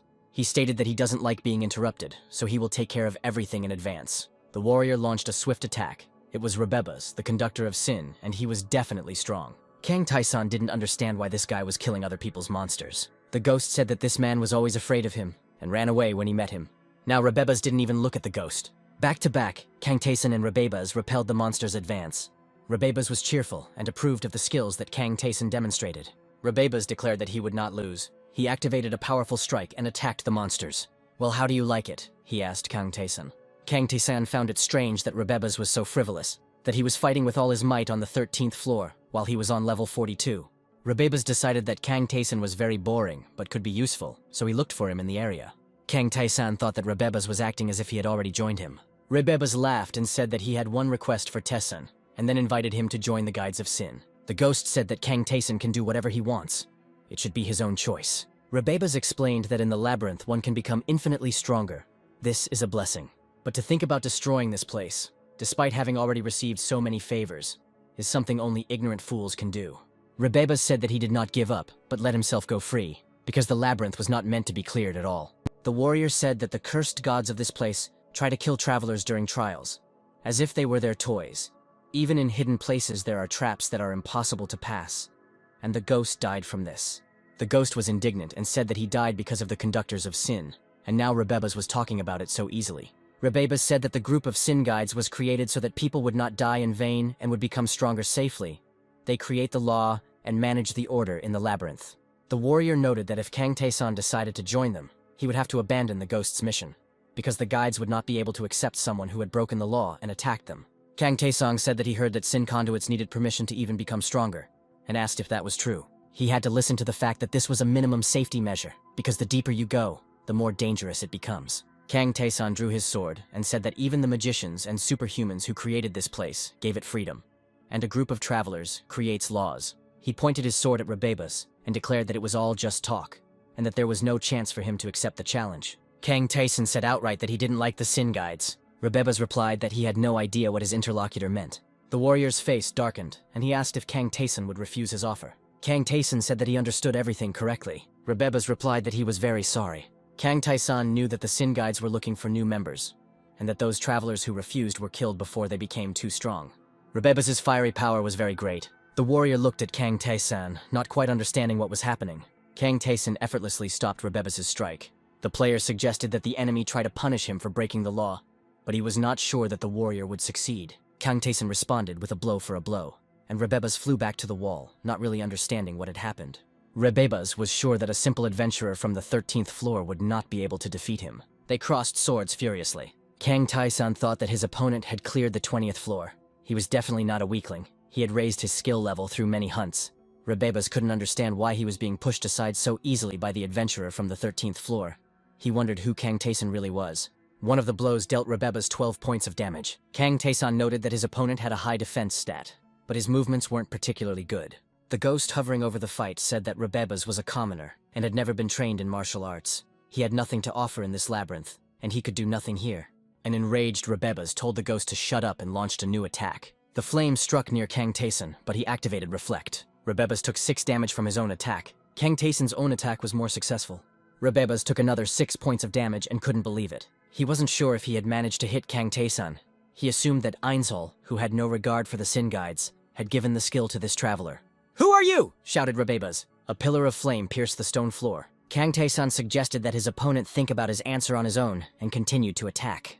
He asked Rebebas if he himself was not a traveler. Rebebas thought that this fight could not continue like this, and he would have to use his secret weapon here. Rebebas was the owner of the Gauntlet of Explosion, an artifact that could only be used once a month. The warrior wanted to defeat Kang Tae-san with just one blow using the explosion glove enhanced with a special skill. Kang Tae-san activated nullification and received no damage. Rebebas could not believe his own eyes. He sat on the floor, and his enemy stood over him with a sword, and Rebebas wanted to know who he had really been fighting all this time. This adventurer looked like he had special powers. He seemed like a monster to Rebebas. At the end of the fight, the bloody warrior fell, leaning against the wall. The ghost said that this traveler was not so weak before, but he had not fought enemies that could compete with him, and his abilities had regressed. Rebebas asked whether Kang Tae-san would let him live if he answered his questions, but Kang Tae-san said no, which meant Rebebas had no reason to answer. The ghost from above asked if Rebebas knew what offerings they could make here to the superhumans. Rebebas' eyes widened in horror. He fell to his knees and began to beg for mercy. Now he was ready to answer all questions, just so long as they wouldn't give him to these creatures. Kang Tae-san did not understand why Rebebas was so afraid. He asked the warrior out loud how many people were in his group. Rebebas replied that he did not know exactly. He was only allowed to go down to the 20th floor, but the further he went down, the more people there were. Most of the adventurers agreed to join, so perhaps there were hundreds of Sin guides, and only a few like Kang Tae-san and the ghost. Kang Tae-san asked if the number of floors one could go down to was limited. Then now that he had broken the law, would the guides from the lower floors come up for his head? Rebebas said that the labyrinth was divided into 10 floors. The 20th floor was on the 2nd tier, the 30th on the 3rd, and so on. Each level had its own absolute rules.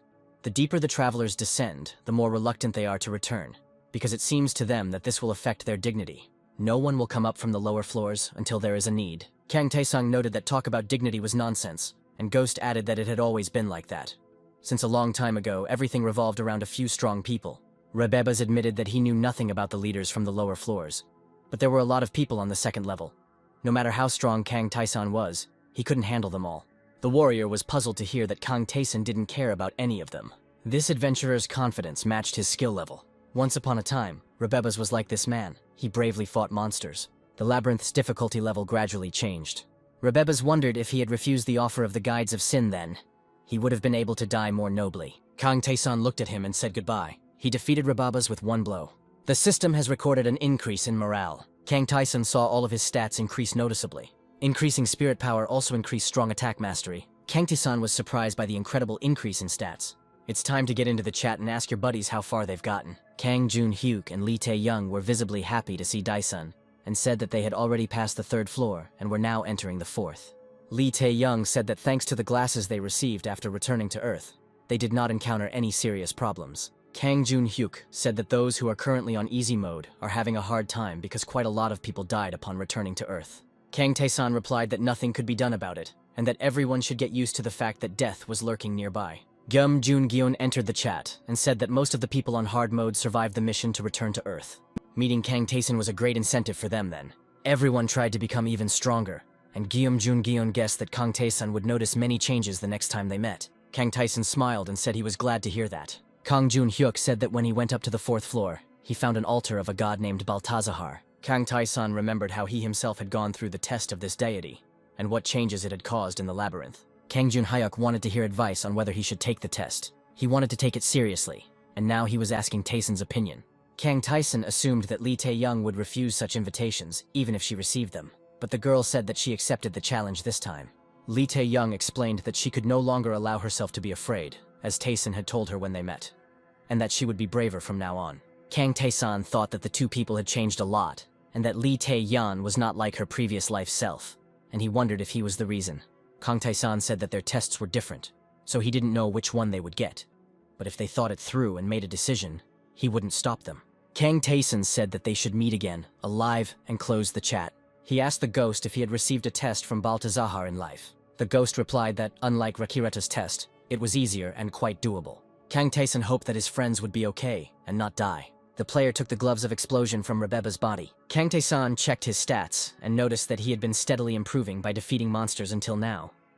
But this was the first time he had received such a powerful improvement. The ghost said that Rebeba's was at the lowest rank, but he was still a member of the Sin Guides, and Tae-san defeated him. Kang Tae-san and the ghost were confident that the rest of the Sin Guides would soon begin to act. Deep in the labyrinth, in the conference hall of the Sin Guides, there were two men in hooded cloaks. One told the other that there was trouble on the second level, and one adventurer had killed someone. The one sitting at the table struck fire from the tip of his finger and asked if the traveler from the 10th floor had killed the player from the second level. Throwing back his hood, revealing flames instead of hair, he said that this traveler had a seductive talent, but since he chose to become an enemy of the Sin Guides, they had no choice. He wrote the order in fiery letters on special paper and ordered it to be distributed so that the rest of the second level would kill this traveler. The second level Sin Guides learned of Rabiba's death and speculated as to why someone had managed to defeat him. The bald man asked if the rest of them were going to do nothing further, or if they should show what they could do. He had an order to capture Kang Taeson. If they can kill this adventurer, they will advance to the 3rd rank. The Sin Guides were full of enthusiasm, each one wanting to kill the traveler himself. One of them said that if no one was going to give in, then it would be possible to determine who would get the task in the usual way. He took out a cube with many faces. The one who rolls the highest number on the dice will be the first to go on this hunt. Each conductor of Sin took turns rolling the dice. The winner was the one named Aldawada. At this time, Kang Taeson dealt with the crowd of zombies from the 13th floor. The ghost couldn't believe that the player had defeated the monsters that were supposed to be killed using traps instead of attacking directly. He acknowledged Kang Taeson's exceptional strength. The friend's attention was drawn to a growl from the depths of the labyrinth. The warrior appeared before them, and the system reported that it was Aldawada from the 2nd level of the Conductors of Sin. The stranger grinned angrily and asked if this was the traveler who had defeated Rabibas. Kang Taeson thoughtfully wondered what the warrior would do if that were the case. Aldawada growled that he would kill him, of course. He thought that the boy from the 10th floor would become easy prey, and then he himself would rise to the 3rd rank. Kang Taeson's hand in the explosion glove crashed into Aldawada's face. Aldawada flew into the wall with a loud scream. He became furious and quickly rose to continue the fight. The ghost remembered that the man was very noisy, but not particularly strong. Kang Taeson clarified whether his opponent was a member of the Sin Guides, and noted that they had arrived faster than he expected. This opponent seemed more stupid and weak than Rabeba's. Kang Taeson watched as he burned with rage. Aldawada scraped his claws across the floor and transformed into a huge wolf. Previously, Kang Taeson did not know that people were capable of transforming into animals. Aldawada growled that he acknowledged his enemy's strength, but now he would meet his end. Kang Taeson replied that Aldawada had good strength of spirit, but he was too slow. The player used his magical power against Aldawada. Having received the blow, the wolf howled, opening his mouth wide. The ghost watched in triumph as the enemy collapsed in convulsions. Kang Taeson said that there was no point in getting in his way. The transparent crystal that the Sin Guides kept in a special room attracted people's attention. The crystal smoked and went out. The Conductors of Sin said that it was the fire of Aldawada's soul. Now that they knew Aldawada was dead, they assumed he was killed because he had failed to transform and was incapable of anything in human form. Giuseppe, a man who walked the path of magic, was going to be the next one to go after Kang Taeson, and he was not going to let his guard down. He was amazed at how easily Kang Taeson threw him into the wall. He asked why the traveler attacked him without warning, but Kang Taeson pointed out that Giuseppe was here to kill him, so there was no point in waiting. To repel the next attack, Giuseppe activated a magic shield. Kang Taeson was curious to see how Giuseppe had created a grid from the energy lines that blocked the blows. Giuseppe activated the madness, but Kang Taeson dispelled it with the help of the indomitable spirit. Giuseppe wondered if the man who had repelled the mental attack simply by using his spirit could have defeated Rababas and Aldawada for more than just luck. The next magic technique that the Sin Conductor used was one that allowed him to restrict the enemy's movements. Giuseppe activated Ice Arrow.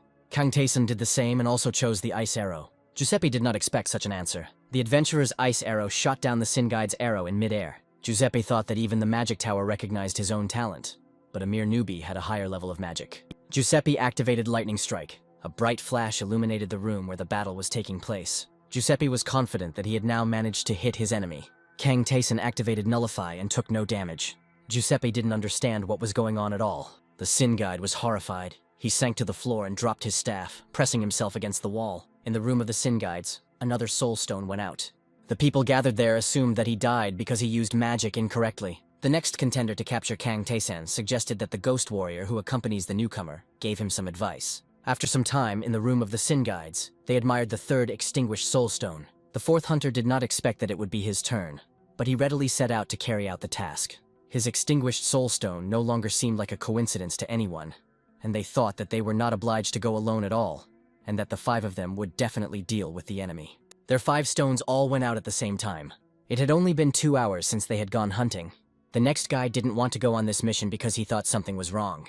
The difference in strength between travelers on the 13th and 20th floors was about the same as between a small child and an adult, but a newbie was still able to kill half of the 2nd level Sin Guides. The extinguished soul stones, lying in several rows on the table, were proof of this. One of the remaining guides thought that he himself had been initially forced to join the group under threat of death. He suggested leaving this newcomer alone, hiding and waiting it out. Another Sin guide grinned and reported that the others had not changed one bit. Demon Zagan appeared from the third level of the labyrinth and said that they could not move from the second level because they continued to behave as before. The cautious Sin guide thought that the third-rank creatures seemed to be able to stay on their 30th floor, but this one kept going up and annoying everyone. Demon Zagan assessed that only half of the group members were present and asked where the rest were. They told him that recently everyone had gone to another floor. Zagan smiled at these words. He dealt a magical blow to the speaker, declaring that he did not dare to lie so brazenly. The blow that the Sin conductor received was quite powerful. He replied that everyone else was dead, and Zagan dismissively asked if half of the level 2 guides had died because of someone from the 13th floor. Zagan said that he came here just like that, but now everything had changed. He was going to prove his strength by killing this newbie. He ordered the level 2 guides to take him to Kang Tyson so that he could avenge them. If they did not agree, he would simply kill them all. Kang Tyson finished the battle, with blood still dripping from his sword, and said that the assassins were flocking to him like moths to a flame.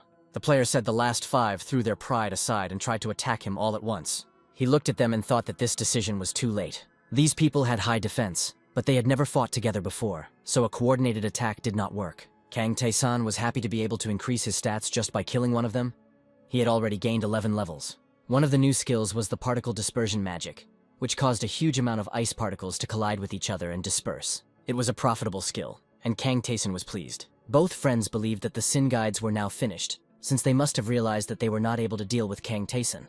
With surprise, Kang Tae-san saw Demon Zagan and a crowd of Sin guides standing at the door. The ghost chuckled, recognizing Zagan, and Kang Tae-san felt that the demon was different in power from all those who had been sent as the conductor of Sin before. Demon Zagan bowed his horned head and looked at Kang Tae-san, noting out loud that he was the one who defeated the second-rank travelers. Zagan looked at the player in deep thought. The demon said that Kang Tae-san's strength surpassed the 20th floor. He couldn't believe that it could be obtained on just the 13th floor. Zagan asked Kang Tae-san if he was a dragon. Kang Tae-san was very surprised by this question, because the dragon was rumored to be a species that could even split dimensions. No one dared to touch this species unless they were high-level demons. Even the weakest dragon cannot be defeated unless it has reached at least the 40th floor. Kang Tae-san cheerfully asked Zagan what he would do if he was a dragon after all. The demon bowed and said that if he had indeed met one of the dragons, he had no intention of stopping him, and that the adventurer should continue on his way. The Sin guides watching this scene were outraged that everything ended so easily, because Zagan walked here very confidently. The ghost could no longer contain his laughter. He stated that his enemies had once again shown themselves at their worst, and Kang Tae-sang asked him if dragons were really that strong. The ghost replied that they were ancient creatures comparable to gods, and Zagan's face twisted with anger. Darkness rose from his hands. The demon exclaimed that the traveler did not dare lie to him. Zagan activated Decaravia's distorted vegetation. The tree roots, which looked like giant tentacles, headed towards Kang Tae-san. They wrapped around his arms and legs. The player had never seen such magic before. He decided to deal with them using fire magic. Zagan saw that his opponent used Blaze Ball, but he believed that his opponent could do anything. It wouldn't change anything. The demon summoned the spirit of the Raven of Decaravia. Enormous figures of monstrous birds created from darkness attacked Kang Tae-san. The player waited for their attack, holding a sword in each hand. He shot down dark birds in flight, using both hands. There were too many enemies. Even the first sword's ghost wolves couldn't help defeat them all. The ghost exclaimed that Tae-san was using the magic of a deity, which was clearly different from the magic created by demons. Zagan demanded that the ghost stop interfering. This was a battle between just the two of them. The ghost said that the demon didn't have to worry. He wasn't going to interfere. Zagan suggested that the ghost easily agreed not to help his companion because they were not on very good terms. This was only to the demon's advantage, and he activated the false flame of Marcosia. A swirling spiral of dark fire emanated from Zagan's hands, consuming everything around him. Kang Tae-san activated Ice Arrow, but for the first time, the energy from this skill did not work. The player frowned and activated Nullification. Zagan was surprised that such a skill existed, but it didn't matter to him. Kang Tae-san received 24 points of damage. The demon's next blow took away 36 units of health from the player. The demon thought that he could win and used Neberos's Despair. Dark magic that affected the deep mind enveloped Kang Tae-san. Zagan watched the enemy from the side and reported that this was the end. Kang Tae-san had never been in this state during psychological attacks before. He pressed his palms to his ears. The ghost said that black magic is difficult to understand, and those who encounter it for the first time can hardly resist it. He hoped that things would be different with Tae-san, he called out to his friend, as if he were imprisoned in a dark sphere. Kang Tae-san pulled himself together and grabbed the sword. He said that this was a good experience. He could also learn dark magic. Zagan saw that his mental attack was reflected, and the enemy used only his spirit to do this. The crows of Decoravia flew again towards the invincible adventurer. The raven spirits of Decoravia were weak individually, but now there were too many of them. Kang Tyson activated Reflection, surrounding himself with a golden glow of power. The Reflection skill created a dome of energy around its owner that repelled all attacks aimed at him. Zagan was amazed that his opponent had already figured out how to counter his attacks. Kang Tyson deflected the dark flame that the demon sent at him with a swing of his sword. The player thought that such a flame should have melted him, but he only got a little burned. Kang Tyson touched this flame and had a strange feeling that it was just a substance in the form of fire. Zagan called Tessin a worthless boy and activated Decoravia's distorted vegetation again. Kang Tyson guessed that the principle of demon magic was the same. The roots only emerged from the cracks in the darkness, and Kang Tyson could predict and warn of their movements. This time, the demon managed to create a trap from the intertwining tree trunks. But Kang Tyson managed to dodge them all and remain unharmed. Zagan asked how the player was able to dodge them all, and Dason replied that it was simple, then lit a glowing sphere on his palm. The ghost noticed that this was exactly what he expected. Kang Tyson understood the essence of the skill and used his findings. The fight continued, the opponents dealing blow after blow to each other. The ghost thought that this traveler was able to deal with the black magic that he saw for the first time. This was Tayson's strongest point. The ghost thought that this was how Kang Tyson learned elementary level magic. Then he found out that the sword movements in the Storm Scar technique were very sharp. So he removed this and obtained the second sword mastery. The ghost realized that Tayson had a talent for grasping the essence of something even if he saw it for the first time. But he didn't know if it was right to call it a talent. Kang Tyson ended the fight, and the demon Zagan fell against the same wall as his predecessors. This is Tesson's own way, the ghost thought. Zagan looked at his winner. Kang Tyson said that he wanted to know about black magic and what he needed to do to learn it. Zagan replied that dark magic is used together with demonic energy and mana. It is possible to study it. Previously, demonic energy was only possessed by the Zagan race. But here in the labyrinth, it can be obtained by fulfilling a condition. They needed to find the demon goddess who had once abandoned them. Zagan said that this deity loves strong creatures. To please her, you need to pass all her tests. Kang Tyson turned to Ghost to ask where this demon goddess might be. Ghost believed that the place was not far from here. Zagan asked that his death not be used as an offering to the goddess. He wanted complete non-existence. Kang Tyson agreed to this condition and struck the demon with his sword. The system reported that the player has obtained the entry-level dark magic, Marcosia's False Flame. This magic caused a flame-like substance to be created, but Kang Tyson couldn't use it until he obtained demonic energy. Now Kang Tyson could address those sin conductors who were hiding in fear behind the door of the hall where the battle was taking place. Only when he promised to pull them all out and kill them one by one did the crowd approach hesitantly. The one who led this group asked Tyson what he wanted from them. The player directly said that he needed experience, characteristics. He initially planned to kill them all, but at his current level, this could no longer bring him much benefit. The Sin Guides were visibly frightened, and Kang Tyson asked if they wanted to stay alive. In exchange for their lives, the player ordered that the other conduits of sin not be told that he was alive. They didn't believe that they were being asked to lie to their superiors, but Kang Tyson told them to say that he had died at the hands of hunters. He suggested that they mix lies with the truth, so that it would look like he died in a fight with someone from the 30th floor. He knew that many had joined the Sin Guides against their will, and now they did not want to die, and so they agreed to his offer. Kang Tyson asked the ghost if he minded, and he replied that he was not killed by an ordinary person, so he didn't care. The ghost wanted to know who exactly ordered his death. They told him that it was better not to know anything about the person who ordered the murder, but the ghost objected that he would decide for himself, and ordered him to speak faster. Then the leader of the group said that this enemy, who inherited the lineage of the Cursed Kingdom, was the Woman of Dust, Societa Gardenia. The ghost seemed to be struck by lightning. The ghost remembered the forest, the sunlit clearing, the girl next to whom she herself was sitting, still in human form. This girl held his hand and looked into his eyes. Kang Tyson let go of the Sin Guides and decided to visit the chat room, where he immediately met Kang Jun-hyuk, who was noisily rejoicing over his victories.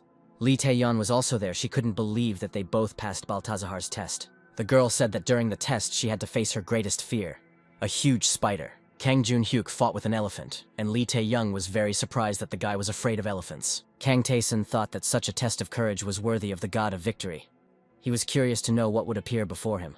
Kang Jun-hyuk understood why Kang Taesang had advised them to take the divine trial, because the difference in the rewards for winning was so big. Kang Tyson closed the chat and turned to Ghost, stating that it was time to talk. The Ghost tried to avoid the conversation, but Taesan said that he didn't want the mission he worked so hard on to fail because of one participant's regrets. Kang Tyson looked at the Ghost carefully and he, lowering his head, began his story. The Ghost reminded that he came to the labyrinth from a destroyed world in which only monsters remained, and here he met a girl. She was the only person the ghost could communicate with. They felt a kinship because they had similar fates. Now the ghost would like to know why she ordered him to be killed. He assured Tae-san that nothing would change in their mission. Kang Tae-san agreed that this was enough. They cleared the 14th floor of the labyrinth. Then Kang Tae-san rid the 15th floor of the skeleton army. Before entering the 16th floor, the friends met an excited Lilith. Kang Tae-san told the sorceress that there was almost nothing he could do to increase his level. He had no choice but to come here and bring some new magic items. Having received the trophies, Lilith took out her staff and called upon the deity. Kang Tae-san was able to learn elementary level magic, and now had mastered invisibility and slow spells. Lilith admitted that this is the first time she has seen slow magic, so she doesn't know how it works. The girl suggested that Tae-san practice on her. The player used his new skill on her, and concluded that the slowdown was about 20%. Lilith said that it was time to dispel the spell, but Tae-san didn't know how to do it. Lilith was very afraid that she would now remain enchanted forever. As they went further down into the labyrinth, Kang Tae-san and the ghost talked about how they now knew that the spell lasted for 10 minutes, and then dissipated on its own. The friends entered the 16th floor of the labyrinth. The Sin Guides warned Kang Tae-san that there was a room on the 16th floor where he could meet a blacksmith. The player needed exactly this door, and he easily found it. Opening it, Kang Tae-san found himself at the threshold of the forge. A strong man in a leather apron turned from the anvil he was working on. It was the dreamsmith, Kofran. In her past life, Lee Tae-young said that she met a blacksmith who exorcised dreams named Hafran. The girl described him as a cold and unemotional person who always saw her only as a business partner. Due to the disdain and insults she received from the other characters in the labyrinth, Lee Tae-young was grateful for his treatment. Kofran asked Kang Tae-san if he knew what he was doing. He added that local monsters can drop 2 items, equipment, and materials. Kofran said that from the materials the travelers give him, he can create any equipment they want, and for the first time he is willing to work for free. Then Kofran greeted the ghost, whom he had last met when he was still alive. Kofran's hands continued to work, the blacksmith stating that he had always believed that the warrior would come down, no matter in what form. Kofran asked if he had accepted his task this time. Judging by the commotion caused by the Sin Guide, the blacksmith believed that Kang Tae-san had already been expelled and did not expect to meet him here. Kofran said that if his friends wanted to continue doing business with him, he was still willing to do so. Whether it was fallen humans or sin conduits, Kofran was all about materials and equipment, so he forbade anyone to fool him with exclusive deals. Kang Tae-san agreed to this condition and said that he wanted the blacksmith to start making equipment for him right away. He needed wrist guards. Kofran told the player to give him the materials. He was amazed at how many trophies Kang Tae-san handed over to him, and told his friends to come back in 30 minutes. Kang Tae-san was surprised that the work would take so little time, but Hafran said that these materials were not from deep floors. They were simple enough, so there was no need to delay the process of creating equipment. The ghost and Kang Tae-san headed towards the exit. The blacksmith told them to come back later. Tae-san calculated that 30 minutes would be enough for him to clear 1 floor. The player told the ghost that he could do it in 10 minutes if he wanted, so they could go slower. 30 minutes later, the cleanup was complete. Kang Tae-san returned to the forge, and Kofran reported that he had arrived just in time, and everything was ready. The blacksmith handed the completed products to the travelers. The wrist guards that Kang Tae-san immediately tried on were made from ogre leather and had a defensive power of approximately 13 units. Kofran said that next time he would take money, and reminded Tae-san that the price changed depending on the value of the item. And for now, the blacksmith was going to save some materials. Kang Tae-san thought that he would have to go even lower to get good materials. He was about to leave. But the ghost turned to Kofran and asked if he couldn't make something better. The blacksmith looked at him and replied that he could, but he didn't have a lot of things. The ghost replied that he was not talking about that, and Kofran himself understood what he meant. Kofran said sharply, "Warrior." The ghost said that there were things that no one but Kofran could make. Equipment of special power. Things that could only be made from materials mined here, in a place that could not be entered without permission. Kang Tae-san watched this conversation. The ghost stated that he was ready to guarantee Kofran that this traveler would cope. Kofran replied that the warrior himself knew what it meant to him. So how could he say such things so easily? The ghost confirmed that he knew, because Kofran himself told him about it. The ghost reminded Tae-san that he himself had once come to save his destroyed world. Kofran was similar to him, the only difference being that he could return. The blacksmith said that since Tae-san accepted the warrior's mission, he could be trusted, but he was worried that he was a newbie who hadn't even reached the 20th floor. Kofran wasn't sure that he could trust him with all his secrets. Kofran said, 30th floor. The ghost reminded that Hafran thought that Kang Tae-san was destroyed by the Sin Conductor. But this guy was able to deal with a fighter from the 30th floor, although he himself only reached the 13th. Kofran jumped up and screamed that the ghost was making fun of him because such a thing was simply impossible. The ghost asked the blacksmith if he had ever lied to him. Kofran was deep in thought. He had a proposal for Kang Tae-san. He wanted proof that this player was truly capable of defeating someone from the 30th floor. Khafran wanted Kang Taeson to defeat the monster he would prepare. Then he would fulfill the ghost's request without question. The ghost knew that Kang Taeson hadn't expected this, but he stated that there was no better time. But the player didn't mind the new task if it would help him become stronger. He asked the ghost if it was worth it. The ghost assured that it was definitely worth it, because if you earn Khafran's recognition, you can become much stronger. If Kang Taeson wants to reach the level of gods, then this might help. The ghost saw Kang Taeson's burning gaze when they met Maria. He thought that if the player was going to go this far, then he would gain invaluable experience here. At that moment, Khafran opened the door and announced that everything was ready. Seeing who was waiting for them in the transformed forge, Kang Taeson was shocked. A sealed Balrog appeared in chains in the pentagram behind Khafran. The ghost exclaimed that it was a very strong monster that could only be found on the deep floors. But Khafran objected that this creature was very worn out and weak. There was no need to worry. Its power was about the same as the boss of the second half of the 20th floor. The monster's glowing eyes looked at the future enemy. Khafran asked the traveler if he would accept the challenge, and a blade materialized in Kang Taeson's hand. Of course, the player replied, and Khafran freed the sealed Balrog. Having broken the chains, the monster let out a deafening roar. His gaze was fixed on Kang Taeson. With its mouth wide open and wings spread, the monster was in a hurry to start the fight. Kang Taeson waited for his attack with his sword drawn. The sealed Balrog activated a demonic energy burst, flames erupting from its mouth. Kang Taeson used dodge to avoid being hit. The dodge allowed the player to remain unharmed. The invulnerability of the seemingly weak enemy surprised Balrog.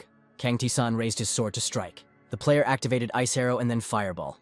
A huge explosion of flame engulfed the Balrog, and a growl came from it. Khafran, watching the fight, asked if such a thing was possible, no matter how weak this Balrog was. How could a player deal with him?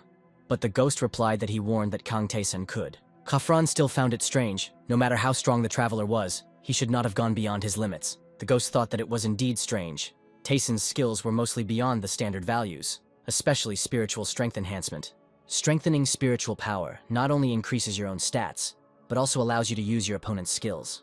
This skill is an order of magnitude higher than all existing skills, thought the ghost, while Kang Taeson finished off Balrog. The ghost wondered if a mortal could even possess something like that. Khafran was silent for a moment, thinking about what had just happened. Okay, said blacksmith Kang Taeson. I will let you into my world. Kang Taeson asked if Kang Taeson could send there, and Khafran showed his friends a special artifact. The blacksmith said that his world was destroyed in a special way, so now he can send Kang Taeson there with the crystal. Khafran admitted that the conditions in his forge are not bad, but he is still limited in his skills. He is the master of the ruined world, and only he can handle the materials found there. So if Kang Taeson brings them, then Khafran will be able to create something truly powerful for him. The blacksmith wondered what a player with Taeson's current abilities could bring. He said that wild roots from the Grey Forest would do. When Kang Taeson descends into the labyrinth and becomes stronger, it will allow him to bring materials from the deeper parts of his home world. Having given the traveler a map, he said that Khan himself would understand how to get the roots when he got to the forest. Khafran clutched the crystal in his hand and cast a spell that created a portal. The bright light forced Kang Taeson to cover his eyes with his hand. The gates to the ruined world were open, and Khafran extended his hand in an inviting gesture. The ghost and Kang Taeson approached the gaping hole in reality. Khafran stopped them and said that there was one more thing that the traveler needed to remember. The world will try to kill you, Khafran said darkly. With this parting word, Kang Taeson set off on a new journey. Together with the ghost, they fell surrounded by stars, the stern figure of Khafran melting into the gap in reality. Kang Taeson asked the ghost what kind of currents were surrounding them. The ghost explained that this is the movement of space, and it will continue as long as light travels between the stars. The currents led the friends to a planet that seemed like a cracked, lifeless ball. Kang Taeson was going to a destroyed world for the first time. Although in a sense, the Earth was also on the verge of destruction. It was interesting to see how different the star of this world was, which could become the future of the Earth. Kang Taeson landed on the gray soil of this planet. The player's breath immediately caught and he began to cough. Something foreign got into his throat with the first breath. Could it really be poison? Taeson thought and activated breath holding.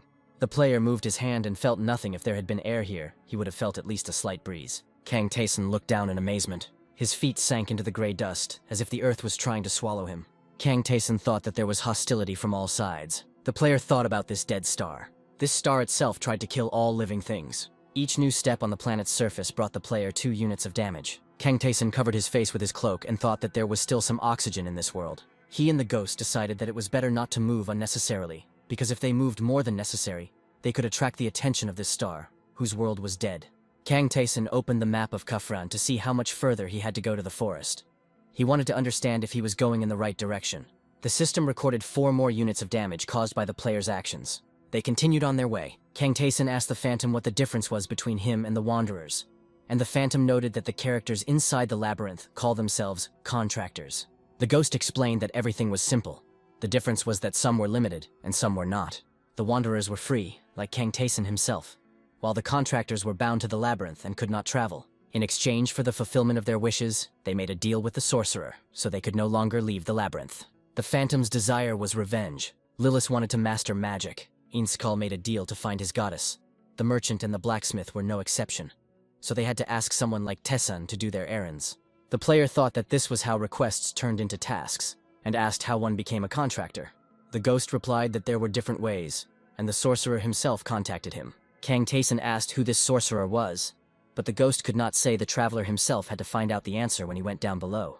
The protagonist wondered if it was too early for him to know about this. Streams of power swirled around him and the ghost. It was a large tornado that was pulling the travelers into the core. Kang Taeson thought it was a sandstorm, but the star was actually going to kill him. The player activated dodge and cover, but despite this, he took 9 points of damage and wondered if his skills were helping at all. This storm did not go away, as if it was aimed at destroying the traveler. Kan took up a sword in each hand, as if for battle. He tried to influence the tornado using dark arts. The darkness didn't seem to affect him. The guy activated the incinerating ball. The next moment he added ice arrow to the fire magic. Magic attacks also worked on her. Was it really impossible to destroy the tornado? Then Kang Taeson had one more tool left, slowing. This reduced the speed of the tornado. Luckily, it worked for the basic skills too. The player activated acceleration and applied it to himself. With the help of this skill, he managed to escape from the influence of the tornado. Kang Taeson ran off to continue the fight against this phenomenon. Suddenly he stopped, observing the changes. The tornado dissipated, no longer continuing its attempt to destroy Taeson. The ghost assumed that if he couldn't hit his target, then his existence no longer had any meaning. System notification has detected a player's spirit boost. Kang Taeson has acquired the awakening skill. The player didn't quite understand what it was. He had never heard of the awakening skill before. The ghost had never seen anything like this before either. With a look of surprise on his face, he fell into deep thought. Kang Taeson asked his friend if he knew anything about the skill. The ghost shook his head. He wasn't sure yet, so he was going to tell about his guesses when he collected his thoughts. Kang Taeson looked closely at his companion and said that it would be nice. The friends continued on their way, despite the debris falling from the sky, trying to hit them. Kang Taeson declared that he had already been through everything here and activated psychic acceleration. He moved through the gorge and stones fell from the sky, yet they moved forward resolutely despite the obstacles. The player activated Wolf Fang and Dance, turning to the art of cutting dawn. The sword's skill cut through the boulders that threatened the traveler. The skill of attack, while holding breath, allowed one to fight without fear of the poisoned air of this world. And yet it was able to break through the defense. There was no end to it. A new phenomenon caught the player's attention. Something was glowing brightly among the falling debris. Kang Taeson said that there was something there on the cliff, but the ghost objected that he couldn't see anything. The player used haste again. He pushed off from the rock and headed towards his new target. He knew it was a matter of skill. The acceleration helped him move, using falling rocks for support. This made moving around the gorge easier and safer. The player still has just a little bit to overcome. The attacks became more and more assertive. But Kang Taeson knew in advance that this would happen. He almost reached the cliff. Taeson noticed that the target was moving away as he approached. It was like a dark core hanging in space. Kang Taeson used his magical abilities to finally catch up with him. Crossing both of his blades, the player struck the target with one blow. Dark vortices swirled around the blade of the sword. Kang Taeson froze, holding out his hand in the dissipating darkness. He summoned a system window in front of him as the rocks continued to fall around him. The system notification showed a 2% increase in spiritual power, as well as awakening and wish skills. The ghost looked at the last line of the notification with confusion. He didn't understand why desire was indicated there. In Khafran's world, the star itself tries to destroy the world. Tornadoes and rockfalls greeted the traveler here. The star's wish is to prevent any creature from surviving. It was the desire of the world itself. Kang Taeson, the ghost realized, was able to resist the very desire of the star. The player asked what kind of skill this was. The ghost thought that this star takes away a person's strength, not only physically. When the extortion skill is low level, the star cannot take anything away. But Kang Taeson's increased spiritual power was a level higher than the star-destroying power itself.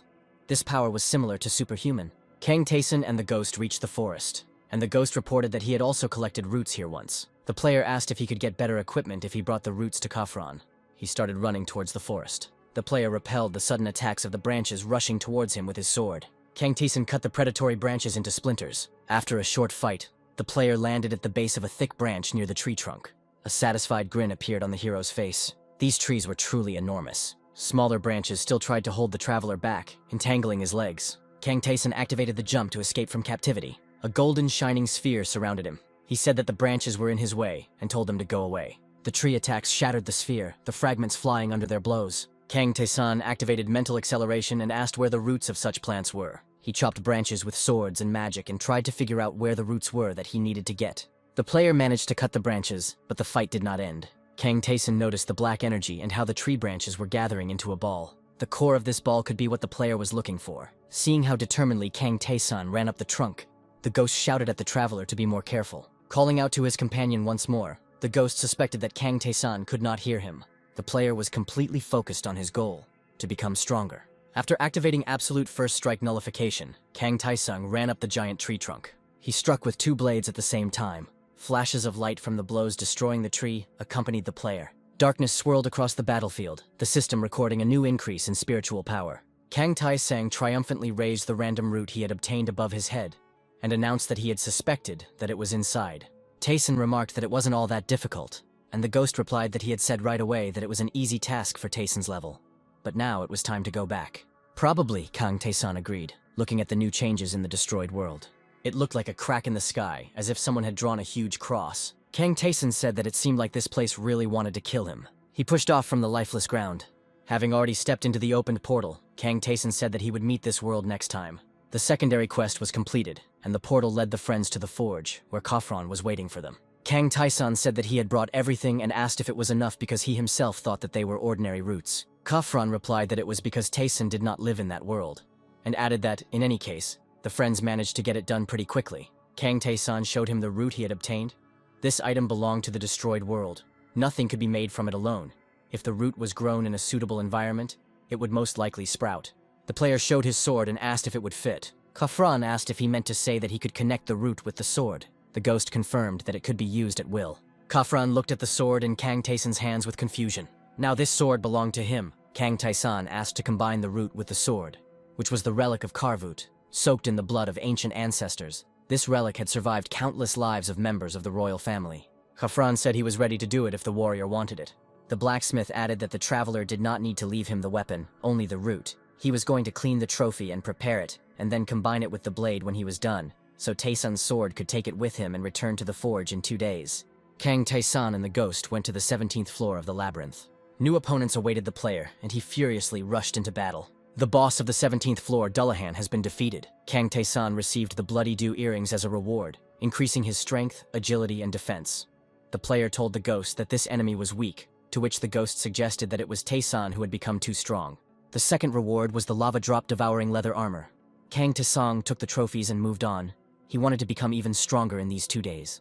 The player quickly dealt with the skeletons on the 18th floor, as well as their boss, the skeleton mage, a knight.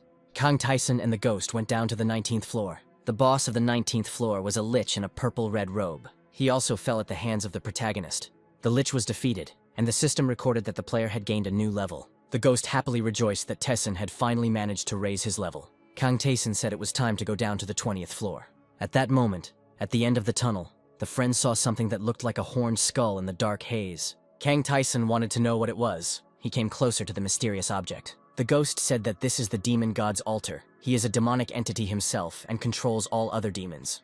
The altar of Lucifer was created by the followers of Lucifer and was a corridor connecting with God. Through this place, Lucifer was able to exert influence. The system immediately noted an increase in the player's intelligence and mana. Kang Taesun asked if the ghost knew what kind of test this god would give him. But the ghost did not know the answer, and Taesun asked if he had found this place before. The ghost reminded that the gods always give tests suitable to their domains. He asked what kind of test Taesun thought the demon god might give him. Kang Taesun suggested that this god only tests people from the demon clan. The ghost said that it was not necessary, but this deity had high standards for humans. Kang Taesun decided to return to this altar later with a strengthened weapon. Kang Taesun admitted that he was unsure about the challenge that awaited him here. The friends descended to the 20th floor of the labyrinth, their path strewn with weapons. Kang Taesun ran through the open door and quickly entered the battle. The player was determined not to linger here. He moved very quickly. The boss of the 20th floor turned out to be a death knight in red armor. Kang Taesun crossed swords with the knight and asked if that was all he could do. The enemy was moving too slowly. Kang Taesun attacked and defeated the death knight. The ghost was perplexed. He thought that this opponent should have been strong, Kang Tae-sun turned to the system and carefully studied all the notifications. As he expected, there was no reward for the secret mission here. The player was sure that there was something else hidden on this floor. A strong premonition helped Kang Tae-sun discover what was hidden. The secret room on the 20th floor was opened by pressing the right brick in the wall. Tae-sun's skills allowed him not to waste time searching for this brick. He immediately touched it and opened a passage in the wall. Behind the wall, a new tunnel was discovered, barely illuminated by a ghostly light. The ghost said that the new enemy might be of the Overlord level. The dark figure of an armed knight emerged from the tunnel, his opponent's sword drawn. Kang Tae-sun watched as he walked towards them. "Are you here?" he asked as he approached. It was the Lord of the Death Knights. He said that he must be seeing before him the shadow of the warrior, about whom he had heard so much from the sage, and called the ghost pitiful and weak. The ghost remembered his enemy and asked the Death Knight Lord if he had met him. "This is our common secret," the ghost heard in response. The Lord of the Death Knights asked if the boys who were tied to this place didn't have the right to more freedom. Then the knight turned to Kang Tae-sun. He asked if he was his opponent and noted that the traveler was really strong and the knight would not be able to defeat him. "Let's fight," he declared. Kang Tae-sun drew both of his blades. The Lord said that he was a knight and therefore would not throw down his sword and run away with his tail between his legs. Hundreds of years had passed since a wanderer had entered this room.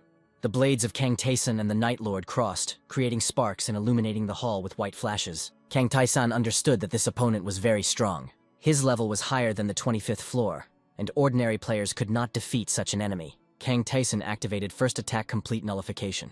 The Death Knight Lord was surprised that Tae-sun had such an interesting skill. The fight was fierce, with stone fragments flying from the opponent's blows. Kang Tae-sun thought that the Night Lord had complex moves, but he was of enormous height. The knight's height prevented him from moving too quickly, unlike a lighter player. Kang Tae-sun used this advantage to get close to the enemy and deliver a blinding blow. The player admitted that the Overlord was indeed strong, and that ordinary players would not be able to handle him. But Kang Tae-sun was no ordinary player. He delivered a double blow, plunging both swords into his opponent. This blow did not deal the expected damage to the Night Lord. The Lord of the Knights stood his ground and responded with his own attack. His gauntleted fist slammed into Kang Tae-sun's cheekbone. The duel continued, and bright flashes illuminated the battlefield. The ghost asked why Kang Tae-sun wasn't using his usual skills, magic or haste. The player didn't answer, trying to catch his breath. The Death Knight Lord froze in front of the enemy, temporarily ceasing his attacks. Kang Tae-sun remained silent and did nothing either. The Lord of the Knights touched his helmet with his gauntleted hand. He snapped open part of the visor and his face appeared. The knight thanked Kang Tae-sun and said that he couldn't believe that he was participating in such an interesting battle. It was unusual for him. The Overlord's powerful attack almost hit Kang Tae-sun, the huge sword whistling past him. Kang Tae-sun jumped, placing his feet on the wide blade, and the knight declared that he had been waiting for such an enemy for centuries. Balancing on the Overlord's blade, Kang Tae-sun approached his opponent. He used the enemy's power to launch his attack and raised his sword hand. Holding onto the Night Lord's sword, Kang Tae-sun loomed over him. "Traveler," the knight's voice thundered, and Kang Tae-sun looked into his face. The Death Knight Lord thanked Kang Tae-sun as he felt the final fatal blow. The knight sank to the floor. Kang Tae-sun stood over him, catching his breath. "Thank you," player heard again. The Overlord admitted that he did not expect the player to deliberately not use his skills. They were similar. The Death Knight Lord removed his helmet completely. He had an ordinary human face covered with many scars. He said that he was a knight and did not want to rely on these fancy abilities. He only wanted to fight with a sword, but that was his own stubbornness that he didn't want to pass on to anyone else. Thanks to Kang Tae-sun, he could now leave peacefully. He wanted to say that he was now free, but he could not do it. The ghost listened attentively to these words. The knight asked the wanderer who had defeated him if he knew why people of their minds were attached to this place. Kang Tae-sun was surprised by what he said. He didn't know the answer. The knight bowed his head heavily to his sword and said that everything was simple. For some, the labyrinth was a place of opportunity, but for others, it was anything but. The knight said that he couldn't tell the whole truth, unfortunately, but he was confident that Tae-sun would be able to reach the deepest floors. Kang Tae-sun listened carefully to his words, and the knight said that he himself would find out everything someday. He will learn who the wanderers, the characters of the labyrinth, and the magicians are. The knight asked for compassion for those of them who could not escape. The strong. His heavy sword plunged into the stone floor. Shining sparks flew from the blade. A system notification informed the player that the player had defeated the Lord Death King of the 20th floor, Valorant. And as a trophy, Tae-sun received the helmet of the Great King, whose soul was tainted, but the will hidden in his armor did not disappear. Kang Tae-sun noted that one of the helmet's stats was labeled as action speed, which was usually only found on shoes, so it seemed to mean that the helmet was good. The player said that it had much higher stats than any armor he had worn before. In addition, there was a passive special skill. You had to prove that you had the will to become a phenomenon among those around you. Lee Tae-young said it was a scary skill. A more understandable trophy was the sharp boots, boots of an unusual crooked shape, the impact of which was extremely painful. The rune of strength added 20 units to the player's strength. Kang Tai-san said that he would soon be able to catch up with Lee Tae-young before her changes. In one of the box-like buildings, on the 16th floor, the friends discovered Lilith's room. The girl sat surrounded by her books. She was glad to see Kang Tae-san and asked if he had gone down further. He told her that he had gone up to the 20th floor. Lilith beamed even more and assumed that the player had come to offer her something. Kang Tae-san called up the system window and replied that he wanted the girl to start training him sooner. Lilith took up her staff and called upon the god of magic. The new spell that Kang Tae-san learned was air jump, while the player could only use it once. Kang Tae-san thought about a new skill. He decided to test it right now. Lilith watched him with delight and laughed that he immediately tried it, as always. Kang Tae-san activated air jump. Now he could move without support. This magical jump pleased Kang Tae-san. Back on the 20th floor of the labyrinth, the player had removed all of his gear, and the ghost assumed that he was about to do something weird again. Kang Tae-san sprinkled himself with fairy dust. The ghost asked if he would learn the attack nullification skill. The player replied that the companion knew him well. The ghost was surprised that there was still something left for Kang Tae-san to learn in this skill. Without weapons or protective armor, the player appeared before the new enemy and said that he would now find out the answer to the ghost's question. His opponent, a knight in red armor, attacked him.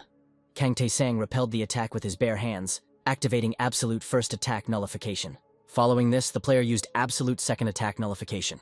The ghost stated that if Kang Tae-san was going to use third attack nullification, he would hardly be able to do it. Kang Tae-san checked his indicators. He took 62 damage while taking hits, and another 61 after that. The enemy's third attack dealt 65 points of damage. All of these attacks hit the protective shield, and until the third attack, Kang Tae-san's indicator did not decrease. He received a specially activated skill, absolute nullification of the third attack. The ghost could not believe what was happening and began to scream in excitement. Kang Tae-sang stated that he had guessed that there was a third attack nullification, and Ghost noted that such a skill was not easy to obtain, as it should not exist at all. The ghost guessed that this skill primarily relied on the protective shield. No one had been able to pass Rakiratas' test before, so it was no wonder no one knew about it. Kang Tae-san expanded the system notification again. The ghost asked if he was going to rest, and remarked that it was right. That was what Tae-san needed now. The player looked at him questioningly. The ghost rushed to him, saying that he was only thinking about becoming stronger, but he could rest a little. The player interrupted this speech. The friends headed towards the forge, which was located on the 16th floor. Kang Tae-san was a master of an advanced level skill. It was the Sword of Cutting Dawn, an art that came from the ruined world. At the moment, only one person could master this skill. The ghost noticed that it was easy to lift it now because Tae-san was in the process of organizing what he had absorbed. It would be harder from now on. The ghost specified that in 2 days, Kang Tae-san was able to raise it by 5%, which was a lot. The player said that since the 2 promised days had passed, they would go to the blacksmith. Kang Tae-san entered the door of the forge. Khafren was immersed in work, and the player asked if he had arrived too early. The blacksmith replied that the wanderer had arrived on time. He had just finished, and we could look. He demonstrated his product and said that he created it in its simplest form, and when combined, it would transform and become stronger. Khafren told the player to hand over his weapon and handed the glowing orb to Kang Tae-san. As soon as it touched the blade, the sphere shattered into pieces. Kang Tae-san watched in amazement as the darkness and light from the ball swirled around the carved sword. The ghost looked at the notification and happily exclaimed that he now knew how much such a sword could be improved. In fact, its attack power had increased by 25 units. Kang Tae-san looked at the blacksmith and thanked him. Khafren replied that it was an exchange, so there was no need for gratitude. Khafren said that he could go down every 5 floors. It would be problematic to do more. He had a lot of work. He wished Kang Tae-san good luck. The friends returned to the 19th floor to the altar of Lucifer. There was a strange gaze here. Kang Tae-san guessed that it was due to curiosity and irritability. Ignoring the clots of darkness reaching out to him, Kang Tae-san walked closer to the altar. The player reached out his hand towards the skull that was there. When Tae-san touched the skull, its empty eye sockets glowed with a scarlet light. The darkness swirled over Alatar, looked at the Wanderer, and said that it felt curious, and then asked if Tae-san felt the same. The notification stated that Lucifer was inviting Kang Tae-san to his territory. Kang Tae-san accepted Lucifer's invitation, causing the deity to smile fangedly. Kang Tae-san entered Lucifer's territory and received the system's greeting message. "What is this?" he asked, because he couldn't see anything.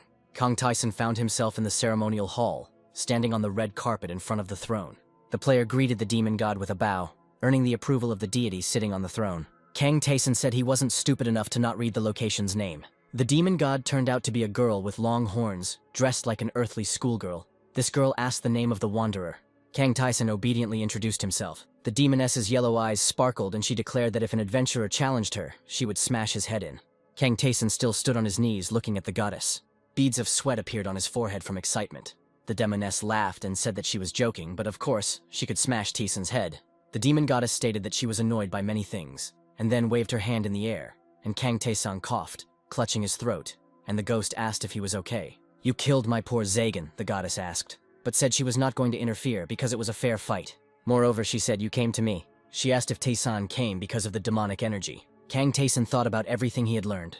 Demonic energy was necessary to use black magic. It was needed by Kang Taeson to use Marcosia's fake fire, a skill he obtained after defeating Zagan. Yes, Kang Taeson confirmed. He really wanted to obtain demonic energy. The goddess reminded the traveler that he was a man. She was the god of demons, and demonic energy belonged to her subordinates. The demoness reminded that people do not fall into this category. Kang Taeson asked if this meant that the goddess could not bestow demonic energy on a person. The goddess replied that if he wanted to know if she could imbue him with demonic energy, she could. Kang Taeson asked if the demoness hadn't said that she couldn't give people this power. The goddess agreed that this was usually the case, but Kang Taeson had received this power in a corresponding manner. She clarified that anyone who is near Taeson cannot receive it. Kang Taeson could have such power. He had the talent to control demonic energy. The demon goddess announced that everything had a price, and Taeson asked her to name it. The demoness said that everything was simple. He had to help her and protect her young lamb. Kang Taeson asked if the goddess wanted him to help her sheep. The system explained that an additional task had been started. Lucifer wanted to help his child who was being persecuted, but she was in a world where demons could not interfere, so she wanted the traveler to go there, and then Lucifer would reward him for the job done. Kang Taeson looked at the task he had received and asked if the goddess wanted him to go to another world. The goddess confirmed this guess. She called the player a fool and asked if he had been to Kafran's world. The world she was about to send him to was not destroyed like that world, so there was nothing to worry about. The goddess reported that her poor lamb was being persecuted and suffering in a world that had lost faith in her. Kang Taeson had to take her to a safe place. The player agreed to accept this task. He said that in return he would have one more request. The ghost suddenly interrupted him, calling out his name. The goddess was angry that the player dared to ask something from the god without the appropriate payment. She said that she usually breaks heads for such insolence. But the demoness allowed Taeson to speak, warning that if it was something insignificant, she would ignore his request. The ghost stared at his friend with a question. Kang Taeson asked if the demon goddess knew anything about the invaders of his world. The demoness smiled. She forgave Kang Taeson for asking her for something for free. She understood that the traveler wanted to know who had invaded his world, and she was ready to tell him the truth if he completed her task. Kang Taeson said that this would be enough. The goddess opened a portal and said that although it was problematic, the basics needed to be explained to the traveler. The world he was about to enter was called Beguseta. In this world there was magic, and its laws were guarded by dragons. The power of the world itself was at an average level, but the world was protected by a certain person.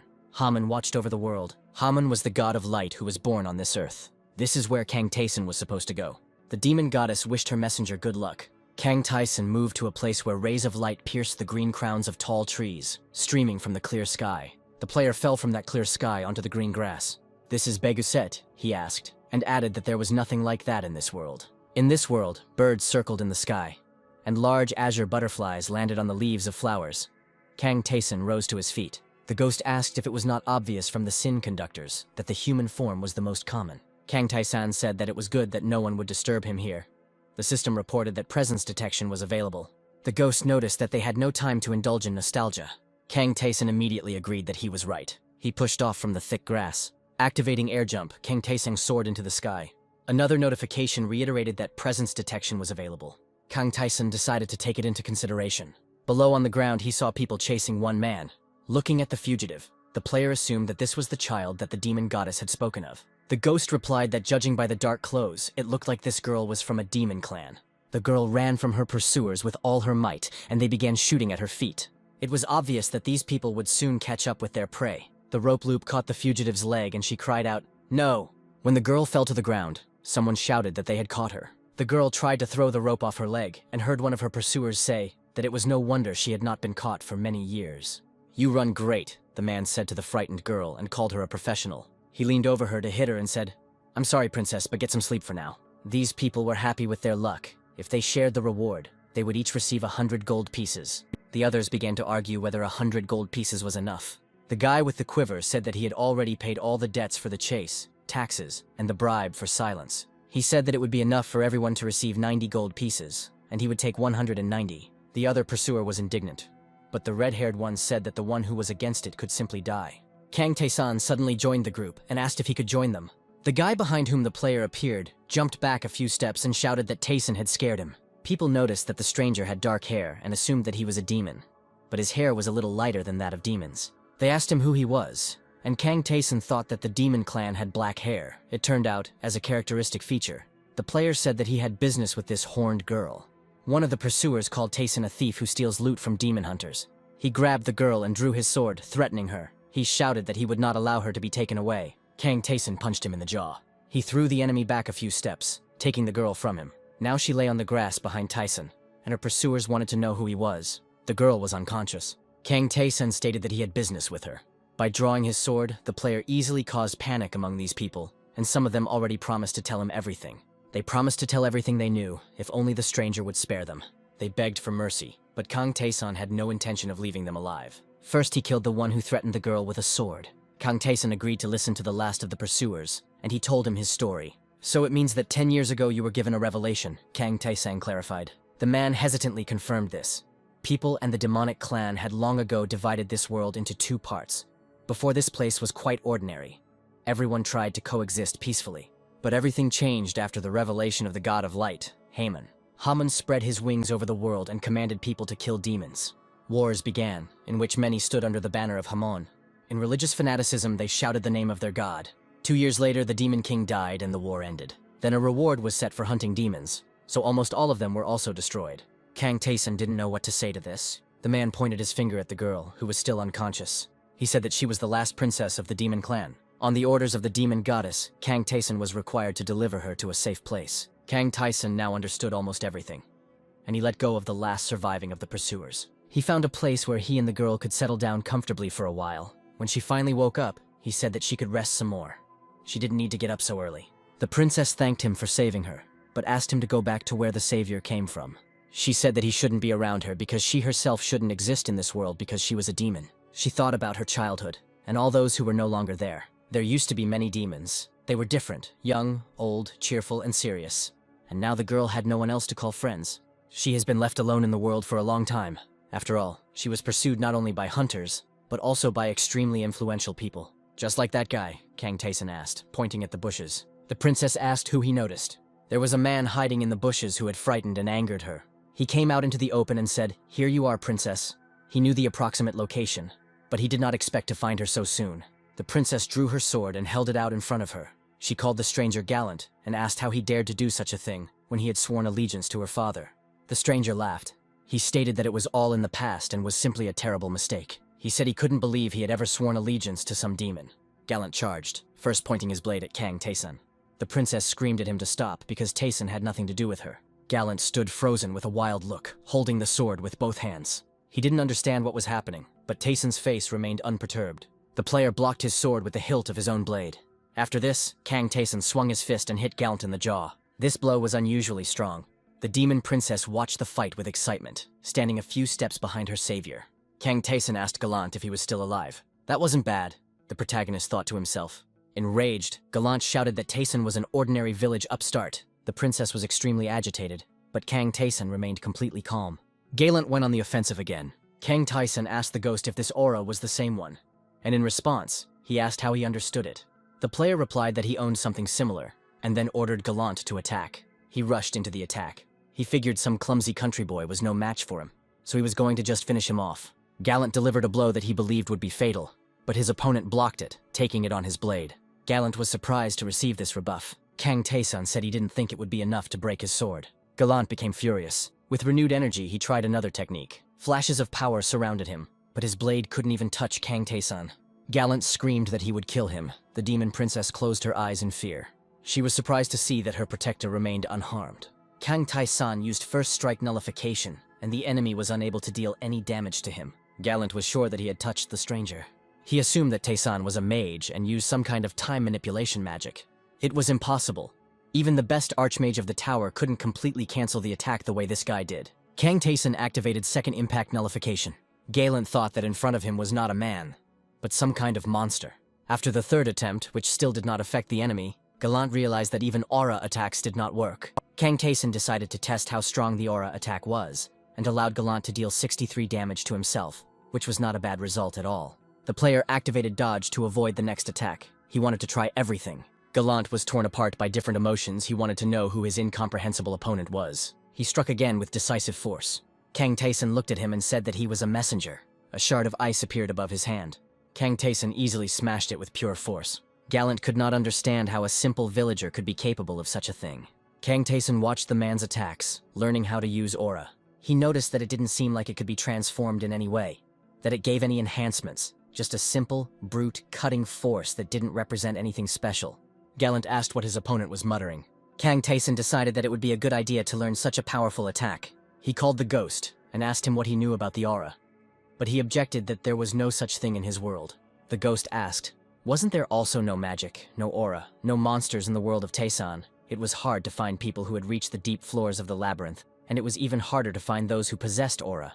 Kang Taeson decided to ask Gallant. He wanted to know how he could learn the aura attack technique. Gallant stared at him, still seeing him as a monster. Kang Taeson admitted that this man was completely insane, so he had to contact the system to get this information. The system meant a passive special skill that had a power button attached to it. This usually meant that the skill needed to be activated. But back then, it was unclear why the skill was called passive. Kang Taeson pressed the power button. Some energy swirled around them and Gallant and enclosed them in an uneven ring. Gallant made a strange sound. He saw Kang Taeson in a dark, huge silhouette behind him. The dark giant's hand suddenly grabbed Gallant, piercing him with sharp claws. Kang Taeson decided that it wasn't worth using such a skill and turned it off because he didn't like that it was just putting pressure on the opponent. It wasn't clear how it was supposed to help. The player really wanted to make Gallant talk, but he didn't understand how to do it. Gallant coughed and shouted that he would answer whatever Kang Taeson wanted, any of his questions. He knelt down in front of Taeson and was ready to beg. The ghost burst out laughing and said that this man was having strong hallucinations. Kang Taeson looked at the victim of his experiments with curiosity. Understanding how exactly such a skill could be used, he ordered Gallant to tell him everything he knew about the aura. Gallant explained that the aura was a skill mastered by a swordsman. It looked like a blue flame in appearance. It was said that upon reaching the highest level, it turned white. But few people had encountered this. Kang Taeson asked what its characteristics were. Gallant replied that its cutting power was almost absolute. The player asked if this could only be used on swords. It turned out that the skill was suitable for any weapon. But it was not all that simple. Gallant said that most would only be able to use the aura on weapons they had fought with their entire lives. But the higher the level, the more freedom there was in using the skill. Kang Taeson asked if this referred to skill level, and he was also interested in how much energy was consumed. Gallant replied that no energy was expended at all, which surprised Kang Taeson. There was a limit to how much aura could be used, but there was practically no time limit. Only slight fatigue appeared. Kang Taeson thought that this all sounded like a useful skill. Now he needed to find out how to learn it. Gallant replied that there is no particular method. This power comes to everyone on its own. Everyone goes their own way. Gallant honestly admitted that his knowledge was not that deep, and that these questions should be addressed to the sword masters who knew the aura. Kang Taeson said that he understood a little and asked if Gallant was sure he couldn't help him. Gallant replied that he could not, and asked if this was all that Taeson wanted to know, and asked to kill him, end his suffering, and let him die in peace. Kang Taeson did not refuse the man's request, and Gallant called him great. This victory did not bring the player any reward, because the difference in state between his soul and the soul of the defeated was too great. That evening, as they sat by the fire, Kang Taeson asked the demon princess what her name was. Her name was Anesha, and she also wanted to know who her savior was. He said that his name was Kang Taeson, and that he was her protector, a statement that amazed the girl. The ghost told Taeson not to admit to the princess that he came here at the behest of the demon goddess, but instead to lie to her. Kang Taeson said that several years ago, someone from the demon clan came to him and gave him all his wealth so that he could protect the princess. Anesha wanted to know who it was, but the player said that he died as soon as Taeson agreed to the mission. Kang Taeson asked if the princess knew of a place in this world where she could hide. Anesha replied sadly that there was no place she would not go in this world. Everyone was chasing the girl and wanted to kill her. Kang Taeson said that he understood everything, but it was time for them to move. He assured that there would be a place where it would be at least a little safer than here. They set off, Kang Taeson walking first, with Anesha behind him. They walked past high, beautiful mountains. Someone was constantly trying to attack Anesha, but Kang Taeson easily dealt with them, only asking where they came from. The demon goddess wanted the wanderer to protect her young creation. She said that her demons were now being persecuted and suffering in a world that had lost its faith, so the princess needed to be taken to a place where she would be safe. Now Kang Taeson wondered where this place was, and he and Anesha walked and walked, their path leading through forests and gardens. They passed by strange rocks. Sometimes Anesha would kneel down and pray to the demon goddess for the blessing of salvation and peace. She had great faith in her goddess. In order not to waste time, Kang Taesun trained a lot. He was practicing his fencing skills. No matter how hard he tried, there was one thing he couldn't do. Suddenly, he noticed that Anesha was watching him. He asked how long. She admitted that she had been sitting there for about 2 hours. The princess asked what her companion was doing. He admitted that he wanted to learn aura. Anesha was surprised that he was trying to learn this, because she believed that Taesun had it. But the player said that he came from far away and learned about such an ability for the first time. Anesha said that because of all the commotion, she never thanked her savior. "I, Anesha Brachet, Princess of Demons, thank you sincerely," said the girl, curtsying. She called the player sir. Kang Taesun said that he was paid for it after all. Suddenly, the ghost announced that they would soon have guests. A crowd was approaching them. These people were looking for the demon princess. Kang Taesun asked if they were magicians. Their leader said that he was a magician from the Malfrey School of the Great Magic Tower. His name was Barmandor. Kang Taesun smiled. He was glad that someone other than hunters showed up. Perhaps he could even get something here. Barmandor asked if he was protecting the princess, and called Taesun impudent. Barmandor declared that they were under the command of Hamon, the god of light, and were therefore obliged to kill the demon princess, and they ordered Kang Taesun to kneel. The magicians stood at some distance from the princesses Taesun, and a tension of power emanated from them. Anesha said it looks like he's going to unleash his oracle because Haman wants to destroy them all. Kang Taesun said that they were very stubborn, and told Anesha to hide in the cave. Kang Taesun's power easily swept away all the opponents, and some of the younger magicians began to ask for help. Kang Taesun stood in front of Barmandor. The magician could not believe that his magic was powerless against some boy, and ordered everyone to retreat so that they could use magic together. Having retreated to a safe distance, the magicians used all their spells simultaneously and struck. But even the combined magic of the entire group did not cause the slightest harm to Kang Taesun. He asked if this was all they could do, even if they teamed up, and then activated Ice Arrow. The mages of this world were weak. Kang Taesun easily threw several ice arrows at them. Several people were struck by arrows, while others looked on, unable to believe that frost could be caused without casting spells. Ice arrows knocked the mages off their feet. Kang Taesun stepped on the body of one of the enemies and noticed that the ice arrows were called frost here. He looked around the battlefield and said that he should be forgiven because he needed to protect the princess. The system reported that the manifestation skill had been activated.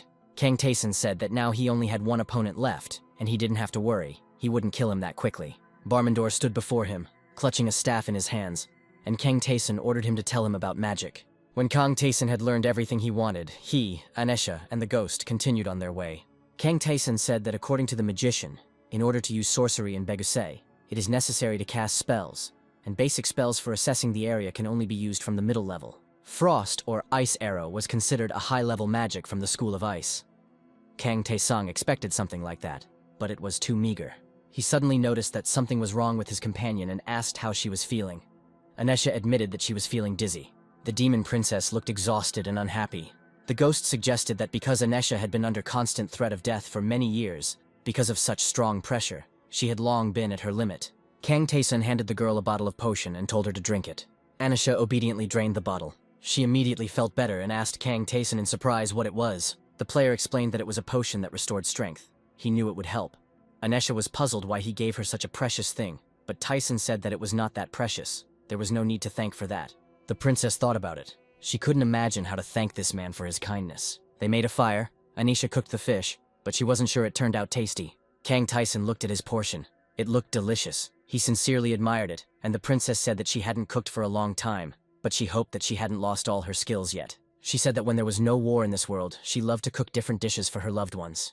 Anesha had someone to remember with sadness and warmth. While eating a delicious dinner, Kang Taesun asked about the Haman, who had settled here a little less than 100 years ago.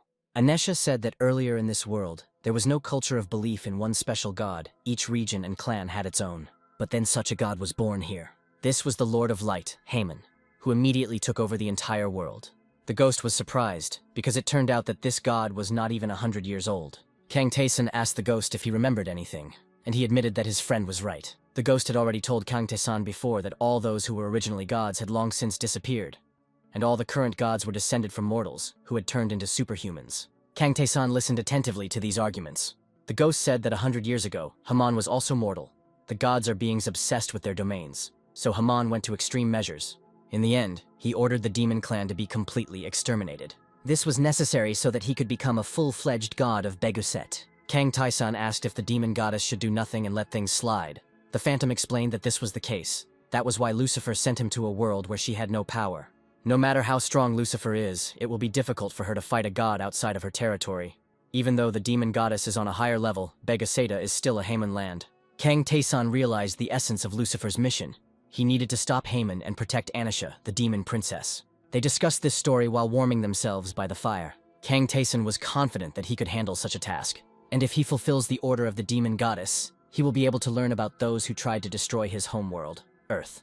An armed detachment came out onto the road. One of the warriors was amazed at how many people he saw.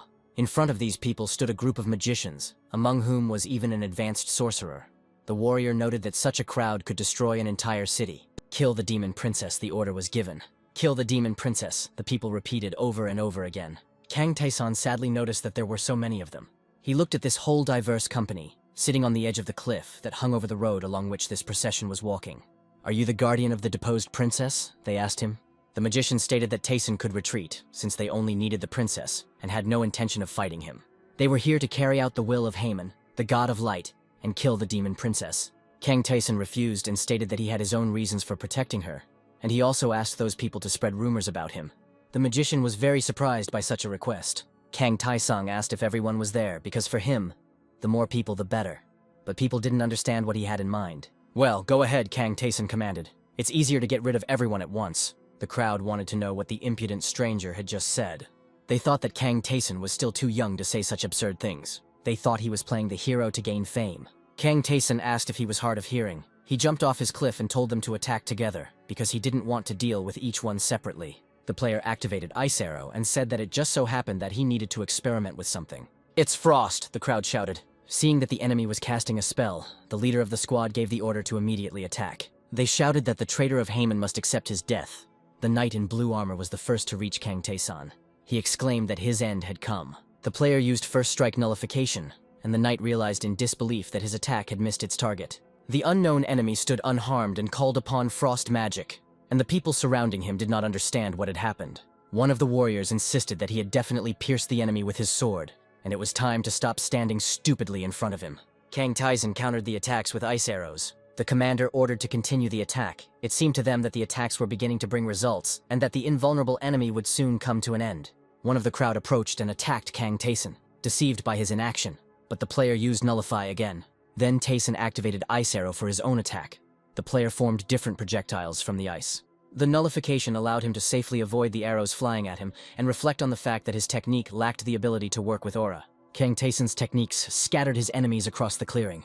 One of the warriors noticed what their enemy was creating from frost magic. Kang Taesan constructed a huge multifaceted sphere from ice arrows and held it above his head. It was obvious that this projectile contained tens of units of frost. Kang Taesan said that this is why he loves such open spaces. They could be used for endless experiments. Kang Taesan caused the sphere to move and hover above his enemies. He raised his hand up and clenched his fist. The player has activated the ice granule. This sphere contained a monstrous amount of ice. Kang Taesan used magic acceleration. The sphere was rapidly approaching the group of opponents. This caused panic in the crowd. The huge mass of ice did not just fall on the heads of the enemies. They were enveloped in this ice, encased in separate blocks. People didn't understand what it was, what was happening to them. But there was no way to evade or escape. One of the magicians looked at Kang Taesan with a distorted face. It seemed to him as if a dragon was raging here. All the troops that came for the demon princess were neutralized and imprisoned in ice cubes. Kang Taesang said that although it takes a lot of time to prepare, it is still very useful. The player asked the magician if he wanted this fight to continue. He was scared and did not answer. The surviving magicians began to run away, screaming for help. "He is a monster," they cried. "A monster guarding the princess, the incarnation of a dragon."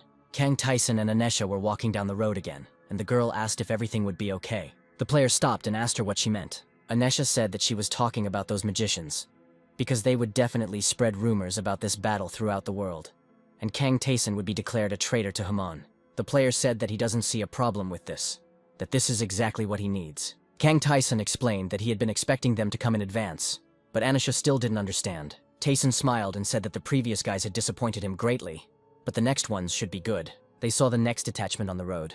The ghost laughed. He believed that everything was going exactly according to Taesan's plan, and rumors about him were spreading at a terrifying speed. They were warriors, well-armed and in good armor. Anisha and Kang Taesan stood frozen on the road, waiting for developments. The princess looked at these people and recognized them as swordmasters. They stood looking at Taesan and Anisha. One of the warriors said that it was not easy to get here, and there were only two opponents. The second called out to Anesha, asking if they were the demon princess and her protector. The girl turned to Kang Tae-san and said that he needed to run quickly because he couldn't handle these people. They were elite masters with aura, and there were 4 of them. The princess was sure that no matter how strong Tyson was, this was too much for him. The player simply put the girl to sleep. He took her to a safe place in the cave. Kang Tae-san himself returned to his new opponents and asked if they had finished greeting them. One of the warriors replied that it was more of a farewell, and Kang Tae-sang said that he appreciated it, but told them not to dare wake the princess with their cries. The red-haired warrior looked at Kang Tae-san and thought that he was so young. It was hard to believe that 4 swordmasters had to be called in because of him. Another warrior asked if Kang Tae-san thought he had come here of his own free will. "Stop whining," said the third. "This is a direct order from Dia. God wants the demon princess and her dog finally killed."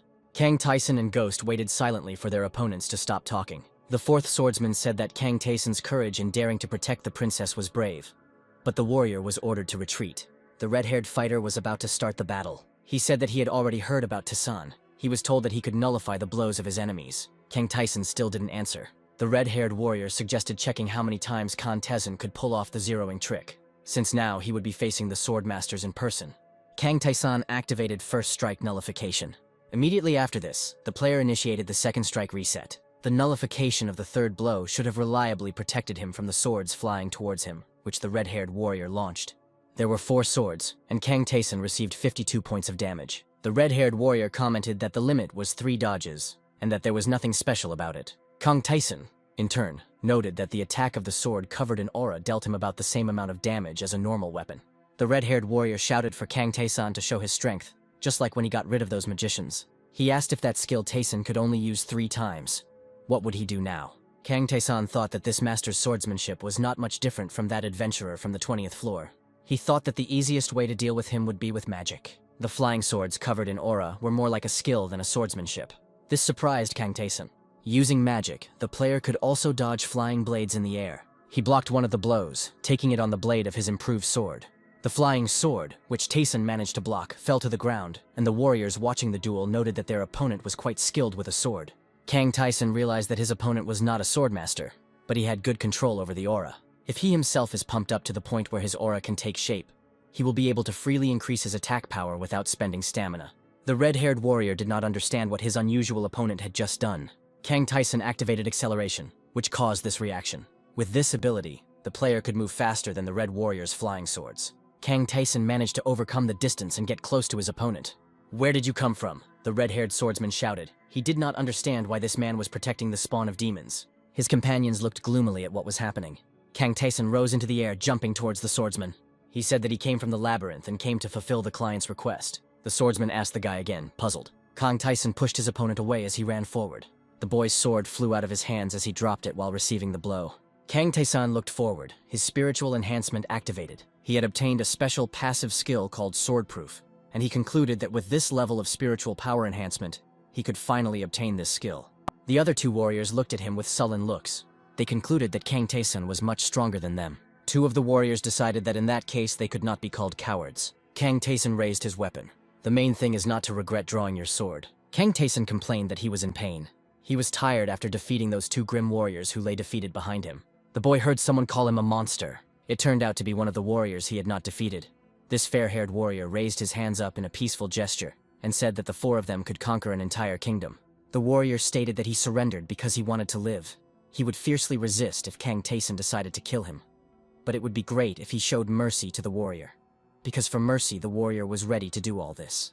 Kang Tae-san looked at him thoughtfully. He ordered the warrior who had surrendered voluntarily to get rid of his allies, as the boy needed a place from which Haman could see the defeated people in full. The fair-haired warrior looked at Kang Tae-san thoughtfully. "What a horror," he said, looking at the defeated warriors. This was a clear demonstration of Kang Tae-san's strength. A horned adult man in a cloak watched them from afar. He said, shedding tears, that he had finally found their princess Anesha. A silhouette appeared at the entrance of the cave. The silhouette turned out to be a princess emerging from the cave, who had already managed to wake up. She was wondering where Mr. Tae-san was. The guy the girl mentioned asked her if she was awake. The princess ran to Kang Tae-san, asking where he was at that time. The guy said that he had to take care of a couple of corpses. The girl threw herself at the guy with hugs, and he was slightly surprised, not expecting this reaction.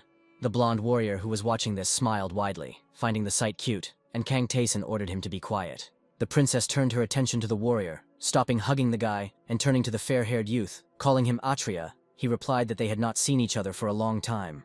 The warrior said that he did not come for the girl. He claimed he was simply lost. The ghost asked if the warrior and the girl knew each other.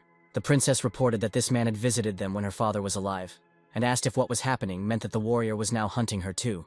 The blonde guy said that her guess was correct, but he then became confused and certainly wasn't going to demand a rematch, so the girl and Kang Taesun shouldn't worry. Kang Taesun stated that the warrior was too cunning to be the one who carried out God's orders. The fair-haired guy said that although Haman is their main god, the warrior does not have much faith in him, especially since the guy left him alive for a reason. Kang Taesun said that the warrior himself knows everything.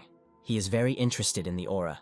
The trio settled down in some forest under the trees. The fair-haired guy claimed that with Kang Taesun's level, it was already possible to learn aura, although the guy did not learn it. Kang Taesun noted that he was from another world, so he might be different from what was said.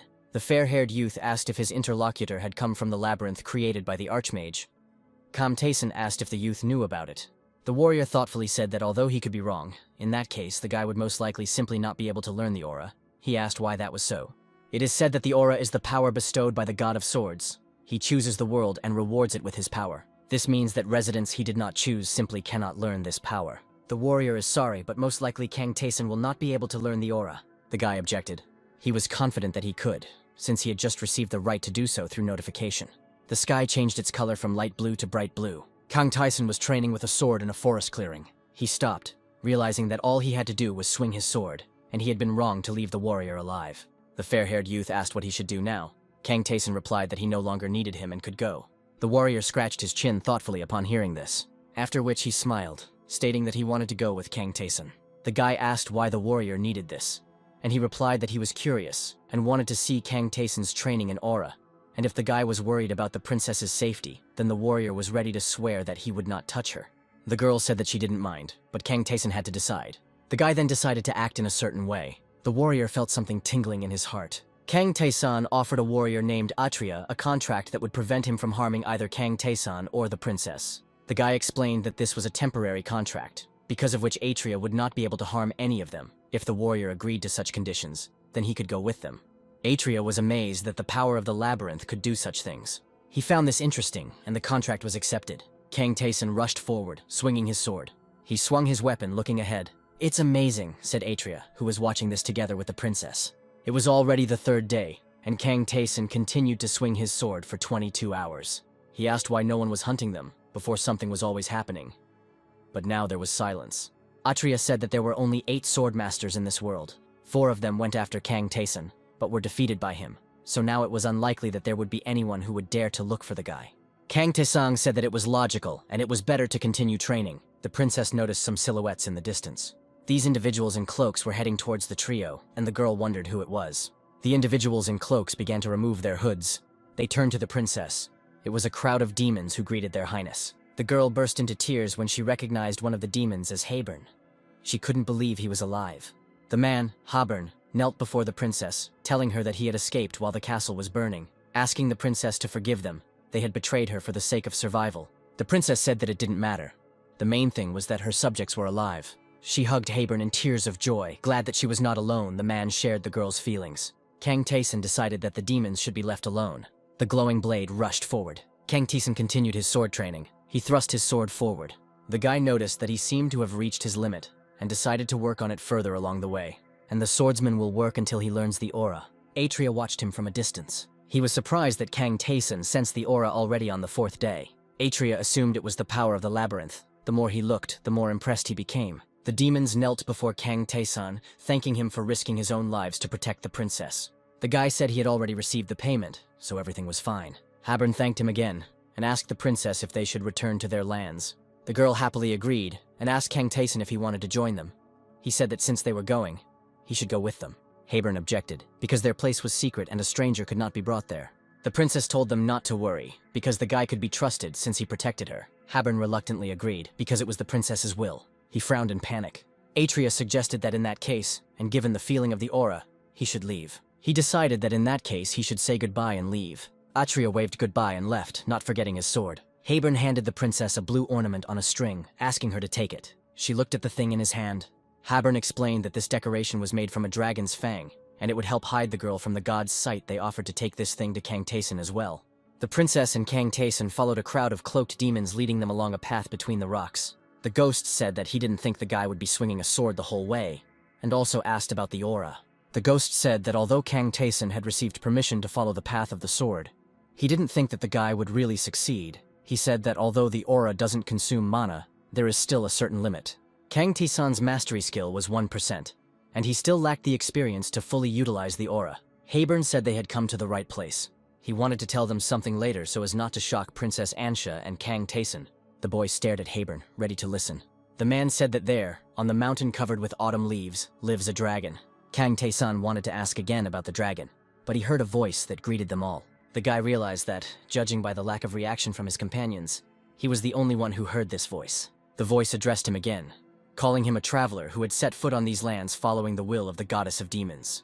Haburn, Anesha, and Kang Taeson reached the demon village where they used to live. The boy looked around, examining the villagers.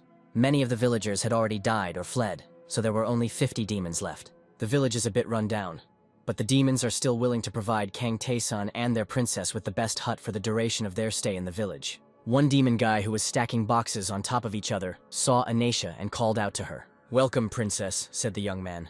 The princess was glad that these demons of her people had survived, and the crowd reported that they were glad because of the news of the princess's arrival. Seeing all these demons, the girl burst into tears. She was very happy that they all survived. Kang Taeson thought about something, but decided that now was not the time for it. The princess considered it necessary to introduce him to her subjects, since he had brought her here. The girl opened her eyes in confusion, realizing something. Kang Taeson simply disappeared, leaving Anesha in an awkward position in front of an empty seat. The ghost asked the guy if he was sure they should have run away from there so quickly. The ghost said that he felt incredibly strong. Kang Taeson looked around thoughtfully as he listened to his words. The guy said that the dragon is indifferent to demons, and this could well mean that he is indifferent to people as well. Kang Taeson stopped and stared ahead. He stood in front of a giant cave entrance in the rock.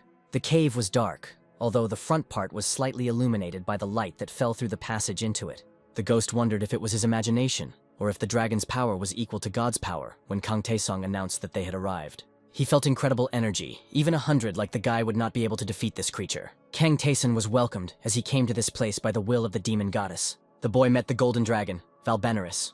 This dragon was gigantic and shone with golden light. Kang Taeson said that he hoped that the dragon would not kill him, following God's will. The dragon chuckled and said that he would never do that. He said that this had nothing to do with the gods, and that no one would dare raise a hand against the children of the demon goddess who had settled in these lands, the lands of the dragon.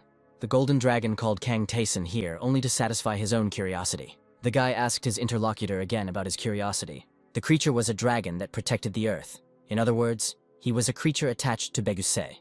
That's why the golden dragon was always interested in the place created by the Archmage, where gods and goddesses live. This place is the Great Labyrinth. Kang Taeson asked his interlocutor to wait, and clarified what he meant in the last point. The dragon narrowed his eyes thoughtfully, hesitating to answer.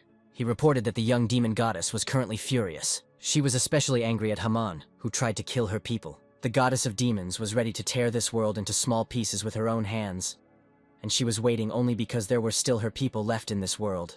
Once the demons are saved, this world will end. Kang Taeson paused thoughtfully. The dragon thanked the young man for satisfying his own curiosity. The creature decided to do one more thing, because Kang Taeson is the first mortal the dragon has ever seen. The golden dragon gave the boy a piece of the tip of his giant claw. It was a small gift from him. If Kang Taeson found someone who knew how to handle such things, the claw would be very useful. Now they should say goodbye. The dragon thought that this was their first and last meeting. It was time for him to go and get ready. Kang Taeson wondered what this creature was talking about, and what kind of preparation it could be talking about. The dragon said that this would be preparation for his final battle. After that, he disappeared, leaving behind only something resembling a golden flash. The cave became darker as the dragon emitted light while it was in it. The princess nervously asked Kang Taeson where he had gone when he returned. She was worried that the boy had decided to leave without saying anything. She nervously questioned Kang Taeson. Haburn stood nearby. The guy explained, slightly excitedly, that he just needed to meet someone. Haburn chuckled as he too initially thought that Kang Taeson and Ghost had left for good. The boy told them not to worry about it, as he would definitely announce his departure. Haburn asked if Kang Taeson was planning to stay in the demon village for a while. The guy said that he would most likely stay here, knowing that if Anesha were safe here, his mission would already have been completed. It was still too early to leave here. Haburn said that in that case he went to prepare the rooms for the boy and the princess. The man said that since Kang Taeson protected the princess, the demons needed to thank him properly. Already in the evening, there was a knock on the guy's hut, judging by the voice. It was the princess. Kang Tae-san opened the door and asked what the girl needed. Anesha pointed to the bottle in her hand and asked cheerfully if he wanted to have a drink with her, and he invited her to come in if she wanted. The two of them sat on the bed. Kang Tae-san asked where she got the wine from. The girl explained that she asked Haburn for a bottle. The princess said that her subjects made this wine through trial and error, and this is all they have to offer, so the guy should try this drink. Kang Tae-san didn't need much persuasion. He easily agreed, and took a sip from the glass into which the girl had already poured wine. The guy started a poison check, which failed. He was poisoned, and now he will lose 5 units of health every minute. Kang Tae-san looked at the girl drinking wine with pleasure, and wondered if such wine could be the norm for demons. Wine that is poisonous only to humans. The princess thanked the guy, because only thanks to him she found her family again. Even though Kang Tae-san said that he was paid for it, the girl feels that she is indebted to the guy, so he can stay in the village if he wants, and live with Anesha. Kang Tae-san stood up abruptly from the bed, folding his arms across his chest, and told the princess not to talk nonsense. He will have to leave, and Anesha will stay here. The guy told her to live in the village quietly, and find someone who will make her happy, because this will be the best reward for Kang Tae-san. The girl asked hesitantly whether the boy would return to the labyrinth in that case. Kang Tae-san headed towards the exit of the hut, explaining that this was the only suitable place for him. It was already daytime, and the guy stood in a relaxed pose, his arms folded across his chest, and his back leaning against the trunk of a thick tree. The ghost said with a grin that he had noticed before that Kang Tae-san was a bore, and he had told him to shut up. The ghost reminded the guy that he was poisoned and asked if he was okay now. Kang Tae-san said that his condition was normal. But the guy's barrier was worn down to 150 points, and his quest was still not over. This meant that the demon princess Anesha was still not safe. Kang Tae-san's eyes widened as he suddenly felt some kind of energy. He raised his head, staring into the sky in the distance, where something was approaching them. Because everything could never be simple. A 6-winged, golden-haired man was approaching them, flying across the light blue sky. He crashed into the ground, into the place where Tae-san stood, creating a golden beam with his arrival, reaching into the sky. But the guy managed to dodge in time, jumping back a long distance. He activated the evasion skill. Kang Tae-san noticed that his new opponent was no quiet one. In front of him was the giant angel swordsman Hamon. The angel's face twisted. Kang Tae-san's opponent was superior in strength. The guy said that it was great, and suggested that the quest would end when the angel died. Tae-san, with a warlike look, took out his 2 swords, one in each hand, and invited the enemy to attack him. Anesha ran between the huts in her village. She ran up to Haburn, asking that Mr. Tae-san would most likely not be able to stay in their village, still holding the bottle in her hands. "So here you are, princess," said Haburn, who saw her with a gloomy face. She called his name in confusion. The girl noticed the rest of her subjects behind the man and asked why they were there. Haburn stated that they were waiting for her. The man said that they first needed to find out one thing: did Kang Tae-san drink all the wine? The princess said sheepishly that the guy had drunk a little. The crowd of demons rejoiced, happy that they were saved. The girl asked with a puzzled look what they meant and what they were happy about. Her pupils narrowed when she heard something. She turned around nervously, seeing an explosion in the distance outside the demon village. The girl turned to her subjects in panic, demanding that they run as quickly as possible, because the Haemon hunters had arrived, so they needed to call Lord Tae-san as soon as possible. Haburn bowed his head, asking the princess to calm down. She was confused by his behavior. The man laughed quietly. Haburn said with a creepy smile that they had only notified him a day ago, and he had already sent an angel. The terrible thought came to Ansha that the demons had abandoned their goddess. Haburn said they were just tired of it all. All this time they brought any sacrifices to the goddess of demons, but over time there was no strength left, and the demons did not even receive the consolation of the goddess. The princess wanted to object. Haburn rudely interrupted her, shouting at her to look at their village. Their great state has fallen, and now they are doomed to live in this terrible place, where there is no escape even from the rain. The only thing left of the demons' appearance is their name, and they are doomed to begin each day not with prayer, but with despair. Anesha loudly and discontentedly objected, saying that they were wrong to think that Haman would spare them. He would kill everyone here anyway. Haburn countered, saying everything would be fine. The man raised his hand, which had a strange purple and dark mark on it. He explained that everything would be fine, because they would stop being demons, since after releasing what was inside those present, it would be difficult to call them demons. The subjects raised their hands with the same marks, asking the princess for forgiveness. Anesha burst into tears, realizing that each of them had betrayed the demon goddess. The angel created another explosion, crashing into the ground again in midair. Kang Tae-san's hair moved due to the airwave that was created. The angel pulled the sword towards himself, and the guy activated the skill zeroing the first strike. Kang Tae-san activated the second strike nullification skill in response to the enemy's attack. The guy annoyedly nullified the third blow, receiving 5 units of damage in the process. One of the few downsides to attack nullification is that it activates even when Tae-san doesn't really need it. He activated Battle Lust, and the guy also activated Contempt for the Strong. These were his buffs to counter stronger opponents. Tyson also activated Impartial Duel. The guy activated the Sword of Storm Scars, the first sword, Wolf's Fang. He struck, thinking that the attack damage should now be enough for him. Angel Hamona glanced over his shoulder at the boy. The damage received by the angel was 0. Kang Tyson was surprised by this turn of events, concluding that he would have to sweat in this battle. The ghost screamed in panic, asking the boy to be careful. The angel raised his sword with the hilt up. He launched a swirling golden magic beam at Kang Tyson, which he barely dodged. The guy took 402 points of damage, which made him curse harshly at the angel. Kang Tyson decided it was time to test the aura, as it should increase his attack power.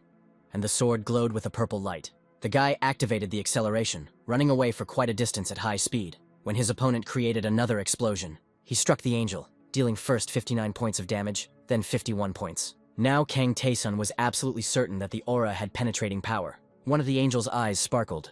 He extended his palm forward, and a golden flash appeared in it. Kang Tyson began to dodge the beams launched towards him in shock.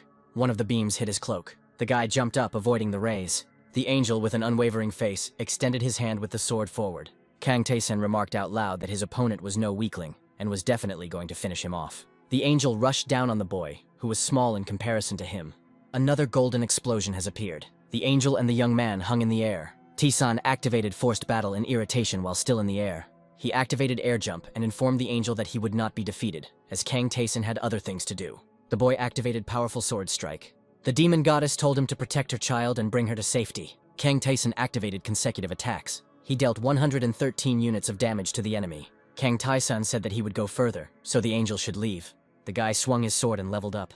Kang Tyson defeated God's messenger, thereby obtaining the eternal skill Antitheism. His spiritual growth was activated. The guy's strength increased permanently by 32 points, agility increased by 22 points, and intelligence increased by 1 point. The guy gained divine power. Anisha was panicking. She was worried about Mr. Tyson, who was protecting her. Habern said with a tense smile that this was the end, because a mortal man could never defeat God's messenger. The man grabbed the princess by the hand, saying that she was destined to become their victim. He asked the girl not to resist her own fate, but she demanded that Habern let her go. Anisha asked the demon goddess for salvation. When the girl had already begun to cry, thinking that the goddess had really left them, she heard a familiar voice. It was Kang Tyson. He told the man to let Anisha go. The boy removed the man's hand, taking the girl by the wrist. Habern was shocked. Did the guy's arrival mean that the messenger had lost? Kang Tyson confirmed this, said that he had defeated the angel Haman, and asked what the demons would do next, and whether they would simply live on as before. The boy explained that the price of betraying the demon goddess was too high. Habern laughed, but tears were streaming from his eyes. He regretted that someone like Tyson couldn't come here earlier. Anisha screamed loudly, asking the crowd what they were going to do. The demons held daggers in their hands. They all raised their weapons above their heads, blades towards their faces. Habern asked the princess to forgive them. The girl sobbed as she watched what was happening. A moment later, she fell to her knees, sobbing. Anisha didn't understand what had happened, and why Habern and her people had killed themselves. Now the princess was truly left alone. Kang Tyson asked if the girl still believed in the goddess. The girl was silent, tears streaming down her face. She smiled and said she still believed. Anisha still believed that the demon goddess was watching over her. The princess asked if this was stupid. Kang Tyson objected to the girl. Suddenly, he felt some kind of energy. The ghost assumed that the demon goddess herself decided to descend upon them. The demon goddess hugged the princess. She thanked Anisha and asked her to forgive the goddess. The princess is shocked by the presence of her goddess. She thanked Anisha for the fact that the girl believed in her when all the demons despaired and decided to betray the goddess of demons. She asked if the princess knew how important such things were to the gods. The ghost was surprised that the goddess had come down to earth. The princess asked, still crying, what would happen to those who betrayed the demon goddess? And she replied that nothing would come back to her. There will be no souls or bodies of traitors left. This means that these demons will be abandoned here forever. The princess asked if the goddess could not take into her arms at least the souls of the people who betrayed her. The goddess understood the girl's concerns. She extended her hand forward. The ghost was impressed by her actions. The dead demons began to rise from the ground with groans. The goddess raised them with the power of violet and black magic, striving upward. Kang Tyson walked on the carpet towards the throne. He was in the castle of the demon goddess. The guy reported that he and the ghost had returned. His additional task had been completed. Kang Tyson wondered where Anisha could possibly be safe. If he thought about it, there was no such place in all of Begusei. But if he thought about it more deeply, it immediately became clear that the safest place for demons was next to their goddess. The goddess, who looked like a long-haired horned girl and sat on the throne, noticed that the boy had completed the task. Kang Tyson asked if this was her plan from the beginning. Why couldn't the goddess do everything herself if she could descend to Earth? The girl on the throne said that it was necessary to wait for the right moment. If in the whole world there was at least one person who believed in her, there was no need to worry about the consequences. When Haman sent an angel against Tayson, the goddess finally had a chance to descend, and thanks to him, everything went as planned. The guy asked if it was all over then. The demon goddess answered negatively, because Kang Tayson was too good. She said that he could enjoy the show, and after these words, the guy and the ghost found themselves in outer space. Kang Tayson heard the goddess's suggestion to look at something. The girl showed him the planet. She said that it was Beguset, a world where her people no longer existed. So now the demon goddess can do whatever she wants. She asked Haman if she was right. The ghost nervously said that demonic energy was enveloping the planet. A loud cry was heard. The owner of it was outraged by this, because this is his world. Haman, who looked like an old, bearded, gray-haired man, said that this was his place. The goddess said he was right, this was his place now. So let Haman die along with this planet. The girl held out her hand, clenched into a fist. Haman opened his mouth, screaming, enveloped in demonic energy. His planet was also enveloped in the energy created by the demon goddess to destroy this place. That's all, the girl said with a satisfied smile. Ghost and Kang Tayson looked at the remains of what had happened. The guy looked surprised, and Ghost looked nervous. The planet perished, only a remnant remained. Kang Tayson thought that the goddess was indeed a monster. The difference between her and Haman was too great, and the girl could have done everything herself without Tayson's help. So he asked if the girl really needed his help so much. The goddess said that if she simply destroyed the world, she would not be able to take back what was hers. Souls, lives, will, all of this would be lost in that case, and the horned girl doesn't like it. Kang Tayson asked if by belonging to her she meant Anisha. The demon goddess confirmed this, saying that thanks to the boy, she was able to return the princess unharmed. Anisha is a poor and grateful child. She was betrayed and made to suffer, but she did not lose faith in her goddess. The princess was saved by Kang Tayson, and the goddess wants to express her gratitude. Since the guy fulfilled her request so well, she is ready to reward him properly. Kang Tayson received demonic energy and learned black magic. The ghost was shocked, because he considered it impossible for a person to possess black magic. The goddess smiled and told the boy to check his status window, which he obediently did. She explained that the amount of demonic energy increased just like everything else. As he leveled up, Kang Tayson would gain energy, but the goddess decided that this was not enough, and she wanted to give him another reward. Kang Tayson's eyes sparkled with curiosity. He gained a new skill called Darkness Capture. After each kill, the boy's demonic power will grow. Kang Tayson received the achievement, awarded the favor of the demon goddess. If a guy prays to the demon goddess, he will be able to better understand black magic. Of course, Tayson will not be able to obtain this knowledge for free, but by making offerings to the goddess, things related to demons are best suited for this. Today, the goddess is in a good mood, so the guy also studied the distorted flora of Decorabia and the emotional arousal of Raum. Tayson said that the first skill was used by that sinner's guide. The goddess claimed that there was one last thing left. There remained the entities that brought the world of Kang Tayson to destruction. The girl said that the boy's assumptions were correct. These entities were super beings from the moment of their birth. In the present time, they are called the Old Gods. Once upon a time, all the gods in the universe were old gods, but their place was taken by new deities, including the demon goddess, and the old gods were sealed, including the demon goddess. The boy asked why the old gods attacked his world. The demon goddess stated that he was a little mistaken, because these super beings destroyed not only his world. In 12 years, they destroyed 258 stars, and the old gods approached this task with enthusiasm.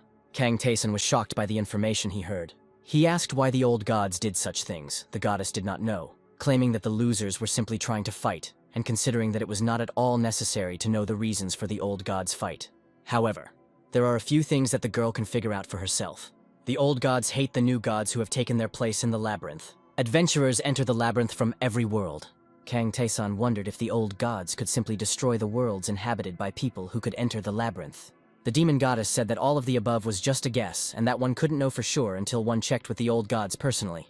But the guy said that the probability was quite high. Then Tayson is interested in something else. The demon goddess said that she could not tell him more.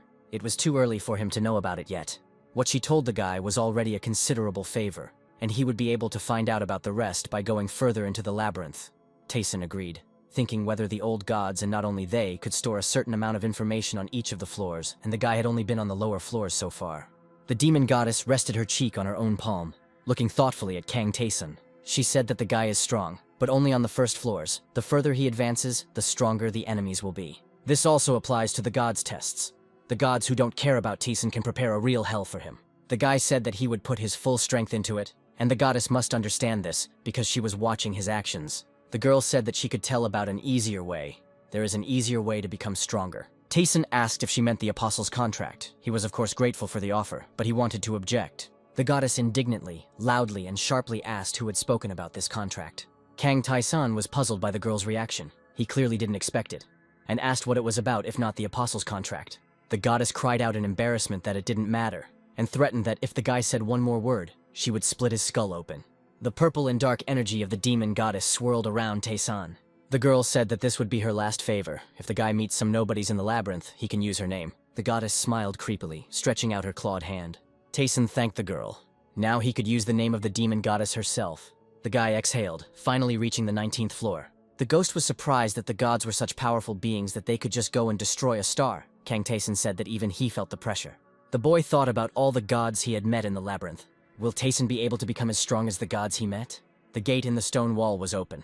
Khafran was busy waving a hammer over some kind of weapon. When Kang Tayson approached him, Khafran was surprised that the demon goddess recognized someone other than her people. The guy asked how the blacksmith knew this. He answered that her power emanated from Tayson. Apparently the guy really is special, if even the demon goddess behaved like that. Kang Tae-san reported that some kind of symbol appeared on the back of his hand, and Khafran concluded that the goddess was taking the boy seriously. The man said that this would not come to any harm for Tae-san. The guy remembered that he had brought something to the master. Tae-san brought the golden dragon's claw, part of the protector of the world. This thing can only be used by those with exceptional skill. Khafran asked the guy in shock where he got this claw from, and he replied that he didn't bring this thing from the labyrinth. In Beguset, Kang Tae-san received not only the claw of Valbenares, he received some other bonuses as well. After defeating Haman, the guy acquired a couple of skills: antitheism and divine power. Notification windows appeared in front of Kang Tae-san. Ghost noticed something interesting. The guy said that divine power is given by God. The ghost asked if only someone else could give this power to Tae-san.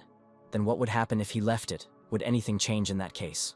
The boy didn't know the answer, but he mentioned the powers given to him by the demon goddess. The description of black magic is very different from normal magic. Tae-san himself determines how much energy he uses. The question was whether he can also change the powers with the range. The boy began learning the low-rank black magic, Marcosius False Flame. The skill captured darkness and received the title of Honored, the favor of the demon goddess, thereby receiving 5 points to demonic energy. This mark acted as evidence, the mark on Kang Tae-san's hand. The guy asked if the black magic that the guide used was really what the demon goddess called a simple addition. The skill, Distorted Flora of Decorabia, summoned plants controlled by the demon Decorabia. But apparently, Tae-san could only summon a tiny part of the roots that had absorbed the star. Another skill, Emotional Excitement of Realm, used the demon realm's manipulation abilities, thanks to which the owner could influence the target with the help of hallucinations. But for now the guy can only influence the imagination. Khafran asked if the young man who visited him had looked at all his skills, and said that the golden dragon's claw he had brought was an extremely interesting thing. Tae-san asked if the man could melt the claw. Khafran said that it was possible, but in order to create something from it, it was necessary to select materials of the appropriate level, and most likely, in order to find materials, Kang Tae-san would have to go down another 10 floors of the labyrinth. The guy said that he was then ready to leave the claw with the blacksmith, and as soon as Tae-san got the materials, he would return for the claw. Khafran agreed with his decision. The guy turned to the ghost, asking if there would be spirits waiting for them on the 20th floor, and he asked how Tae-san knew this. The guy remained silent, deep in thought. He remembered the story of the blue-haired girl who told him about the spirits after the 20th floor, who were not affected by physical attacks, which made the task more difficult. She decided to tell about the first spirit, which was fiery. The girl was not mistaken then, because now a low-ranking fire spirit of the labyrinth appeared in front of Tae-san. The 21st floor quest began, and in order to go further, you need to defeat the floor boss. The guy's face was illuminated by an orange light emanating from the spirit. The spirit created a giant flash. Tae-san activated air jump, followed by ice arrow. The boy activated fire blast by stretching his arms forward. He pushed away with all his might. The ghost suggested that Kang Tae-san take things a little easier. It turned out that the guy's actions had no effect on the fire spirit, which meant that they would have to act differently. Kang Tae-san didn't know how to use divine powers, but he hoped that it would work. The guy activated Marcosius's False Flame, dealing first 106 units of damage to the spirit, and then 302 units of damage.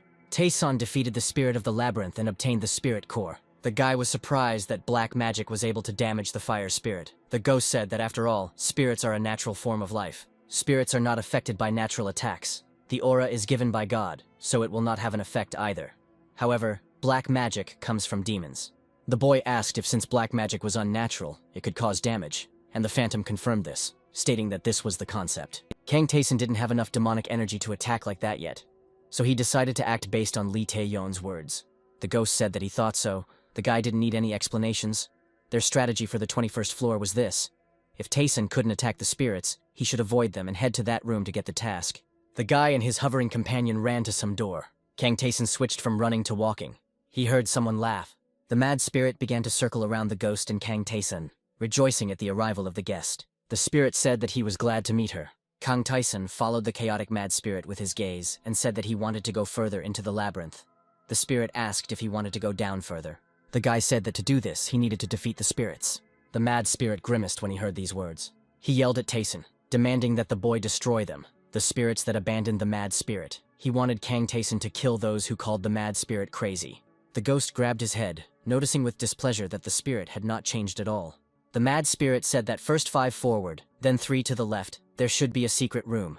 In it, there will be a golem created by the king who threw the spirit. The spirit told Taeson not to get caught by the golem and return the hidden core, and then he will give the guy power. Kang Taeson had an additional task given to him by the spirit. The crazy spirit told the boy to go, because then he would wait. Taeson asked the ghost if the spirit had always been this strange. His companion replied that the spirit that gave them the task had been like this for a long time. He was just crazy.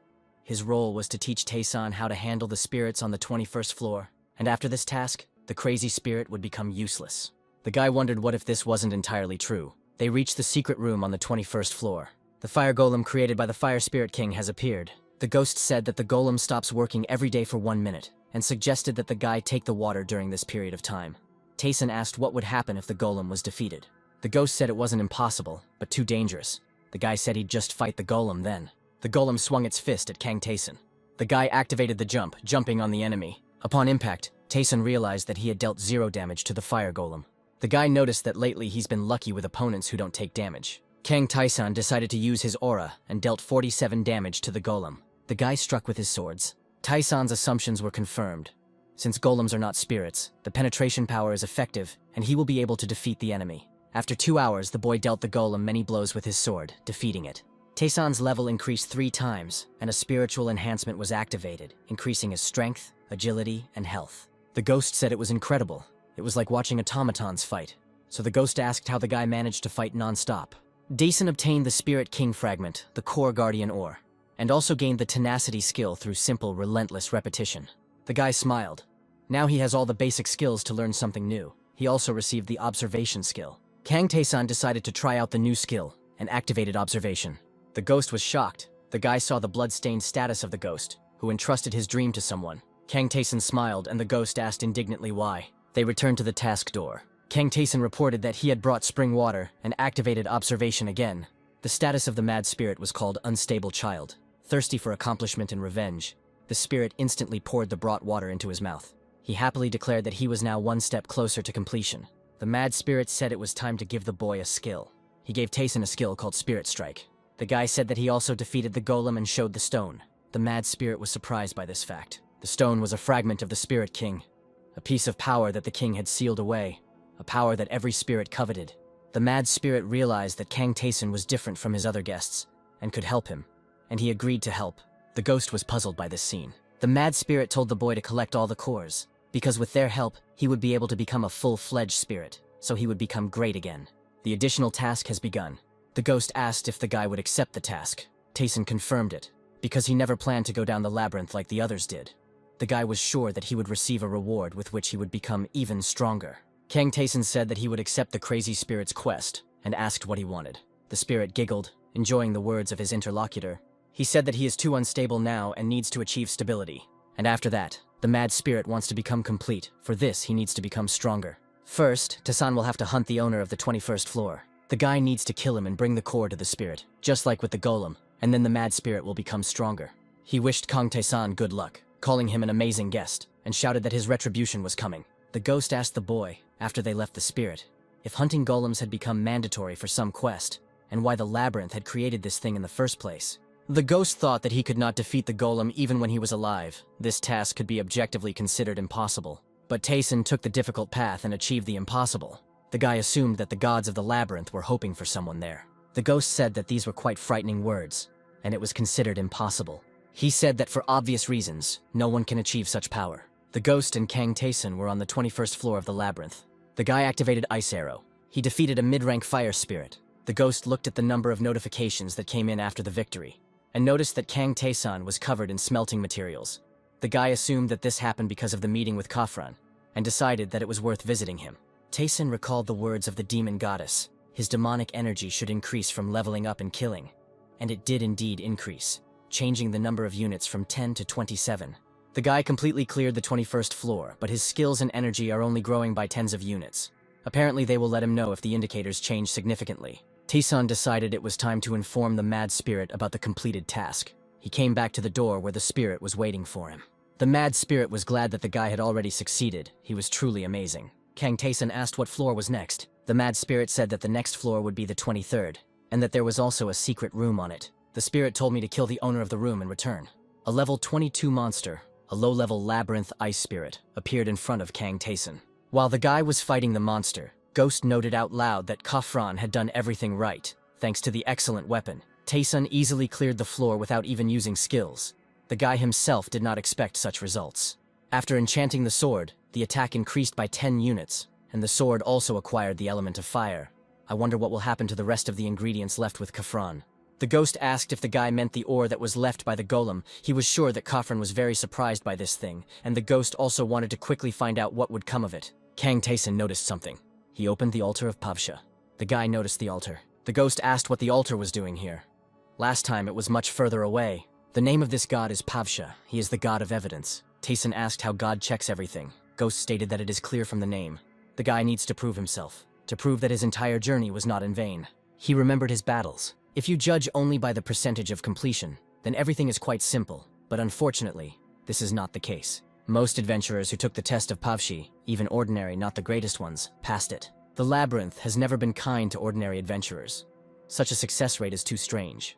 And after passing the test, many changed a little. They changed either in their manner of speech or in their character. Kang Taesun suggested that it was a matter of doubles. The ghost answered negatively, but those who underwent such changes were called false. The guy asked what the people who returned said. The ghost said that they were talking about revealing themselves, and there were too many strange things about this whole situation. He didn't want to take any risks, so he didn't accept the mission. But Kang Taesun is unlikely to back down. The guy agreed with his companion, claiming that he would never stop. There was determination on his face. The altar of Pavshi additional quest has been started. Kang Taesun's eyes gleamed, thinking that the local gods were aware of his level of strength, meaning that this test would be suitable for the guy. Taesun found himself in some other place, and someone's silhouette was already appearing in front of him. The task required the guy to prove himself. His absolute double appeared before him, differing from Taesun only in his red eyes. The ghost asked if this copy of the guy could be his complete reflection. He doubted it. This is what those who see something like this usually answer. The double was exactly the same as Kang Taesun. Face, height, even equipment. The red-eyed boy ran towards Kang Taesun. The doppelganger used the storm-slashing sword skill. Kang Taesun noticed as he dodged the attack that even their skills were identical. The double gripped the hilt of the sword more tightly. The two Taesun began to fight actively. The doppelganger angrily demanded that Kang Taesun die, since his soul now belonged to the doppelganger. Taesun said there was nothing special about his opponent. He pounced on the red-eyed doppelganger. The enemy jumped away from Kang Taesun. Pavsha's power manifested itself. Pavsha's range of influence narrowed. Pavsha offered Taesun a more difficult task, and he accepted it. Pavsha was pleased. Another soul entered the clone's body. The double grinned unkindly. "Wow," he said, tilting his head to the side. The new soul in the double said that he had not been in the labyrinth for a long time. The red-eyed boy greeted Kang Taesun, calling him an adventurer. The double revealed that he was the apostle of the Great Fallen, the one who had stepped onto the lower floors, Malastane. The ghost twisted his face, realizing who they had met. He said that he was wondering where the double had been all this time, and that he had managed to become an apostle. The clone was surprised and asked what the warrior was doing here. Kang Taesun asked if they knew the ghost. The Phantom said that his newly met acquaintance entered the labyrinth at about the same time as the Phantom, and was not connected to the conductor of Sin Malastane reached the 70th floor. And just like the Phantom, he used dual swords, although he held the second one with a reverse grip. Instead of skills, the soul in the double more often used sword arts techniques. The double asked what floor it was, and realized they were on the 22nd floor. Malastane didn't understand how such statistics, skills, and magic, even black magic, could exist at such a level. He activated Ice Arrow, followed by Magic Acceleration. After trying it, Malastane said he could now have some fun. He began to fight with swords with Kang Taesun. Taesun activated Air Dash. He immediately activated Ice Arrow. The guy activated Magic Acceleration. Malastane completely nullified the first attack. He noted that he was not used to canceling attacks. Malastane was sure he would have fun. He gripped the hilt of his sword tighter. The ghost indignantly asked what the double was doing. Why does he combine his sword techniques with others? Malastane said that the sword art of the warrior, Ghost, had always seemed interesting to him. Kang Taeson flew back some distance. He realized that Malastane was indeed strong, since he had already managed to implement Scarstorm into his technique. Taeson activated Freedom of Choice, making dexterity greater than strength. The guy clashed with his opponent's sword blade. Malastane realized that Taeson still had his own tricks. He also activated Freedom of Choice, increasing strength in comparison to agility. Kang Taeson said that it was too late to take these actions. Malastane frowned in displeasure. He didn't want to lose. Kang Taeson activated Marcosia's False Flame. His opponent was taken by surprise. There was a bright orange explosion. The ghost said that this was to be expected. Malastane activated the hold. The fatal attack was nullified. All damage was reduced to 0 for 1 second. The double clutching his head realized with surprise that he lost to the warrior for the first time. Malastane told Lord Pavsha that he was sorry. Tears began to flow down the red-eyed boy's face. Malastane thanked Pavsha for her kind words. He raised his head and said with a smile that for the first time in so long he was able to have fun. Pavshi's test was completed. Taeson's level has been increased. Malastane disappeared. Kang Taeson activated Spiritual Enhancement, and his mastery of all skills increased except Spiritual Enhancement, the soul skill. The ghost was shocked. The guy noticed the increased level of skills, including the level of black magic, which he did not really use. Taeson calculated that since he had about 80 skills, his overall skill had increased by 200%. The Cold Mind Mastery has reached 100%. Cold Mind has become the permanent skill, Clear Mirror, Tranquil Water, and the permanent skill, Edge of Death, has also reached 100%. Pavsha offered the guy an apostle contract, but he refused. The ghost grinned. Pavshi's range of influence narrowed. Taeson passed his test. He received a reward from Pavshi, the Dagger of the Past, with which the guy's attack increased by 25 units.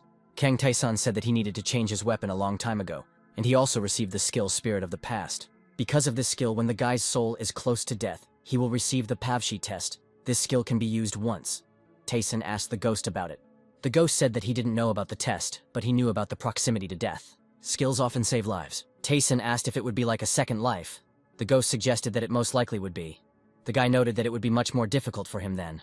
He wondered why Malastane had done this. A contract with an apostle means that your soul is connected to God even after death. The ghost said that it was a matter of talent and luck. Clearing the labyrinth was almost impossible even for capable people. Typically, those who have lost their will or given up or are afraid of death accept the apostle's contract. The powers are completely preserved, so it's very tempting. Kang Taesong asked if these people simply wanted to preserve what they had achieved, and the ghost confirmed that if they died, these people's achievements would simply disappear. However, by accepting the contract and binding your soul to God, you can protect your ego. The ghost believed that there was no right answer as to which hurt more, but Malastane decided that the latter. The ghost thought that this wasn't such a bad option, and advised Kang Taeson to think about it, even though he probably wouldn't need it. The guy didn't think so either, so the ghost suggested that they leave here. On the 22nd floor, in a secret room, they found a rune necklace containing the power of runes inside. Taeson said that with such statistics, this necklace is worthy of being worn. The guy defeated a mid-rank ice spirit of the labyrinth, raising his level. His spiritual enhancement was activated, and he received the Secret Teaching of Darkness, a book containing the secrets of black magic. The guy had dragon skin bracers on his hands. Their strong and tough leather should protect the wearer well. Kang Taeson walked along the 23rd floor, holding a sword and a dagger in his hands. He activated the observation skill. The guy discovered a brick protruding from the wall. The wall in front of him parted, revealing a passage. Taeson remembered the command of the mad spirit. He had to defeat the owner of this place and return. The guy was confident that once he did this, the additional task would be completed. He is in a space that resembles a light green forest. The ghost felt a powerful energy. Kang Taeson agreed with them. Even the air here is different. It makes it hard to breathe. The guy saw something unknown in the distance.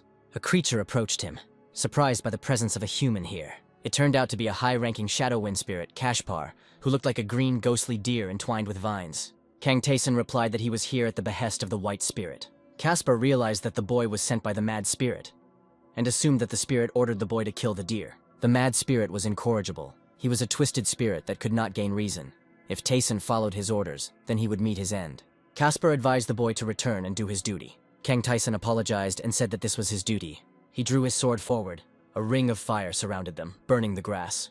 The deer cried out indignantly. How dare the guy do such a thing? Kashpar said, activating one of his skills. that he showed mercy to such a pathetic person as Kang Taeson, and he dared to burn his lands.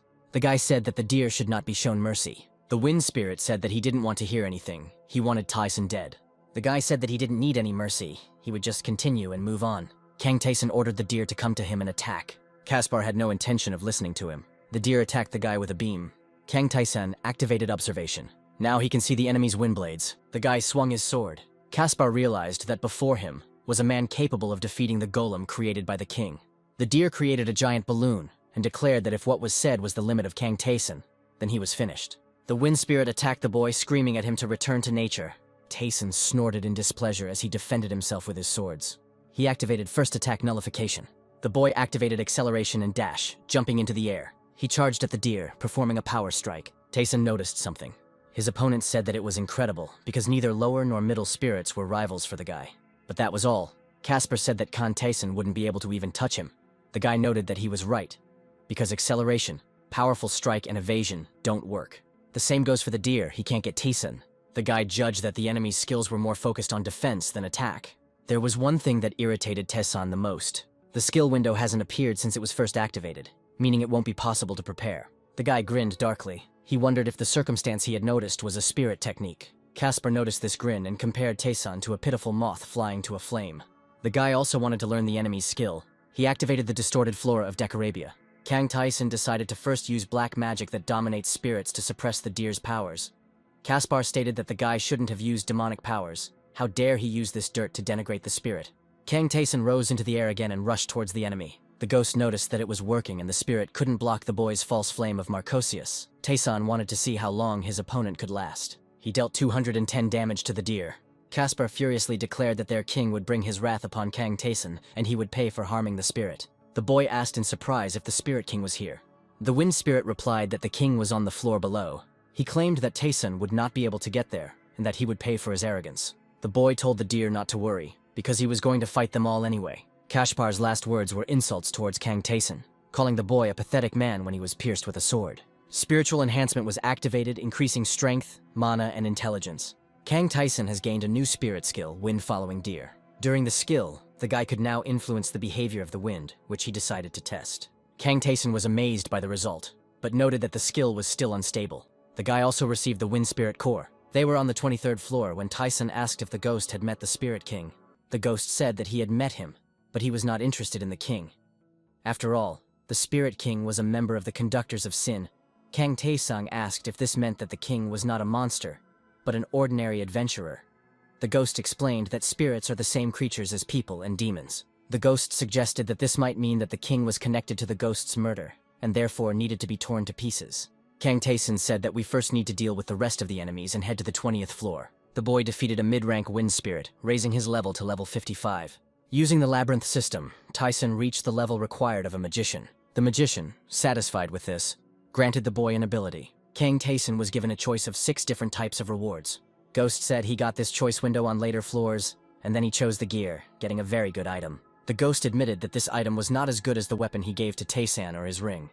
But to get something like that, one would have to go down at least 10 floors. Kang Taeson said that if all the awards are at the same level, then the skill should increase by 3 or 4%. After thinking about the various points offered, the guy chose the 6th point, which offered 1 piece of desired information. Something appeared in front of him and the ghost, causing them to open their eyes wide in surprise. It turned out to be a wide brick wall. The wall called itself a servant of the great mage. The living wall's name was All-Seeing Balvabamb. He asked what Taeson was interested in, and why he had called him. The guy asked the ghost who it was. The ghost explained that the wall was a guide that taught basic strategies, and as you progress through the floors, it would appear to give you some tips. Balvabamb said that he was a servant of the magician. In his hands was absolute power, as well as knowledge. He knew this labyrinth, and was ready to give the young man an answer. Kang Taeson has learned several skills, some of which are close to impossible to learn. Skills that are unknown even to adventurers who have reached the lower floors. The guy said he was interested in acquiring skills. He asked if the magician himself creates the skills, or if this result corresponds to other conditions. The magician's servant understood Taeson's question. He understood why the guy asked that question. While Kang Taeson was thinking about the question, Balwabam mocked him, as he was sure that the guy would waste the question. But it seems that he was hasty in his conclusions. Kang Taeson asked, "So what is the answer to the question asked?" The answer was that skills are not created in advance. They arise when a person reaches some extreme level, or repeats the same thing over and over again. Once a skill is created, other adventurers can learn it as well. Such are the skills of the labyrinth and the grace of the mage. Kang Taeson already guessed about this, which means that now he will be able to become stronger than in his previous life. The magician's servant asked whether the boy had satisfied his curiosity or not. Taeson confirmed this. Balwabam said it was time for the conditions. The guy noted that everything is as described. Conditions and restrictions will apply. The magician's servant told him not to tell anyone the information he had received. Kang Taeson listened to the wall's next words. As he evaporated, the magician's servant said that if the boy told anyone about this, he would be killed by Balwabam. Now that he had answered Taesan's question, it was time for him to go. The mage's servant told the young man not to forget their conditions. Kang Taeson listened attentively. Balwabam has disappeared. The boy thought about the magician who created the labyrinth. He thought it was curious. The ghost said that Taeson would have to learn about the magician gradually, and reminded him that it was time to check the rewards. The boy followed his advice and received a snakeskin belt and gloves used by the god of battles. Kang Taeson said that it was not bad. Magical things started to appear. The boy returned to the door when laughter was heard. The mad spirit took the core that had previously belonged to Caspar with a satisfied chuckle. There was a mad but jubilant smile on the spirit's face. The mad spirit swallowed the core. Kang Taeson activated observation and noticed that the unstable energy that had previously surrounded the mad spirit had almost disappeared. The spirit said that they only had a little bit left. He told the guy to go to the 29th floor, which has a hidden world. By using the skill that the mad spirit just gave him in the boss room, the guy will understand everything. The skill given by the mad spirit was called natural alignment. Kang Taesong noticed that the spirit was originally unstable, but now it was calm, as if it had been replaced. Perhaps the end of the quest was near. The spirit said that in the room there is a land of spirits or a paradise for the escaped. On this land a tree grows. Its roots support the whole earth. The mad spirit ordered these roots to be brought. If he gets them, everything will be over. The spirit's gaze was eerie. The ghost said that it had become more unpleasant to be around the mad spirit, and suggested that he and Tessin hurry up. The spirit said that they were wrong. The boy glanced at the mad spirit. Kang Taesan agreed with the ghost, but said that they would need to check on Khafran first. The guy walked up the steps. He walked to the door of Khafran's room on the 19th floor. Upon seeing Kang Taesan, Khafran revealed that he had made boots from the golem's core, forged by the spirit. The boy asked in surprise what it meant that the boots could store the energy of spirits. The man replied that he understood everything correctly. These shoes can be imbued with the energy of the spirit. The power of these boots is similar to the power that Khafran imbued into the warrior's sword. Taesan remembered that the energy of the sword had increased several times. The blacksmith suggested that the guy bring him the energy of the spirits for use. Kang Taesan said that the man would not have to wait long and extended unlimited spirit energy. Khafran was surprised. He didn't think he would ever see something like this, and asked the guy to wait. The blacksmith said that he would finish soon, and that he had imbued the thing with the energy of the spirit. The thing he was working on was Taesan's boots. Boots now have a skill to remove restrictions, but reloading once a day adds difficulty. Khafran hasn't worked on such interesting projects for a long time, but he still wants payment from Kang Taesan in 3,000 gold. The guy decided that paying money for such a thing was the same as getting it for free, and due to the number of awards he had a large sum. After some time, Taesan was on the 24th floor's mission, fighting the monsters on the floor. The guy said it was time for them to show up. The ghost decided to hide with a grin so as not to spoil Taesan's fun. The guy activated observation. He heard someone exclaim and realized that it was the one they were waiting for. Allies of those who abandoned the labyrinth, conductors of sin. Horian Alban, a fair-haired youth with a giant sword, approached them and asked who Taesan was and how he dared to come here. Horian asked Taesan if he was a newbie, and explained that as they went down the floors, their rank increased, and asked if the guy knew that. Kang Taesan thought that the difference could be up to 10 levels, but the health is almost the same, so all the past tests pay off. The guy told Horian that he is not a member of the Conductors of Sin. Horian narrowed his eyes at his interlocutor. He asked Kang Taesan who he was. He didn't know how Taesan got here unnoticed. Horian ran forward and made a jump. He said with a smile that it was time for Kang Taesan to die. Horian was going to show the guy the difference in levels. Kang Taesan thrust his weapon forward. With this movement, he knocked the sword out of Horian's hands. The disarmed guy turned around, looking at the flying weapon, and cursed. He told Taesan not to get cocky, because even though he knocked the sword out of his hands, the difference in equipment between the 20th and 30th floors was too big, so the guy wouldn't be able to do anything to Horian. The ghost, aka the warrior, whom Horian recognized, reported that Taesan was an exception to the rule. The ghost explained that Kang Taesan had a skill against which any physical defense was meaningless. The guy dealt Horian first 225 units of damage, then immediately 67 units, causing him to scream. Horian fell to his knees. He asked who Kang Taesan was, since Horian had never heard of such a skill before. Taesan asked whether his interlocutor's friend had gone upstairs before, and whether the friend had died. Jagan, Horian exclaimed in shock. He heard that they were both dead. Kang Taesan said that it was a lie. He asked what their leadership was doing. Horian said that they could not rise yet. The guy said that they had been on the floor for a very long time. He heard that they had already gone to conquer that floor a long time ago, so they wouldn't be here anytime soon.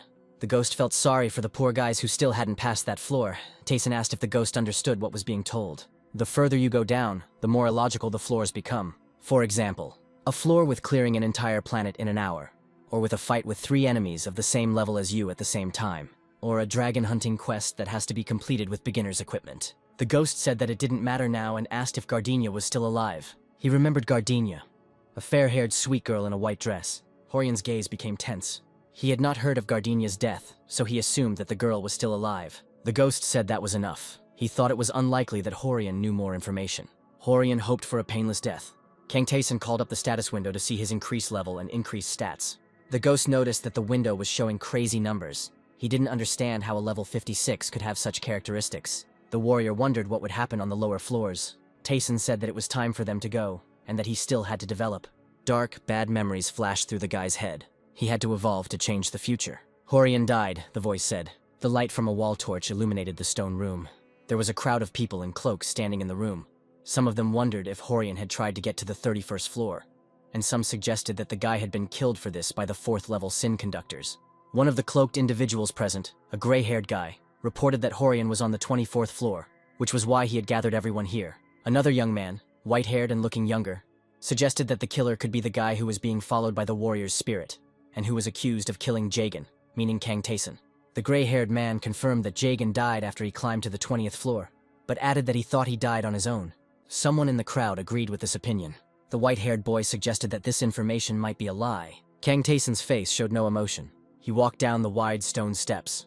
At the same time, the white-haired guy shared his guess that Kang Tayson was alive and was going down further. The gray-haired guy agreed with him, because there was a high probability that the rumors about the guy's death were stupid fabrications. Perhaps the survivors of the 2nd level lied, fearing death, in order to live longer. That adventurer, the dark-haired guy with the ghost on his shoulder. Everyone thought he died in the battle with Zagan in the area of the 30th floor. The gray-haired guy said that it would not be easy to deal with Tayson, and suggested that those present unite and rise together. One of the men, a muscular guy with a bandage on his head, asked him if he thought such actions were necessary. He replied that their opponent had managed to defeat Zagan, which meant that they couldn't let their guard down. Another person present said that the guy was exaggerating the importance of Kang Tayson. One long-haired guy, an archer, agreed, saying that the 3 of them, along with his allies, the mage girl, and that same guy in the headband, would be enough to win. Another man said he would join their team. He was going to finish this job quickly and get a good night's sleep. The gray-haired guy told them to get up in 4s and run away if the situation required it. Someone's footsteps were approaching Tayson. He looked ahead, trying to figure out who it was. A group of 4 men, the same ones who were going to defeat him, approached him. The man with the trident asked if all the fuss was because of Tayson, and noticed that he was younger than he thought. The guy with the bandaged head said that one shouldn't judge by appearance, but he couldn't help but agree with the man's statement about age. The man guessed that Kang Tayson was about 20 years old. Tayson asked if only 4 people had come. The ghost said that considering how many people the guy had defeated, they should all go together. The warrior couldn't believe that they had sent only a couple of people. These people hadn't changed at all. They were still sitting on the same floor for decades. They had never faced any special challenges, so they had become lazy. And they also had a lot of empty self-confidence. Such a sweet taste of peace and quiet poisons them. It may have been different in the past, but their fighting power is now rapidly declining. Kang Tayson looked ahead. He activated observation and informed the enemy that he thought they would all come together, but this would do. The first opponent, a man with a trident, turned out to be Hajin Roya. The guy in the bandage was armed with a dagger, and his name was Babin Ruita. The witch girl was Aranesia Clias. Her weapon was a staff. The archer guy's name was Cassian. Kang Tayson saw that all of them had the status of surrendered, and guessed that these people did not want to develop. Realizing that his opponents had divided the roles well, Hajin asked if Tayson was ready for battle. The guy confirmed this, and stated that there was no need to engage in useless conversations and asked if this was enough for them. Babin asked what he meant. Kang Tayson activated the skill Deer following the wind's trail, and suggested that the enemy call their people, since he would calmly wait for them. Babin was puzzled. Tayson activated the acceleration skill. He ran forward with a stern face. Aranesia activated madness and told Kang Tayson not to come near. The judgment was not carried out. Aranesia realized belatedly and in shock that the guy was not affected by mental magic. Hajin told her to move over, as he himself was going to deal with Tayson. Cassian jumped up, smiling and shouting that the enemy was caught. The Wraith realized that Tesson's spiritual energy was capable of blocking such attacks. which surprised Cassian when his arrows were blocked. Kang Tyson said that it was quite convenient. He dealt 226 damage to Hajin, causing him to let out a disgruntled cry. Hajin blocked Tayson's strike with his trident. The man didn't understand what kind of damage it was. The guy was stronger than him. Hajin told the girl to do something. She shouted that Kang Tayson was not giving her time by throwing magical attacks at her. Aranesia didn't understand where their opponent got such strong magic from. Babin asked to leave the guy with him and ran ahead. At this time, Kang Taesan was still fighting with the man with the trident. Babin jumped at him from behind, swinging his dagger. Kang Taesan activated the infected flora of Decorabia. He asked if anything had changed when plant trunks began to grow out of the ground. Babin realized that it was black magic and was shocked, because Taesan could not be a demon. He wondered who his opponent was then. The guy in the bandage didn't understand why Kang Taesan, the man walking on the second level, was playing some kind of games with them like they were children. There was a loud scream. Kang Taesan defeated Hajin Roya. He said that it doesn't matter how many of his opponents there are and what level they are. People who don't try to become stronger won't be able to defeat Kang Taesan. Aranesia said irritably that the guy wouldn't be able to get rid of them so easily. The girl activated the storm arrow. She ordered her allies to step aside, because this was the only way to kill Kang Taesan. The ghost said that they finally had the opportunity to see advanced magic from a third-level mage. Kang Taesan extended his hand forward, saying that he wanted to do the same. He activated Impartial Duel. Now for 10 seconds no one can damage him except Aranesia. Kang Taesan said that it was all over. With one attack, he defeated Aranesia, Cassian, and Babin Rita. The guy's level increased, and he also received spiritual power. Kang Taesan's agility was permanently increased by 36 points, strength by 21 points, intelligence increased by 19 points, and the boy's stamina was permanently increased by 100. He had received the activated skill Stealth, and the starting magic, Wind Blast. Kang Taesang guessed that if stealth was some kind of version of invisibility, then it wouldn't be of any use. The boy activated Wind Blast, and was surprised that this skill was fast. The ghost noticed that this skill was very similar to the lightning strike that Kang Taesang received in the secret room. Not particularly powerful, but quite useful due to its quick activation. The gray-haired guy reported that all 4 people they sent were dead. One man couldn't believe it, since it hadn't even been 2 hours, and suggested that they should fight Taesan again before he got stronger. The gray-haired guy said that it was impossible, because their enemy had killed 4 in less than 2 hours, which meant that it was unlikely that 6 could handle him, and a question was heard from the crowd about what to do next in that case. The guy said that they should wait. Kang Taesan was still only on the 24th floor, and their chances of winning were too low, so it was better to just sit it out and contact the members on the lower floors. It was necessary to wait until the management returned. Kang Taesan stood in a stone room, with a hole in the ceiling that revealed the blue sky and light. He said that those they were waiting for never came, as the guy thought. The ghost said that these conductors of sin had twisted minds. These cowards decided to simply postpone their lynching for later. But the warrior was sure that they would wait for the return of their leadership. He did not think that this was the best way out.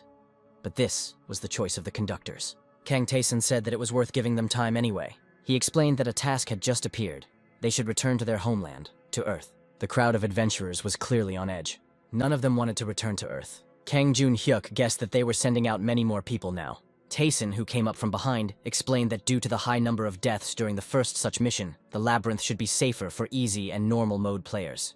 The guy posted the clearing instructions on the community so that anyone could read them if they wanted to, and he asked Kang Jun-hyuk and Lee Tae-young if they were on the 7th floor.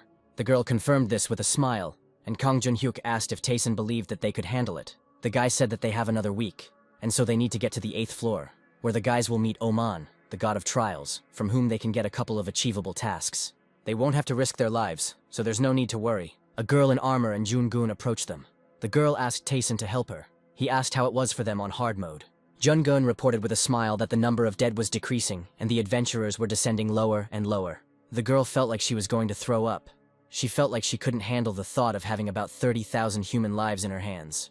Taesan asked if she knew that it was her duty. The girl confirmed it. She just wanted to complain. The guy figured that the hard mode players would be useful and said that they would see each other in a week. The ghost said that not much time had passed, and they were already being sent. He said it was difficult to figure out what was going on in their minds. Kang Taesan thought that he had been there once before, so he had a rough idea of what to expect from the mission. But he felt like this time it would be different. The guy said that it was too early to relax. He was on the 24th floor. Upon defeating the boss, Kang Taesan received the Staff of Baal. It was a staff that made people go crazy with a touch, using black magic. The guy decided that he could give it to the demon goddess. He also found the spring water ring. Taesan put it on his finger, his face taking on a surprised expression. Water was pouring out of the ring. The guy calculated that there was about 3 liters of it.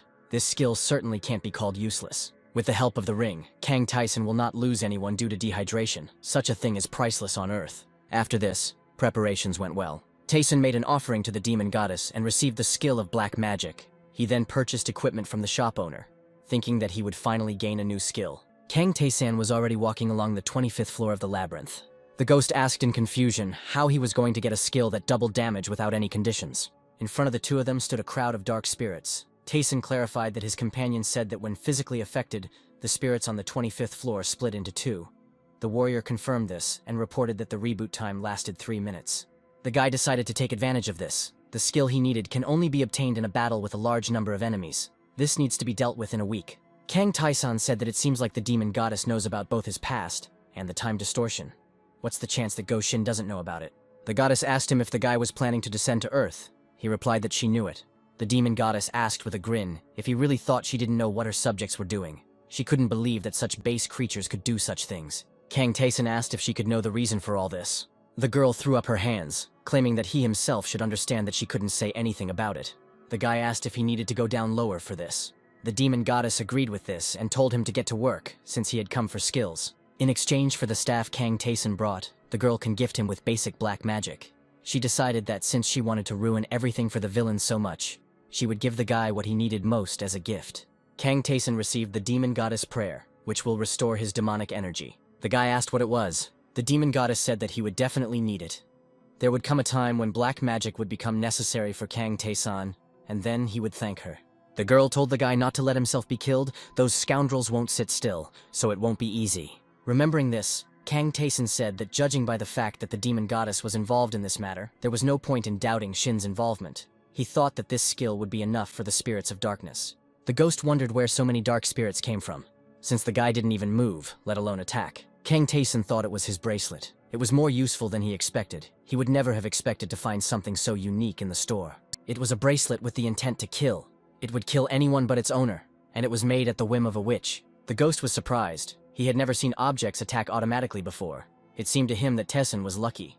The boy asked if it could have been any other way. He had a feeling that the gods had decided to play a joke on him. He remembered the salesman asking him about his desired purchase. The man said that this bracelet has a high attack, so no one buys it, and asked if Kang Tae-san had money for it. He answered in the affirmative. The ghost assumed that the bracelet was intelligent, and that Tae-san liked this item.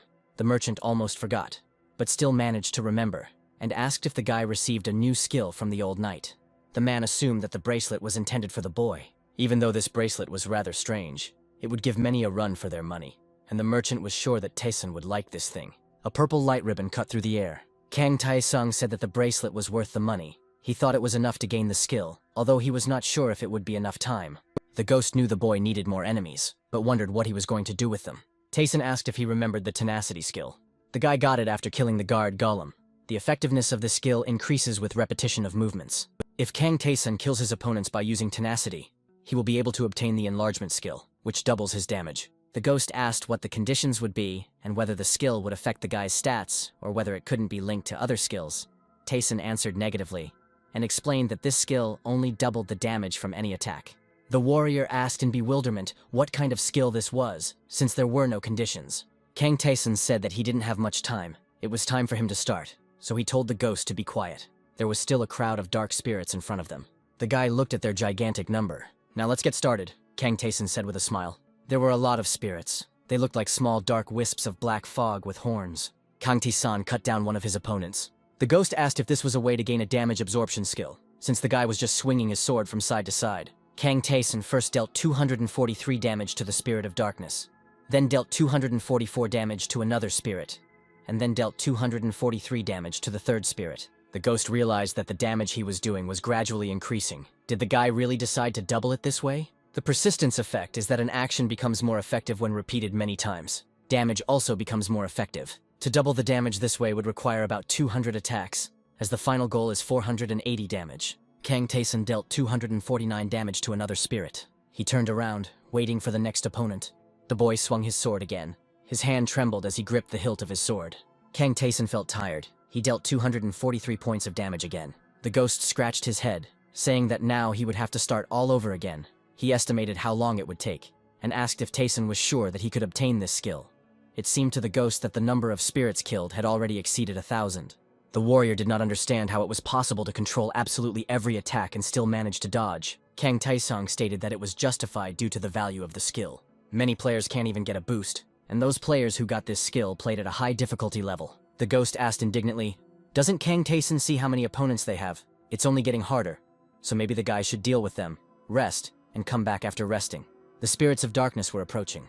Kang Taeson didn't think his goals were unrealistic, since it was easy compared to receiving the increase for the first time. On easy difficulty, he had to fight different monsters. It was difficult to even find such concentrations of monsters as now, so things aren't that bad now. The subtle movements that Taeson's hands made during the fight, the distance between his legs, the speed of the sword, the direction of the sword and his gaze, the point of impact and the place where the sword strikes and stops, even the boy's breathing. Everything had to be exactly the same for tenacity to work. Kang Taeson raised his hand with the sword up. His task may sound easy, but one small mistake can ruin everything. Moreover, due to the struggle that Taeson received from Rakiratos, his stats increase after each kill. The stats affect movement, so the guy has to try hard not to overdo it. Kang Taeson shifted his gaze to the side. What was bad was that the spirit's movements did not change. Kang Taeson suddenly cursed. "Again?" the ghost asked irritably. He indignantly demanded that the guy stop ruining everything, since 4 days had passed and 3 more were ahead, and asked if this didn't irritate Taeson himself. The guy replied that since he was a human, of course it irritated him, but he was still not dead. The ghost frowned, and Kang Taeson asked what was wrong with his gaze. The ghost thought that this might sound crazy. Every time he acquired a skill, Kang Taeson risked his life. In a sense, this time the skill is worth the effort. The guy exhaled heavily. He said it was time to get it together and end it. Taeson thought he had adjusted enough. Ghost called him a stubborn fool. The guy dealt 243 units of damage to the next spirit of darkness. He dealt damage again, blow after blow. Kang Taeson raised his sword again. He repeated the blows over and over again. The guy looked back. No matter how many times it had to be repeated, Kang Taeson was going to do it. He dealt 246 units, 342 units, 428 units. The power of his attacks increasing. The boy swung his sword again in anticipation. He almost doubled the damage he dealt without resorting to outside means by gaining a new skill, enlargement. The guy said he did it. After 6 days of repetition, 132 hours of hard work, and 1,012 attempts, Kang Taeson finally obtained the increase. The ghost wondered how much stronger the guy had become, and he activated a strong attack.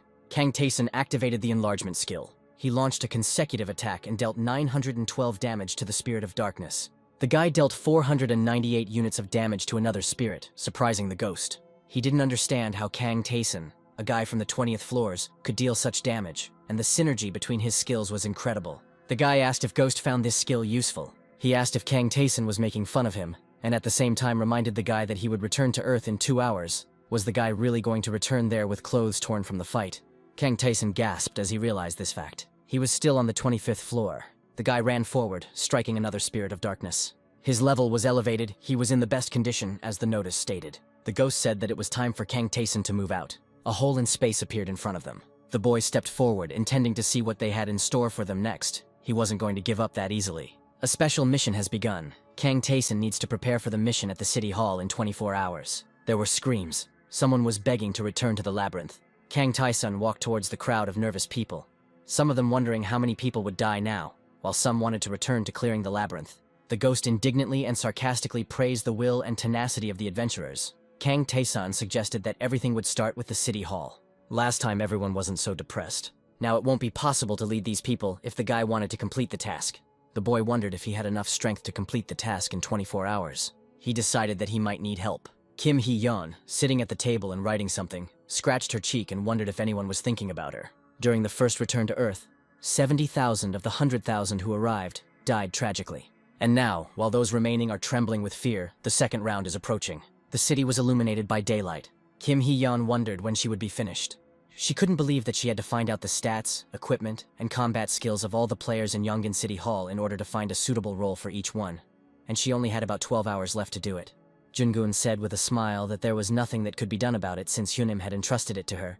The girl exclaimed, "Why so many?" Since there were probably people who could handle it better than her. The one who jumped into the window of the Disan building said that there were no such people, and Kim Hee-yeon asked in shock why he entered through the window.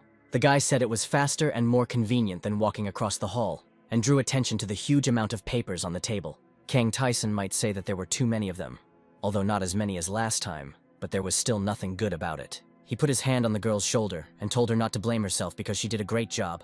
Kim Hee-yeon thanked her and asked if maybe she should pass it on to someone else. Kang Tae-san said that he doesn't have time for it and has too many things to do, and he doesn't like this kind of work. And besides, Jun-gyun is better at it. The guy in question chuckled awkwardly, muttering that it was his calling. Kang Tae-san said that Lee Tae-young was too passive for this kind of job, and Kang Jun-hyuk was too young. The guy also said that you shouldn't trust those old men. Kang Tae-san was sure that the girl herself understood that those who had not descended into the labyrinth could not decide anything in creating the plan. Moreover, to suppress their cries by force, you need to be at least on hard mode, so Kim Hee-yeon is perfect. During the third return, due to an incident caused by Choi Jun-hyuk, only 5,000 people remained alive. Back then, even the appearance of D or E rank monsters was perceived as a disaster. Most gave up and tried to escape. And even in such a situation, Kim Hee-yeon was able to save more than half of the players and send them to Seoul. What would have happened if she had survived in the past? If Kim Hee-yeon had lived longer, how exactly would things have changed? The girl thoughtfully grabbed her chin, looking at the papers. Kang Tae-sun, who was already sitting on the windowsill, said that Kim Hee-yeon would understand everything herself someday, and told her to try hard, because they didn't have much time left. The girl exclaimed in confusion, getting up from the table. Didn't he come to help? The guy said that he had enough of his own things to do, and with these words he jumped out of the window. Jun-gyun cheerfully suggested that the girl hurry up. Kang Tae-san stood in front of the hole in space with the ghost. The ghost concluded that the crack in front of them had grown larger. The boy agreed with this, at the same time noticing that the crack was shaking as if something was itching to break free. Kang Tae-san assumed that it was something no lower than Class C or B. The ghost insulted someone and wondered why they were being so evasive. Kang Tae-san asked if he meant Go Shinu and said that these fools were incredibly strong. So much so that it was far beyond their comprehension. The ghost said they could rip this planet apart if they wanted. He didn't understand why they would create rifts, send players on missions to return and give them tasks. The guy didn't know. At first, he thought that they were only able to influence the world through the cracks. But the demon goddess destroyed an entire star in the blink of an eye. Go Shin was comparable in strength to the gods of the labyrinth. The guy did not believe that they were capable of such strange things. The ghost heard rumors that Go Shin had destroyed 258 worlds in 12 years. He asked if Kang Tae-san thought it was too slow for such power. Was it all because of the labyrinth god's interference? The ghost thought that this was possible, and decided that whatever happened, they would find out after going deeper into the labyrinth. Kang Tae-san suggested that perhaps they would find out sooner. The giant crack was glowing purple. A special task had begun, concerning all the players in the southern part of Gyeonggi province. All of them had to gather at the Yongin City Hall. The time limit was 1 week. The crowd began to murmur. One man asked angrily whether they should now go to the city hall, and a woman said that she had a friend in Yongin. Someone else said that he had relatives in the mayor's office, and was asked if these relatives were alive. Someone's voice suggested that there must be monsters everywhere. Kim Hee-yeon, who was walking ahead, told them not to worry, because these people had become stronger after passing the labyrinth. She also told them to remember that the hard solution players have their back. There would be even more of them when they arrived in Yongin, so the girl asked people to hold out a little longer. A giant red monster appeared. Kim Hee-yeon told the people behind her to move away. She thought that hard mode players would deal with the monster. Kang Jun-hyuk, who had taken the lead, said with a smile that he would also help. Lee Tae-young also attacked the monster, receiving verbal thanks from Kim Hee-yeon. Kang Tae-sun grumbled when he saw the number of monsters and activated Ice Arrow. He jumped onto the wall of the building, towering over the red monster. The guy shouted that we needed to figure this out as quickly as possible, and his bracelet on his hand began to glow purple. The power of the bracelet cut the monster into pieces. The ghost praised the bracelet, calling it an excellent thing. Its range was about 2 meters, and its speed was simply amazing. Kang Tae-sun said that the bracelet is useful, but he simply doesn't have time to catch every monster. He activated the flora of Decorabia, dense plant trunks breaking through the asphalt. People looked around nervously, assuming that it was another monster. One of the people said that they were being protected. The ghost asked the guy if he thought he had overdone it, and he said he was trying something. Kang Tae-sun activated Ice Arrow twice, and then activated Magic Enhancement. He thought that the skill he used in Beguset would be perfect now, thus creating a giant ice ball. The guy said goodbye to the monsters. The ball crashed onto a pile of hostile creatures. The crowd of adventurers stared in shock at what was happening. Jun-gun shouted to Tae-san, asking what it was. The guy shook his hands, turned to the fighters, and said that they had arrived late, since Tae-san had already defeated all the monsters, and asked if they were finished. Jun-gun answered in the affirmative. He wondered, looking at the aftermath of Kang Tae-san's attack, if he was some kind of monster. Several hours later, near the base building, Kang Tae-san activated the distorted flora of Decorabia, enveloping the building in a vine of plants. He decided that he could go into the building and rest, because tomorrow they would be performing from early morning. The guy said that simple monsters would not be able to break through the vines, so people could sleep peacefully. The adventurers whispered to each other as he walked, and Kang Taesan wondered what was wrong with them. One guy whispered to the girl that Taesan dealt with the monsters single-handedly. Someone wondered if the guy was even human. The ghost was indignant. These people survived only thanks to Kang Taesan, and now they were acting cautiously. The guy said that he didn't care, because he was already used to such a reaction. It was important for them to quickly finish the task and find out more about Go Shin, but Ghost was still annoyed. 4 of his acquaintances ran up to him. Lee Tae-yeon heard that Kang Taesan was looking for them and asked what happened. The guy asked if they really didn't understand, or if they were going to take a comfortable nap. Kang Jun-hyuk asked with a grin if Kang Taesang wanted to fight with them too. The guy confirmed this and told them to run for their gear as they would be starting immediately. Kang Jun-hyuk said that it was great and he wasn't going to just lose this time. Kang Taesan said with a smile that he can't wait to see it. A duel began between him and Kang Jun-hyuk, as Taesang wanted to see what he was capable of. In the end, the guy defeated all 4 of them, who hadn't slept a wink all night. Kang Taesan decided that they should end it here. While they were on Earth, they should continue training. Kang Jun-hyuk said that they had already done a lot, but the black-haired guy said that what they had done was just nonsense, and that the guys shouldn't be lazy. The ghost called the guys who were leaving fools, because they do not appreciate the fact that the strong ones show them mercy and train with them. Instead of complaining, it would be better if the guys recovered faster and went to train again, and did not give up in the middle of the journey. The ghost irritably called the 4 people weaklings, and stated that if he were in Kang Taesan's place, he would have punished the guys properly. The guy thought that the guys needed to become stronger to fight the apostles, so they needed to take them seriously. 3 days later, a crowd of people approached Yongan City Hall. Kim Hee-yeon suggested that they go inside the City Hall building. 2 people were blocked by 2 armed men who asked where they were from. Kim Hee-yeon raised her hands up to show that there was no danger from her side, and said that they were from Anyan, and asked one of the couple blocking the way if his name was Baek Woong. The guy asked the girl in response if she was Kim Hee-yeon. The girl shook his hand with a smile. She was glad to meet him, because she knew that he was in Yongan. Baek Woong also smiled sincerely. He asked his interlocutor to wait a second, and said that he would return now with their king. Kim Hee-yeon sheepishly agreed. She asked him about the king. 3 people approached them, and the guy at the head of them asked again whether Kim Hee-yeon and the others from Anyang had arrived. This guy was a hard mode player named So Jang-sung. Kim Hee-yeon was surprised and clearly recognized the guy who came. After which, a smile lit up her face. She was glad that So Jang-san was here. The guy, on the contrary, frowned when he recognized Kim Hee-yeon, but then he also smiled cheerfully. They shook hands with mutual pleasure.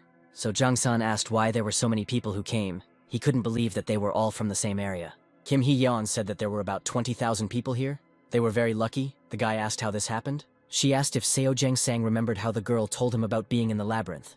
She informed him that she had several capable, incredible guys in reserve, and pointed out Kang Taesan, Lee Tae-young, and Kang Jun-hyuk. So Jang-san asked if they were talked about so often in society. His gaze became stern. The 3 in question didn't understand why this guy was looking at them so intently. Seo Jang-san clapped his hands. He was sure that it wasn't easy for them to get here. The guy said that the mission was not over yet, so those present could take a rest for now, and his people would escort them out. After these words, So Jang-san left. People entering noticed that the building was quite spacious, and were glad to have the opportunity to relax in peace. Kang Jun-hyuk asked Lee Tae-young if she thought Seo Jang-sang was weird, and she suggested that it was because he just didn't know him very well. Kang Jun-hyuk said that Seo Jang-sang had an expression on his face like he was annoyed about something. It was so obvious that it was hard to write it off as a misunderstanding. Kang Taesan listened to their conversation when he was asked if he felt anything. He replied that he didn't know. Maybe Kang Jun-hyuk was right. The guy thought that Kang Taesan had noticed it too. Taesan thought that he should look around for now. Those who wanted to could rest, and he suggested that the rest follow him. The City Hall building was illuminated by daylight. The low and medium difficulty players' housing was empty and cold, causing players to shiver. The housing for hard mode players looked better. Lee Tae-yeon said excitedly that she didn't see any single-player players here except for themselves. Kang Jun-hyuk noted that there were too few players of both easy and hard difficulty, and there were few solo players. But there should have been more people from easy and hard mode. The ghost said that something was wrong here. Noticing the nervous players, Kang Taesan agreed with him. After walking around the Yongan City Hall, the boy noticed that the facial expressions of the people here were divided into 2 types. A very small number were confident and happy, and the overwhelming majority of them were frightened and sad. At first glance, it was clear that they were wary of something, looking like subjects in front of nobles. Kang Taesan said that this place smelled rotten. Kim Hee-yeon approached them, having already been told how everything was arranged here. The ghost assumed that she had already joined the system. The girl learned about the number of people, the percentage of players with high difficulty, as well as the food supplies in the city hall. She also learned where these supplies were stored, and invited Taesan to go with her.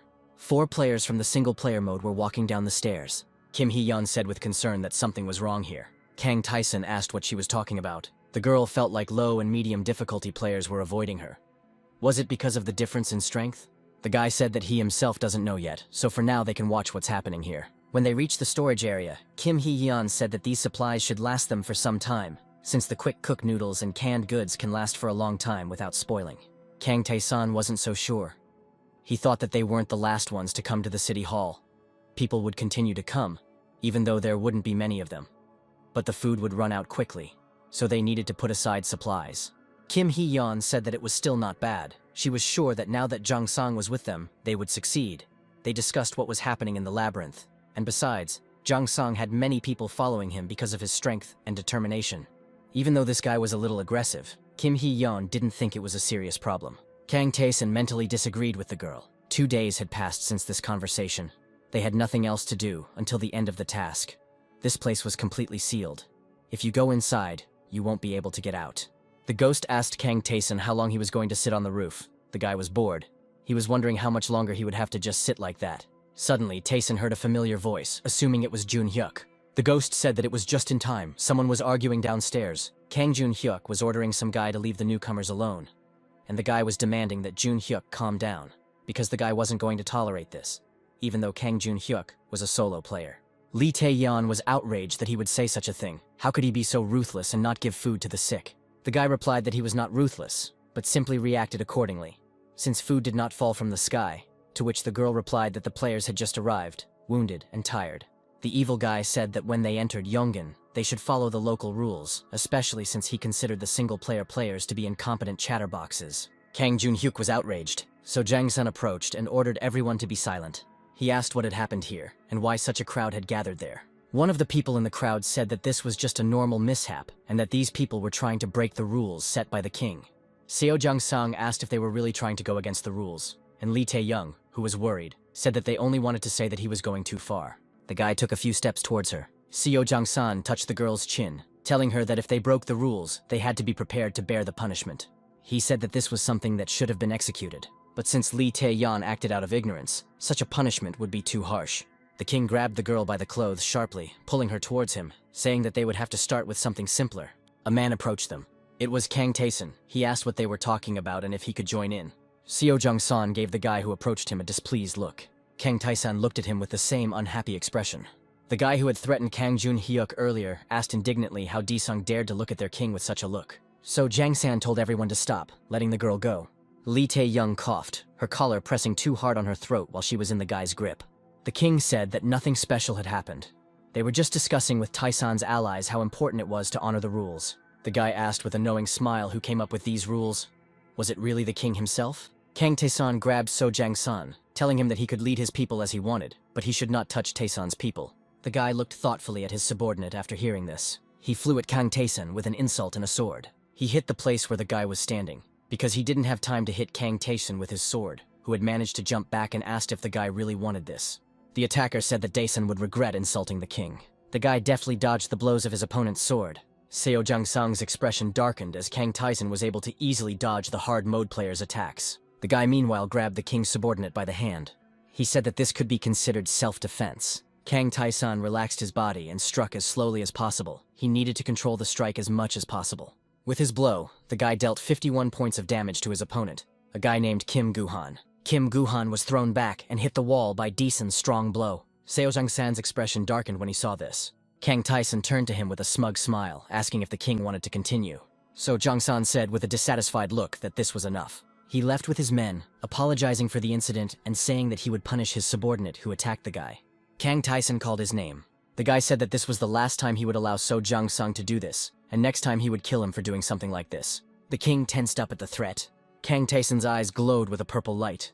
Seo Jung-sang wondered if the boy really understood that he was the one who gave the order to Gu-han to see how strong Tae-sun was. He said that he remembered the guy's threat. Kang Jun-hyuk cursed as Seo Jung-sang walked away and shook his fist at him. Kang Tae-sun asked for an explanation of what happened here.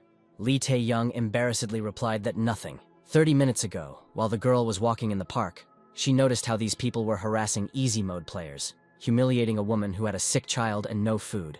At first, Lee Tae-young just wanted to walk past because she was scared, but things started to get serious. Then the girl decided to stand up for herself. Kang Jun-hyuk protested, claiming that it wasn't her fault. Why did those scoundrels start behaving like this? Kang Tae-sun told the guys to go and rest. Since he had defeated Guhan, the hard mode players would not bother them anymore. It was light outside. Kang Tae-sun sat on the roof of the building, his legs dangling over the edge. The ghost was disgusted that wherever they were, there were always scoundrels like conductors of sin.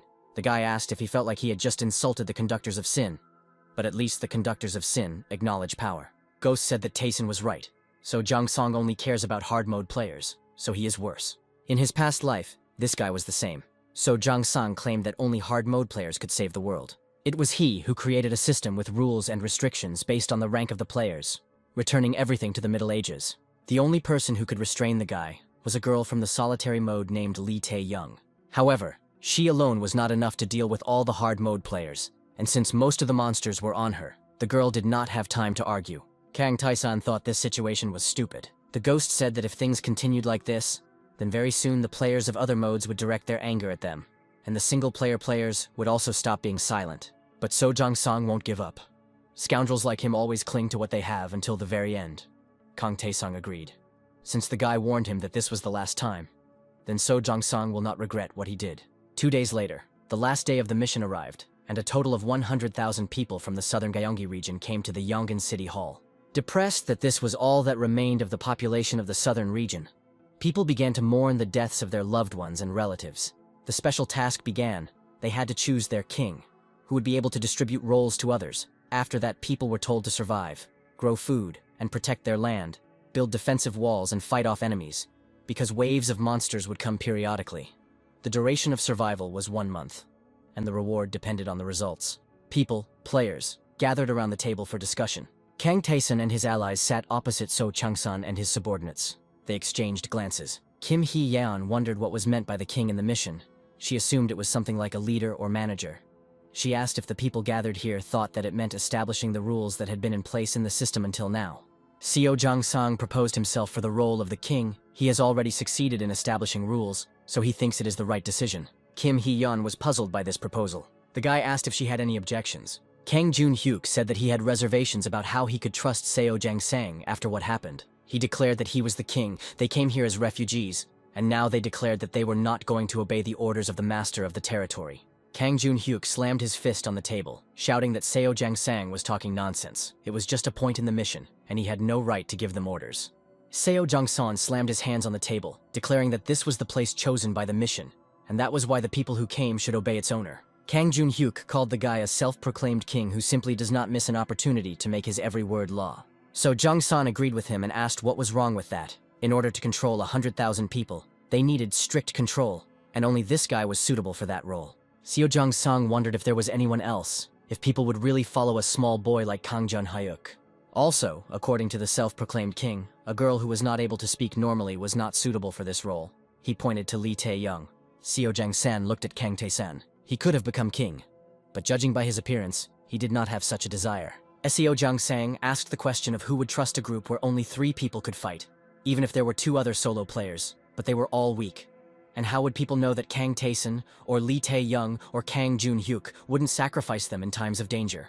Angrily, Kim Hee-yeon slammed her fist and yelled at Seo Jang-sang, saying that he was going too far. He apologized, saying that his emotions had gotten the better of him, and he still wanted to hear the girl's objections to him becoming king. There was an awkward silence in the conference room. So Jang-san smiled, saying that there seemed to be no objections. He declared that he was now the king, and the mission gave him this status. The guy decided to proceed with the royal decree. He declared that this was his law. Kim Hee-yeon's face showed confusion, because So Jang-sang had issued an order that easy and normal mode players could only eat with permission. Without any achievements, they would receive food once a day. Hard mode players' orders were now unquestionable. If they refused without an obvious reason, they would be punished. Scouting and food gathering must be done by the chosen easy and normal mode players.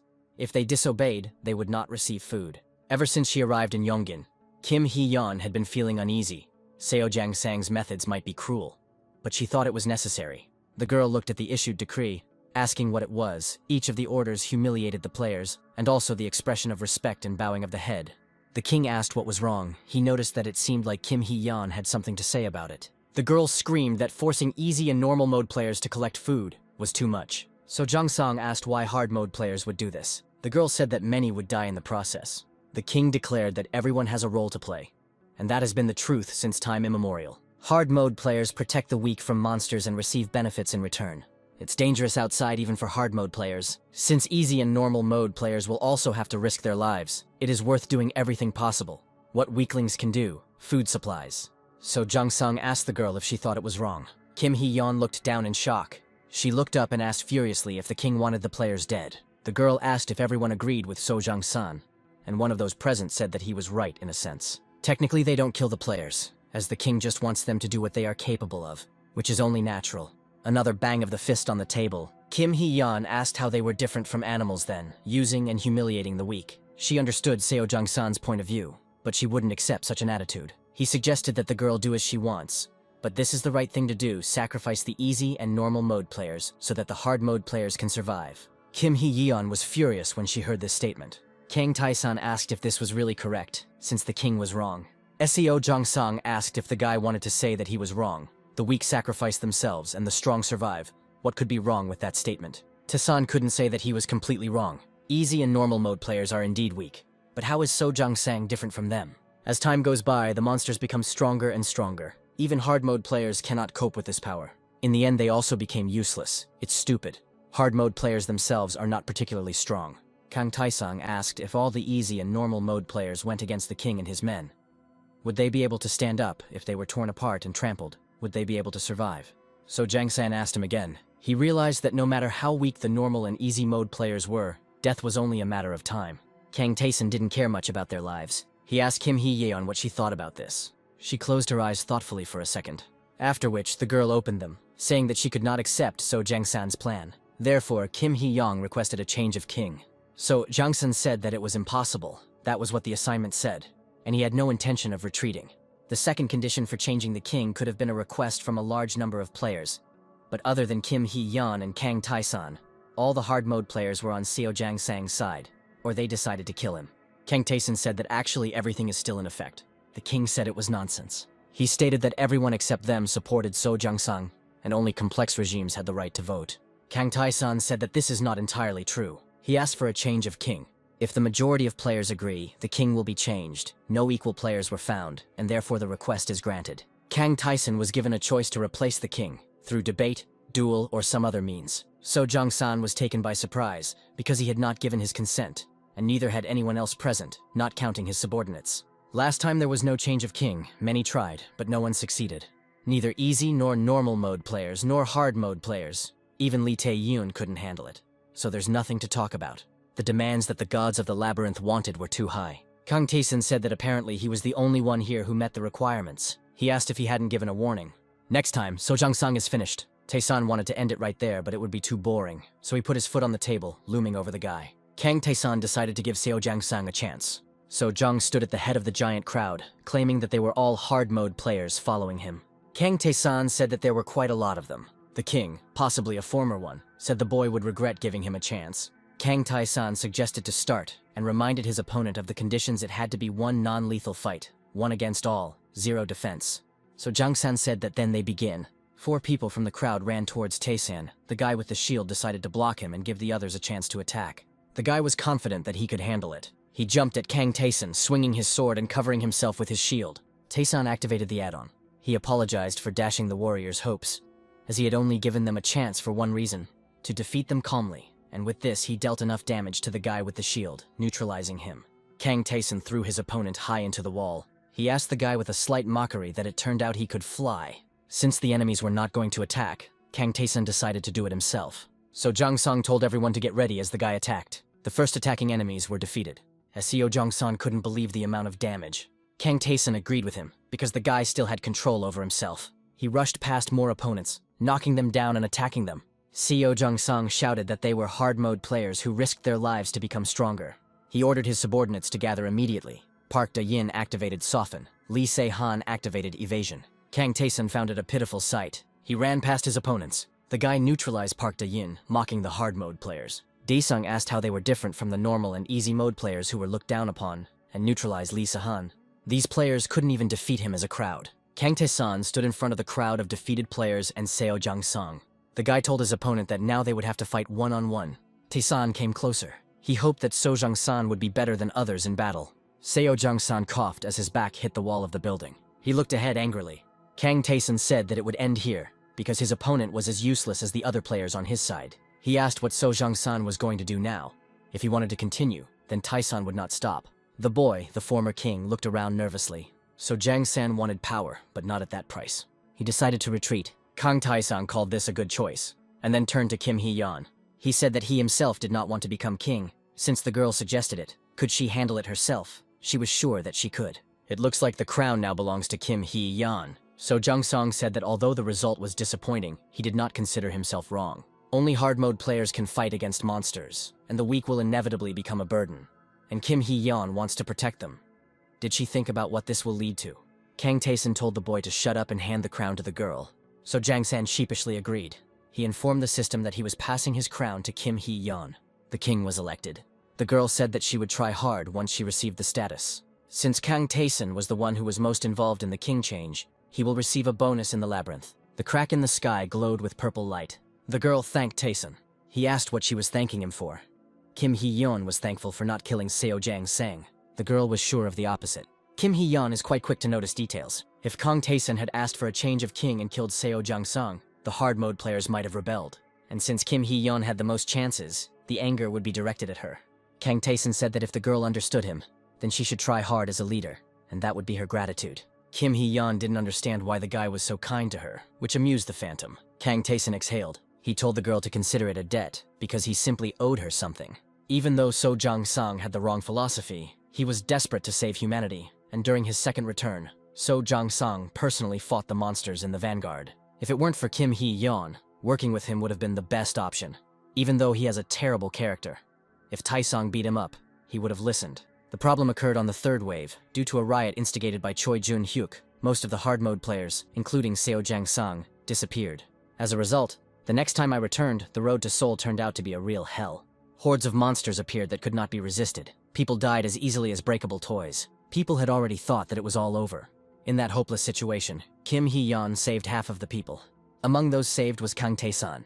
Kim Hee-yeon could have escaped, but she stayed and fought, simply because she didn't want to watch people die. Kim Hee-yeon thanked D-san, claiming that he does a lot for them. The guy asked her to stop, and said that So-yang himself is quite useful despite everything, and the girl should focus on the current problems. Kim Hee-yeon agreed. She has many concerns. Let the easy and normal mode players be happy to be free of oppression. Hard mode players will feel like they have been stripped of their privileges. There's very little food left, especially since they're now handing out supplies to easy and normal mode players. This will most likely not be enough to last until the end of the mission. Kang Tae-san asked if they knew that there were a lot of problems. Now Kim Hee-yeon has to carry out her duties in her new position. There are about 100,000 lives at stake. There is simply no time to complain. Kim Hee-yeon has hardly changed the rules of the previous king, except for the most absurd ones. The girl asked if everyone had received points after the first return to the labyrinth. The quest information this time also contained something similar, meaning the more players do to get food, the more points they can earn. The girl hoped that those present would team up with easy and normal mode players to get supplies together. Kim Hee-yeon didn't ask them to sacrifice their lives, but she did ask them to protect weaker players. One of the hard mode players said that it wasn't enough. So Jong-san said that there were 100,000 people here. No matter how they were distributed, there was a limit to everything. Even if it was enough for a week, it didn't mean it would be enough for the next one. How could they hold out for a whole month? Kang Tae-san didn't remember anyone allowing the guy to talk so much, and he fell silent, embarrassed. However, Tae-san considered the remark to be fair. So Jung-san wondered why there was a need to demand silence from him then. Kang Tae-san said that he just annoyed him. The guy already had a way to solve their problem, so there was no need to worry. Dae-san was also an easy mode player in his previous life, so he remembered the times when he had to strip the bark off the trees because of Seo Jang-san's rules. Not killing him was already a mercy. He told Jun-gun to get something he asked for earlier. The guy remembered what they had talked about earlier and took out his bag. He said that one of his friends was obsessed with plants, so Jun-gun remembered his address and brought seeds from there, as he was told that they were needed. Jun-gun laid out on the table seeds of corn, watermelon, wild greens, and other things, but he was not sure if they were suitable for growing. Kang Tae-san said that they don't need it. He asked how skills are acquired in the labyrinth. Kim Hee-yeon said that when they do something similar to the action of the skill. She suddenly fell silent, a look of realization appearing on her face and the faces of the others present as they heard the suggestion of acquiring a skill related to growing plants. He confirmed this. If many players can get this skill, then even easy and normal mode players will have their own task. It will help solve any food problem. So this adventure is worthwhile. A few days have passed since this discussion. Kang Junhyuk thought that it would be more difficult since the sun was barely visible. But it turned out well. Lee Tae-young doubted that they would be able to grow something edible since the environment was not suitable. Kang Tae-sun said that it didn't matter. The main thing was to acquire the skill. Green stems of plants sprouted from the soil. Tae-sun noticed something. The dome above them began to collapse. Tae-sun told the boys to go and tell the king that it was time to prepare for battle. They left, and the guy went towards the crack glowing with purple light. The first wave has begun. Kang Tae-sun's face took on a concentrated expression. The armed players stood in front of the monsters. The monsters ran towards the human army. One of the fighters shouted that there were fewer monsters last time. Some people screamed in horror, begging for salvation. Kim Hee-yeon told everyone to stay prepared. She told them not to give up, and then everything would work out. Seo Jong-sung and Jun-gun fought the monsters. Lee Tae-young and Kang Jun-hyuk were not far behind them. Kang Tae-sun rushed forward, cutting off pieces from the monsters. There was a giant explosion. Kim Hee-yeon thought that since Kang Tae-sun was here, they could handle it. She encouraged the fighters, saying that they would succeed. The players cursed at the monsters, taking out their fear and anger on them. The moon was already hanging over the buildings. There were flashes of light around the building. The sound of someone's footsteps was heard. Kang Jun-hyuk raised his sword up, rejoicing that they had won. Other people shared his joy because they had survived. Kim Hee-yeon smiled, pleased that there were no casualties. At this rate, they will easily last until the fourth wave. The crack continued to emit purple light. Kang Tae-sun, looking at her, thought about the danger, because the crack had doubled in size. How much stronger could the enemies become? The ghost said that it seemed like they were desperately trying to kill them, and things would soon get tough. Tae-sun agreed with his words. In the second and third waves, they achieved a colossal victory over tens of thousands of monsters. The invading monsters were mostly F rank, some were E rank. The levels were not much different from the first wave. Under the guidance of hard and single-player players, the number of casualties has noticeably decreased. People celebrated their victory with joy. With the acquisition of the rapid cultivation skill, the problem of not having enough food for future returns seemed to have been solved. It began to seem like everything was fine, but the danger was getting closer with every second. The day before the fourth wave, Tae-sun asked to stop. Lee Tae-yeon was surprised that it was so early. She said there was still a lot of time before dawn. Kang Jun-hyuk asked if there would be anything tomorrow. He remembered that Kim Hee-yeon had been organizing the troops this morning, and he assumed that Kang Tae-sun had told her something. The guy said that tomorrow would be difficult, so the guys had better gather their strength. Kang Jun-hyuk asked if it was really that serious. Kang Tae-sun advised them not to die tomorrow, because it would upset him. The next day was the day of the fourth wave. The fighters gathered in a crowd. They held swords and other weapons at the ready. They formed and deployed troops in accordance with Kang Tae-sun's instructions. The guy said that it was not bad. This wave would be different, so he advised Kim Hee-yeon to be careful. The girl advised him to do the same. A large number of various monsters poured out of the crack. The monsters opened their mouths rapaciously, waving their paws and other limbs. The players were shocked. They didn't expect this. Kim Hee-yeon asked the guy what it was. Kang Tae-sun explained that these were E and D rank monsters, and it would be difficult to resist them with the current strength. One large beast jumped forward. He rushed past the crowd of players. The monsters burst into the ranks of the fighters, throwing themselves at them or grabbing them. One of the players dropped his sword in horror, and a giant monster towered before him. He screamed that he couldn't handle it, so Jang-san blocked him from the monster. He asked the panicking player why he was giving up and told him to get up, because they said that easy and normal mode players weren't much different from hard mode players, and this was a chance to prove it. Some of the players fled in fear, wanting to save their lives. Several people were pierced through by the monsters. The other fighters were horrified by this. A giant tentacle monster mercilessly stabbed people. Seo Jang-san cursed when he saw this sight. All single-player players were already exhausted. Lee Tae-young and Kang Jun-hyuk were breathing heavily as they fought their opponents. A creature appeared in front of the girl, looking like an orange giant head without a body, with several creepy tongues, and surrounded by chains. The monster stretched its chains forward. It broke the girl's sword, causing her to cry out in surprise. Something suddenly landed on the monster from above. Lee Tae-yeon looked up. Kang Tae-sun, who landed on the monster, asked if the players were going to rest. He was ready with his two swords. The girl was amazed that such an incredibly strong monster was defeated with 2 blows. She was sure that as long as Tae-sun was on their side, they would be able to win. The guy looked at her thoughtfully. He was sorry, but he couldn't agree with Lee Tae-young. Kang Tae-sun looked up and announced that he had arrived. Something above began to glow red. The girl asked what kind of monster it was. Something large and terrifying appeared in the crack. This creature had a large green predatory gaze. The humanoid monster grabbed the edges of the crack. Kang Tae-sun stared at the creature with a stern gaze. The one-eyed monster responded in kind. The ghost noticed that the monster was aiming at the guy.